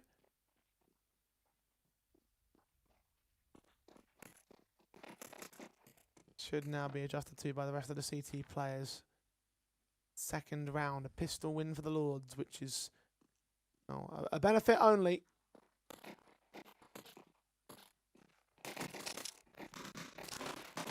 Tapping in against Arisu. Scopes, Dillies. All holding the same angle. Time's ticking away on Mizu. He's going to have to go down if he... the cash bonus. He's just trying to play this as smart as possible. Gets his headshot in against the first, but Scopes puts him right back down. So, no shenanigans on this clutch.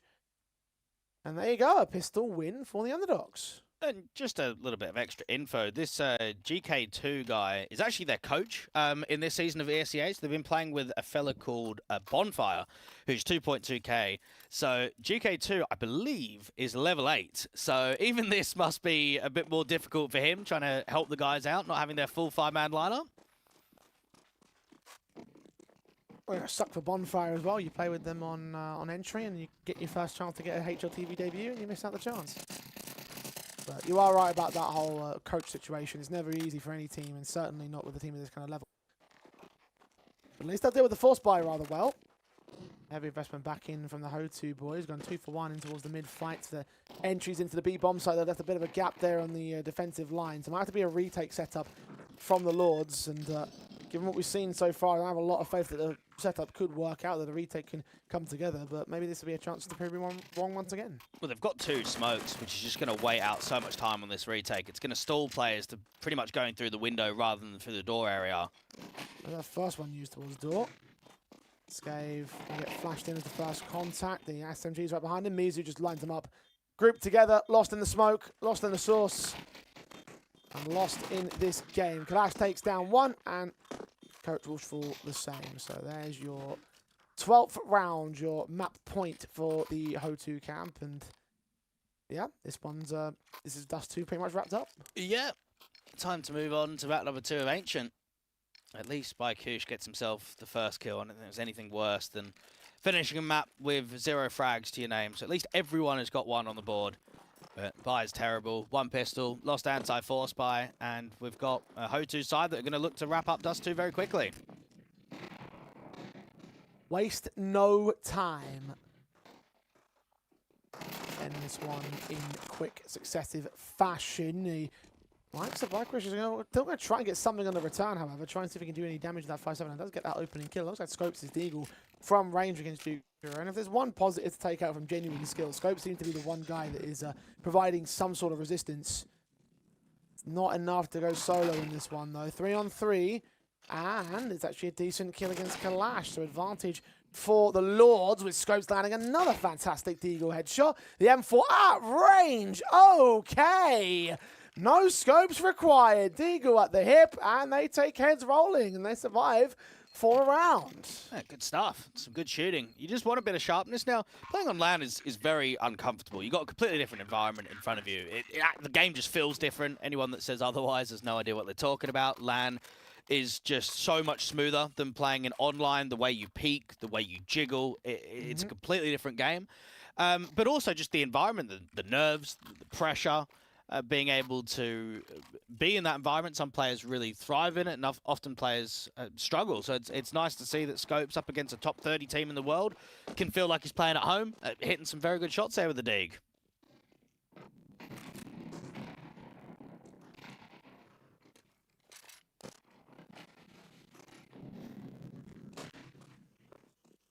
There's another round of survival. 1 out of 10 in a row required to bring to overtime, which is definitely not going to happen.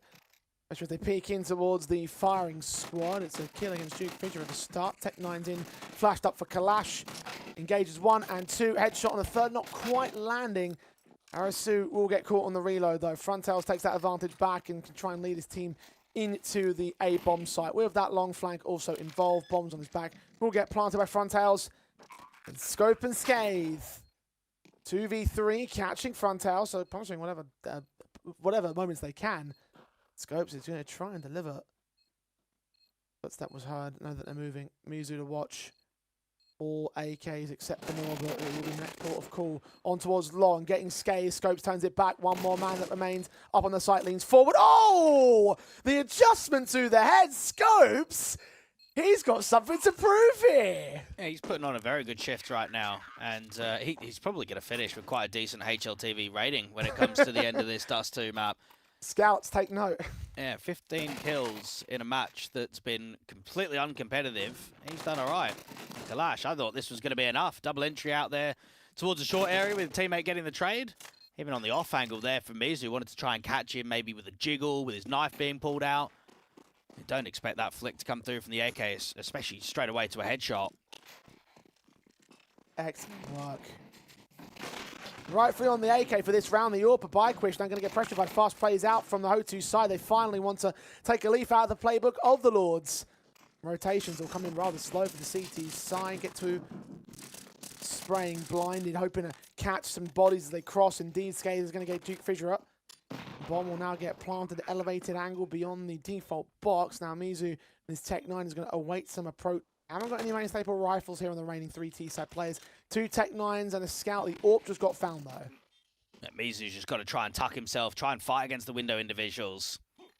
Send a smoke out towards the tunnel's entrance. Counter smokes are there at the window. Kalash, headshot taken, dive in from Scave, 1v1. Can't quite finish the job, and he's on 7 points of health. So Kalash could take out the Tech-9 and finish the job himself. There you go, 13-4. Not quite the 13-0 flawless blowout that we were expecting to see in this one. I think in that respect, the Lords can be at least a little bit happy with that much there, Dwayne. But overall, a dominating performance from Ho2, pretty much what we expected.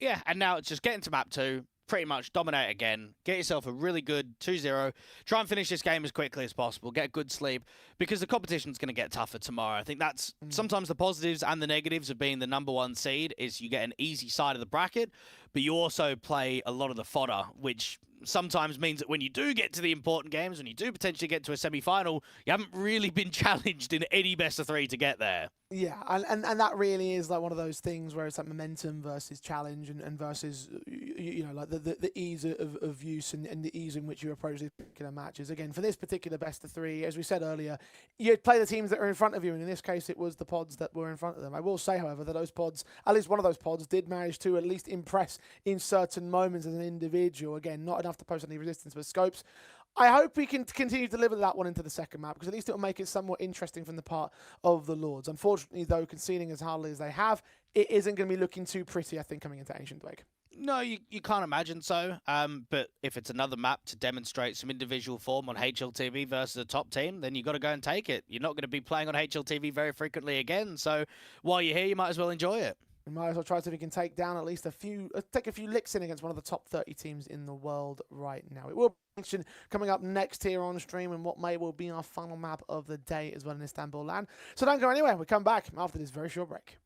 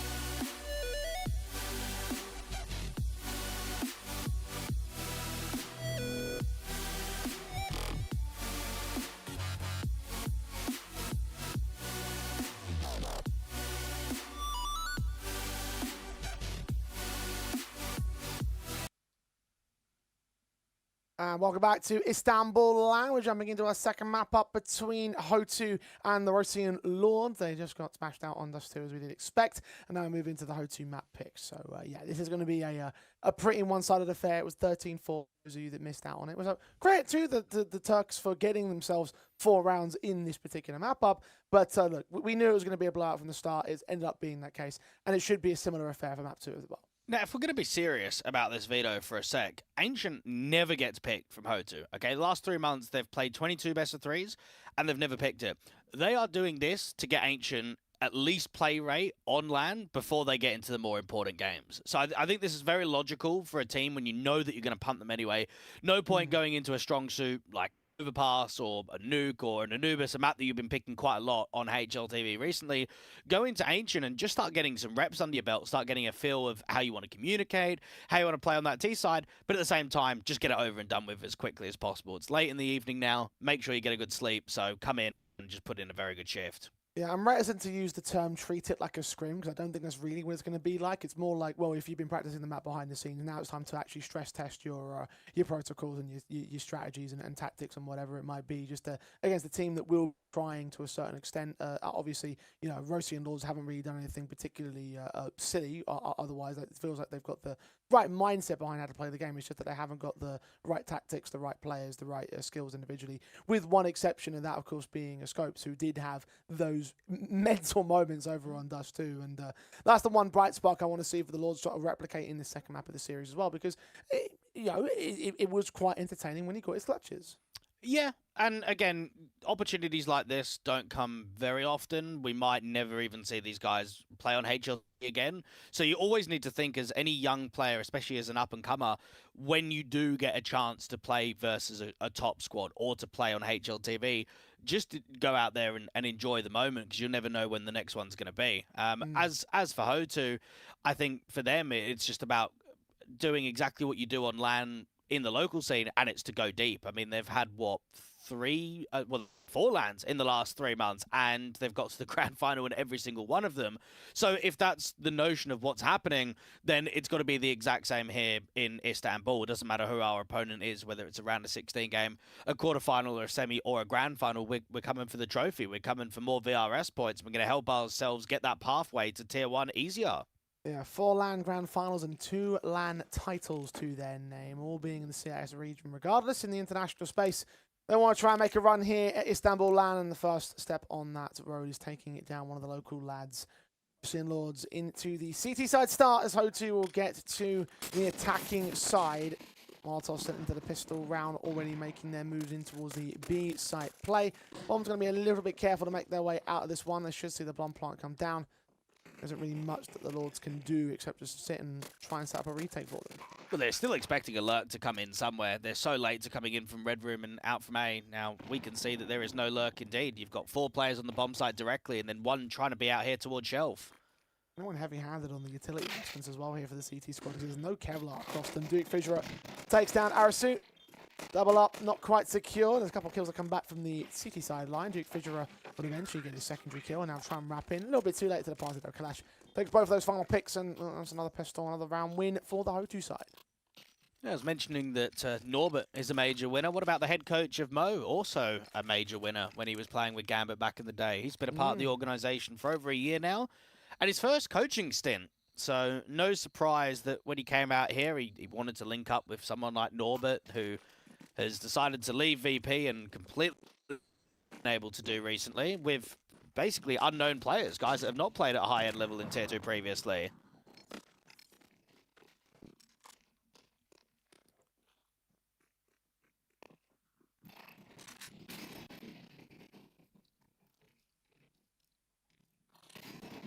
Fisher can get that open kill in, swing out, kill on Scopes, and Arasu, nice and effective. Skaith also dropping to Mizu. Down they go. 5 on 2. It's much more of an eco round here from the Lawns. I went 4 spies in the previous map up. So yeah, simple 2-0, and the rifles can come in from the CT side, try and resist some more from here. You've got yourself just an eco, so focus up on that gun round straight away. Just make sure that you try your very best on the city side to go and get the economy in order. I think that's one of the worst things that you can do as an underdog team, is to be force buying and heavily investing, mate. You've got to give yourself the best chance of winning rounds, and that's having clean gun rounds where you've got proper money to work with.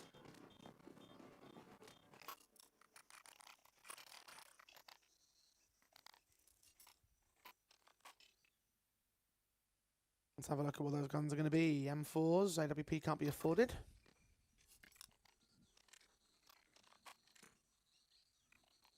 No one down to a FAMAS or SMG. Eventually they will take 1 for Arasu to get the utility out.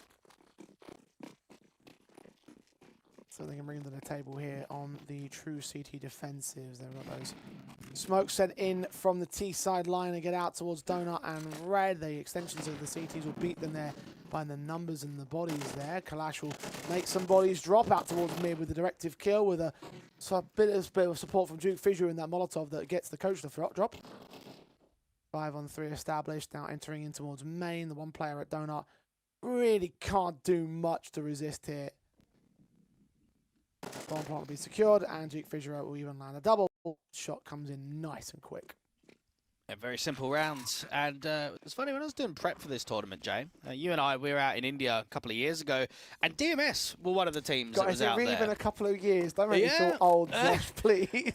And it's entertaining to see the progression of some of the lower teams and players in Tier 2, because now we have 4 players from that ex-DMS roster that are here in Istanbul. We've got Kalash, that's now on loan from Amcal out here on Hotu, and then S-Fade, AW, and Height, mate, they're the new core of this Magic team. And for anyone that isn't really following them but maybe saw their result a bit earlier on today, they are an actual org. Because you and I, we were casting Vetra, I think, towards the end of last year, and it was known that that core had been picked up, but we didn't know where. Like, we just knew that they had been sold somewhere. And yeah, they're a full team with Magic. Bullet, the head coach, he used to coach out in Aurora. And, well, they're winning CCT titles. They're going really far in LANs. They're getting so many second places recently. So, yeah, they're going to be a really fun team to look at in the overall bracket. I think they're a dark horse to go deep for sure. Be playing their second round game against Misa in tomorrow's proceedings. Yeah, that should be free.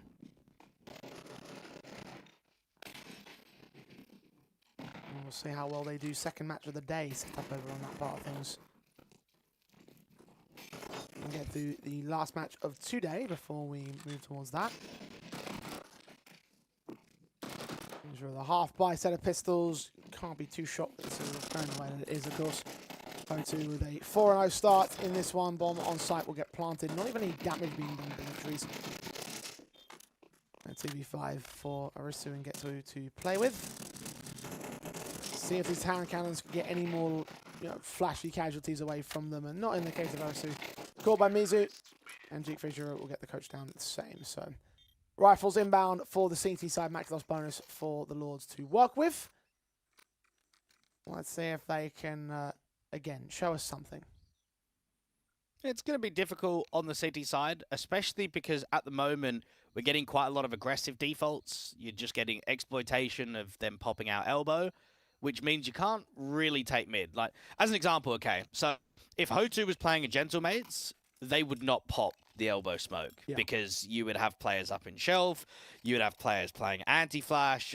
They're in too strong of a position to go for that. So you're always going to get an opponent that plays slightly differently. Even if they're not being disrespectful, they will be able to exploit you on so many different things. So you won't be able to take mid cleanly against a team of this kind of caliber. Now they've got the AWP up, and they're bringing 2 towards A, which is a little bit different. Pushing aggressive this time. 1 in main, 1 right behind him. 2-1-2 split overall, and there's a couple of players that might meet them actually on the T sideline. A little bit of peeks and prods into the mid positions. Mizu. His teammate to check the angle, get the kill on to get to it, and the AWP peeks up, and Frontals are so ready for him. Kalash getting scathed down next, and yeah, it's picked apart pretty effectively by the Hotu camp. Imagining the last 2 remaining Lords players will try and go for a save, but even then, they've got lurkers back to that B-bomb site to try and hunt them down, so yeah, 5-0. Looking proficient as you want it to be from the Hotu side, and probably not opting not to let anything more go against this Turkish squad. 1 pick found by Scopes, but no more than that. There's definitely nothing wrong with that setup in towards A main. As soon as the flash comes around the corner and you see a rifler there, you know there's a second player. It's obvious. Yeah. There's no way an A anchor is going to be that aggressive in main without a crossfire. So that can just sometimes happen. You go for aggro moves, you get red, and, well, it's just GG straight away. You can try and fight with an AWP, but they're just pinning you. And seeing a bit more of that MP7 action as well. We even saw a little bit on the T side from these last couple of rounds. Now the economy's in order. Stop using it as bonus and just get the rifles out. And here it is, just elbow pops every single time. Now, we are getting the early util towards lane, which means that Norbert can get out here towards shelf and then straight away just punish these mid players taking the space. Let's go drop, as we'll get to, as will Bagwish, as will Scopes. 30 seconds into the round, and it's a 1-on-5 for the last of us. So sussed out by Norbert on the quick peeks in and the nade through the smoke into Cheetah. Yeah, 6-0 start for Hotu. Expected to say the least. Just having a refresh of HLTV, we actually had Scopes having the highest ADR in that last map of Dust 2. 113.2, 1.65 rating. That would be nice. The problem is it will drop off quite a bit at the end of the best of 3. At least you have that one map, though. Yeah. If you do the kind of like regular like filter finagling that you happen to do whenever you make your stat sheets, it's always like, well, if we filter by this one map, at least still had the highest ADR in the series against O2. So, yeah, take that with pride. Unfortunately, as you mentioned, it's not quite been as impactful in this follow-up map. And that's because the Scopes is inexperience on playing Ancient at this kind of level, or just the confidence disappearing, or whether he just cooled off a little bit. He's the only player on a rifle, well, one of 2 players on a rifle for the CT side, I should say. For Mars, in on him. The first kill coming towards the CT spawn player by Quish down on the bomb site. And now he has the only rifle left in for the CT forces, doesn't even get the kill for it. Not even any damage done for that matter. Yeah, 7-0. It's dominant from Ho2. And it's funny thinking about having it as a, let's say, a benchmark or something that you could look back on. There was a game, probably over 10 years ago now, Palibonde, who used to be involved in the Icelandic scene, he played a game and a qualifier literally on HLTV versus Team France back in the day, Jay. That was, pretty sure it was Happy, Apex, MBK Shocks. It was all the big names, okay? And he dropped 30 against them. And you ask any CS player from Iceland, they can recall that game like there's nothing that ever even comes in between your mind. And I'm sure Scopes is going to be saying for years and years to all his teammates, all his mates, yeah, I dropped a 1.65 rating against the top 30 team in the world on LAN. It will stick with you.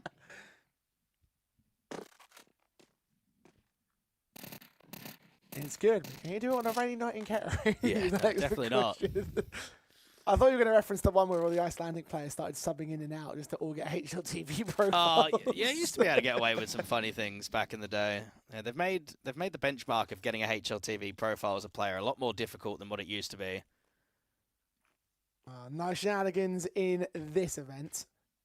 I remember even the Copenhagen games, the B tournament would be on HLTV. And it's like, what? What's going on here? It's not even the main tournament. You get both.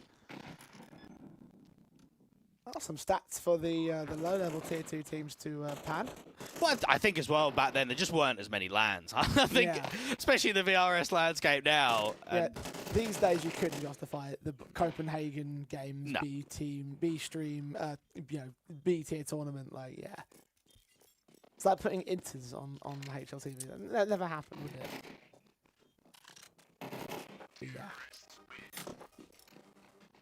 O2 making dominant work once again of the execution. Didn't even need to commentate the round. I just know what's going to happen every single time. No, but I also think that's why we're getting a lot of international teams, not only with the VRS with the open sign-up, but also 25K. I think it's a great opportunity to get these teams in Turkey.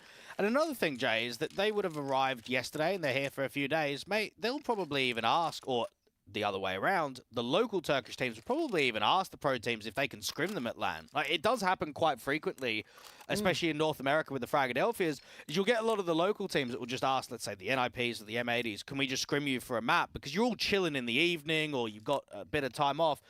And it depends on the relation that you've got with some of the other teams and what have you, but you will get people that will agree. And I think that's only benefits let's say, the local puggers out in Turkey, any of the local players that could potentially organize a scrim with one of these teams. Even the Turkish players that are now, let's say, in all the Turkish teams that are all talking to one another, they might even start scrimming each other online when they're back home. All that's scene development. And individual team development, of course. We won't know exactly what's happened behind the scenes, especially because we're not even on site, you and I, but what was I going to consider?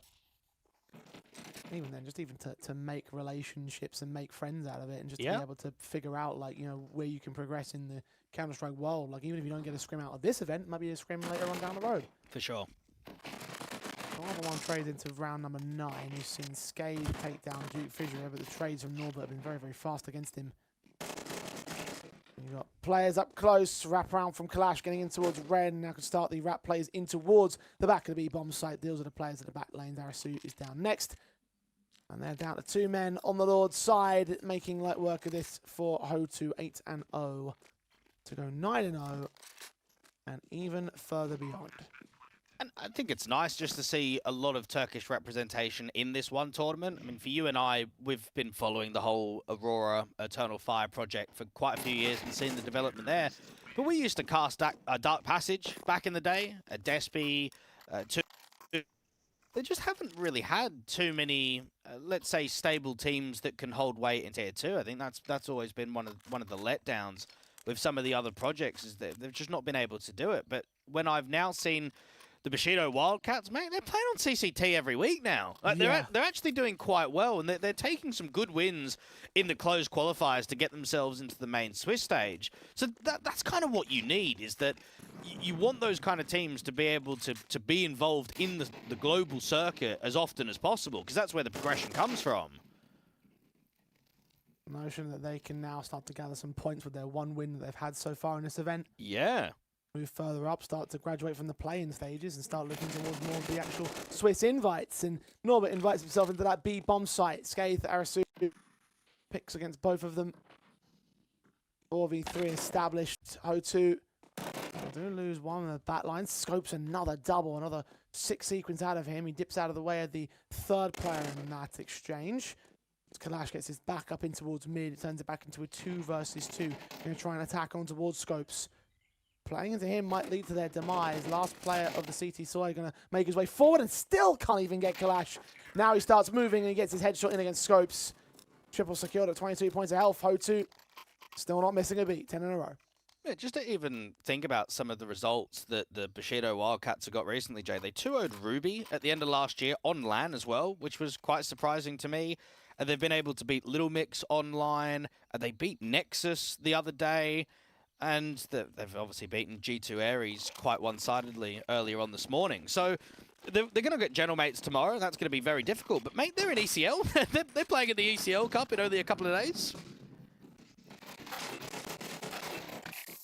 Doing a lot of great things if possible. Ooh, dear, that's not so great. Standing in the midst of the fire. They've just got a 2-man advantage there on the Lords. Yeah, not recognizing that. There won't be any ECLs available for the Turks.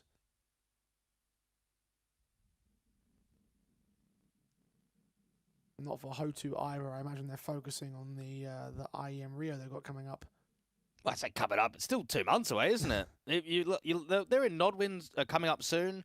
I would expect them to keep taking the invites into CCT round of 16s. I know that they got knocked out by Favbet only the other day, but they'll be looking at that of just getting some more reps forward, allowing themselves to just get late stage invites of tournaments rather than going in early, especially when you're around the top 30 on VRS and potentially might even be within the top 20-ish by the end of this tournament if you can go on a run.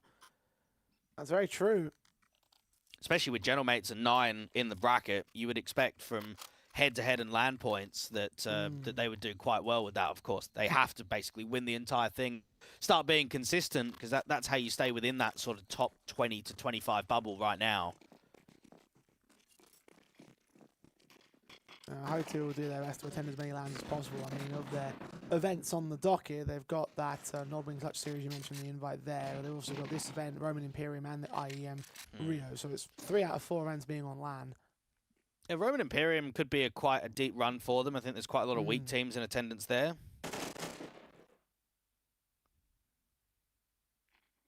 Get to see the LAN debut of 100 Thieves as well, so very curious to see how that team works out. That's next weekend, of course.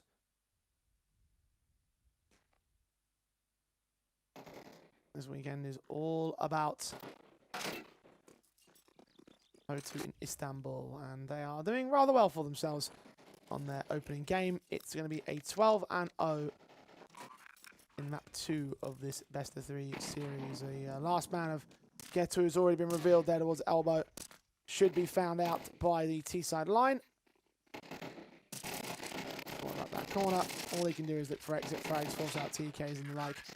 Because Ho2 know that they're going to overwhelm him eventually. And there it is. 12-0 half. Flawless as you like it to be. And hunting for the dream in the pistol of the next. Indeed they are. And for any of the Turkish fans, both the Turkish teams are playing earlier on tomorrow morning and afternoon. The Bushido Wildcats against Gentlemates, Misa versus Magic. I know Misa have been playing, I've seen them a couple of the European Pro Leagues and United 21, so they'd like to see if they can at least put a fight back. And then we've got the international matches a little bit later on in the day. 9 versus GG Hao. And then Mana going up against Hotu. That's also going to be quite a one-sided draw, you'd have to say, in the next round, which is, again, expected when you're the top seed coming out of the comp. But for Hotu, I mean, it's already, what, 2 o'clock in the morning now? Yeah, you want to get this series done, get to bed, and get yourself ready to take on Senna tomorrow. Thankfully, their game is going to be later on in the evening, so they'll have an appropriate amount of sleeping time, so... Certainly has stretched a little bit longer than I would have hoped today, but needs most first day of LAN and all. Pistols live to see whether the Lords can try and gain some level of decency, whether they can get some sort of return fire back and try and return something in the second half. But as Duke Fisher takes down that first player, Mizu is going to follow it up on the one player acting out from a main. 3 men in mid, 2 breaking away to make their way in towards this donut angle. Going to be some sort of A split play with the red room player, but they've got 4 men to deal with on Hotu's side. Bombs in complete control of them. There's not really much more that you can do from here. From the back, Arisu will take down Duke Fisher, and Mizu's going to try and react to peek forward and respond towards that with a casualty and a trade against somebody else. Nobody's revealed to the T side just yet, but Kalash will get that man in towards red. And as they run down Kalash, Scopes will be credited with that kill. Him and Getu 2v3. They're just trying to come in from CT. At least they've got a Tet 9. Unfortunately, it's on a player that doesn't even have any armor, so aim punch is going to be an issue. Pass that off the Scopes if I was Getu. I'd at least suggest that much here. We'll see Scopes challenging down to 10 points out for that Glock. And they know where he is. They should have seen his teammate. They've seen his senior figure. And I'll start the walk forward. Getu going to try and lead him in. Those are the one player back behind Big Box, trying to hit the headshot, can't quite get him. We'll tag up Norbert at least. Now Mizu holds the other angle. There comes a kill for Front Tails. And Getu should be worn down soon enough. Indeed, Mizu lands that headshot. And it's a 13-0, the perfect scoreline that was being hunted for by Hotu in the first map up, gained in the second. Simple 2-0. Again, nothing too shocking. We talked about the mismatch. We talked about the differences between an unranked side and a team that are within the top 30 in the world. And that really was demonstrated here in this particular matchup. It's unfortunate to be what it is, but as you say, you've got to play the teams in front of you, and in this case, this was the team in front of Hotu. And I think, unfortunately, this is the kind of bracket that's really good for pro teams, but not great for your local rookies, right? You'd much prefer to maybe have a group stage, or you're playing a few games, you may be playing some best of ones, whereas for the pro teams, you want to play as little games as possible. You want to get into best of threes, where you're playing a stronger format overall when you go against the better squad. So, just a bit unfortunate. Round of 16, single elim, you don't really get anything out of it because of the opponent that you draw. But for Hotu, look, you've come here for a 2-0, you've got exactly that. Now you've got Mana tomorrow. I mean, look, even if it was a double elim bracket, at least you would lose this opening game, and then you would come back and sort of like try and compete against a more respectable and more down to your level opposition. The Wraith guys, the G2 Ares, the Goth team, the X-Ganks, and you know, all these kind of teams that you would try and sort of like get an opportunity to play against. But it is what it is. It is how the IstanbuLAN is going to work. It's a single elim bracket, so one loss and they're done. In this case, they just lost their opening game to the Hotu side. I don't think they can be too upset about that. It was always going to be a bit of a difficult mismatch. And Hotu will move on to take on Mana in the next round, which might also be a bit more of a mismatch as well, like. Yeah, the bracket overall, I think the only real surprise was, well, it's not a surprise, but it's Inner Circle pulling out. Now, Mesa would have got slapped around by Captain Kirker and the boys over there. So that's where Magic are going to look at that one, surprised by the opponent that they're going to have in the next round, but they should take them on. It should be Gentlemates versus Magic, and then, look, for the 9 GG Hao, I think that's probably the only game out of the 4 that I could see being competitive.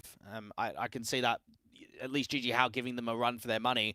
But yeah, as for the other 3 out of 4, I think that we could have some seriously one-sided results. Then we could get some pumping affairs in those games. I mean, in terms of the round of 16, I'm kind of surprised that Mana made their victory look so comfortable against Arbe. I mean, to get the win is certainly something, and to do it as comfortably as they did is the other thing entirely. And so the fact that they did as well as they have done, a team that aren't really on the tier 2 circuit all that frequently. Not even getting many of the invites to the play-ins, let alone these major tier 2 online cups in the higher end position. So to get to this LAN and to do as well as they have done to take down a team that they probably shouldn't have done on paper and have to move on towards this HO2 side.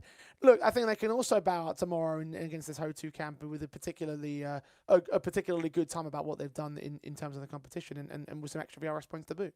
I will say that Mana play LAN quite frequently. They'll look at this as the toughest challenge that they've ever faced, but you've got to give them a run for their money. I feel as if now you're in the quarterfinals, it doesn't matter if you're playing a top 30 team in the world or not, at least challenge them, at least make the rounds competitive. And I think Mana have got the players and the to do so.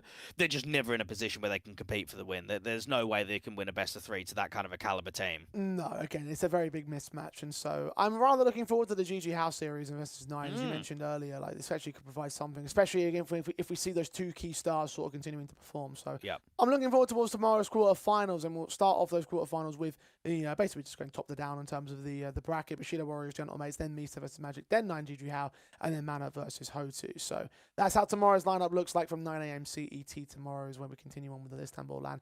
With day 1, it's been a bit of a long one day, but certainly I do enjoy the late nights personally. So I'm going to go ahead and have a very good night, I think, at this particular stage, mate. Yeah, again, I think the majority of the teams came out on top. That's normally what happens. You've got to remember, round of 16, you're playing a single Elim bracket. Everyone's seeded, right? So you're going to get very few upsets in the first round. You might get some in the quarters. And then, in theory, as you go later on into the semi-finals and the grand final, there is no favourites because we're looking at our top teams consistently progressing on. So, yeah, just stay tuned for day 2. Well, I will say that if you want to stay on towards the semi-finals, and we're going to have quite a fair amount of fun competition to come our way. So I'm looking forward to how the days are going to progress. But for today, we're going to have to send you all through a good night. Again, 9 AM CE is when we will begin our day tomorrow with the quarterfinals, with the first match being Warriors versus Gentlemates. So join us there for that tonight. We're all done here on IstanbuLAN. Thank you for watching, and we'll see you back here tomorrow as we roll on with the quarterfinals of the LAN.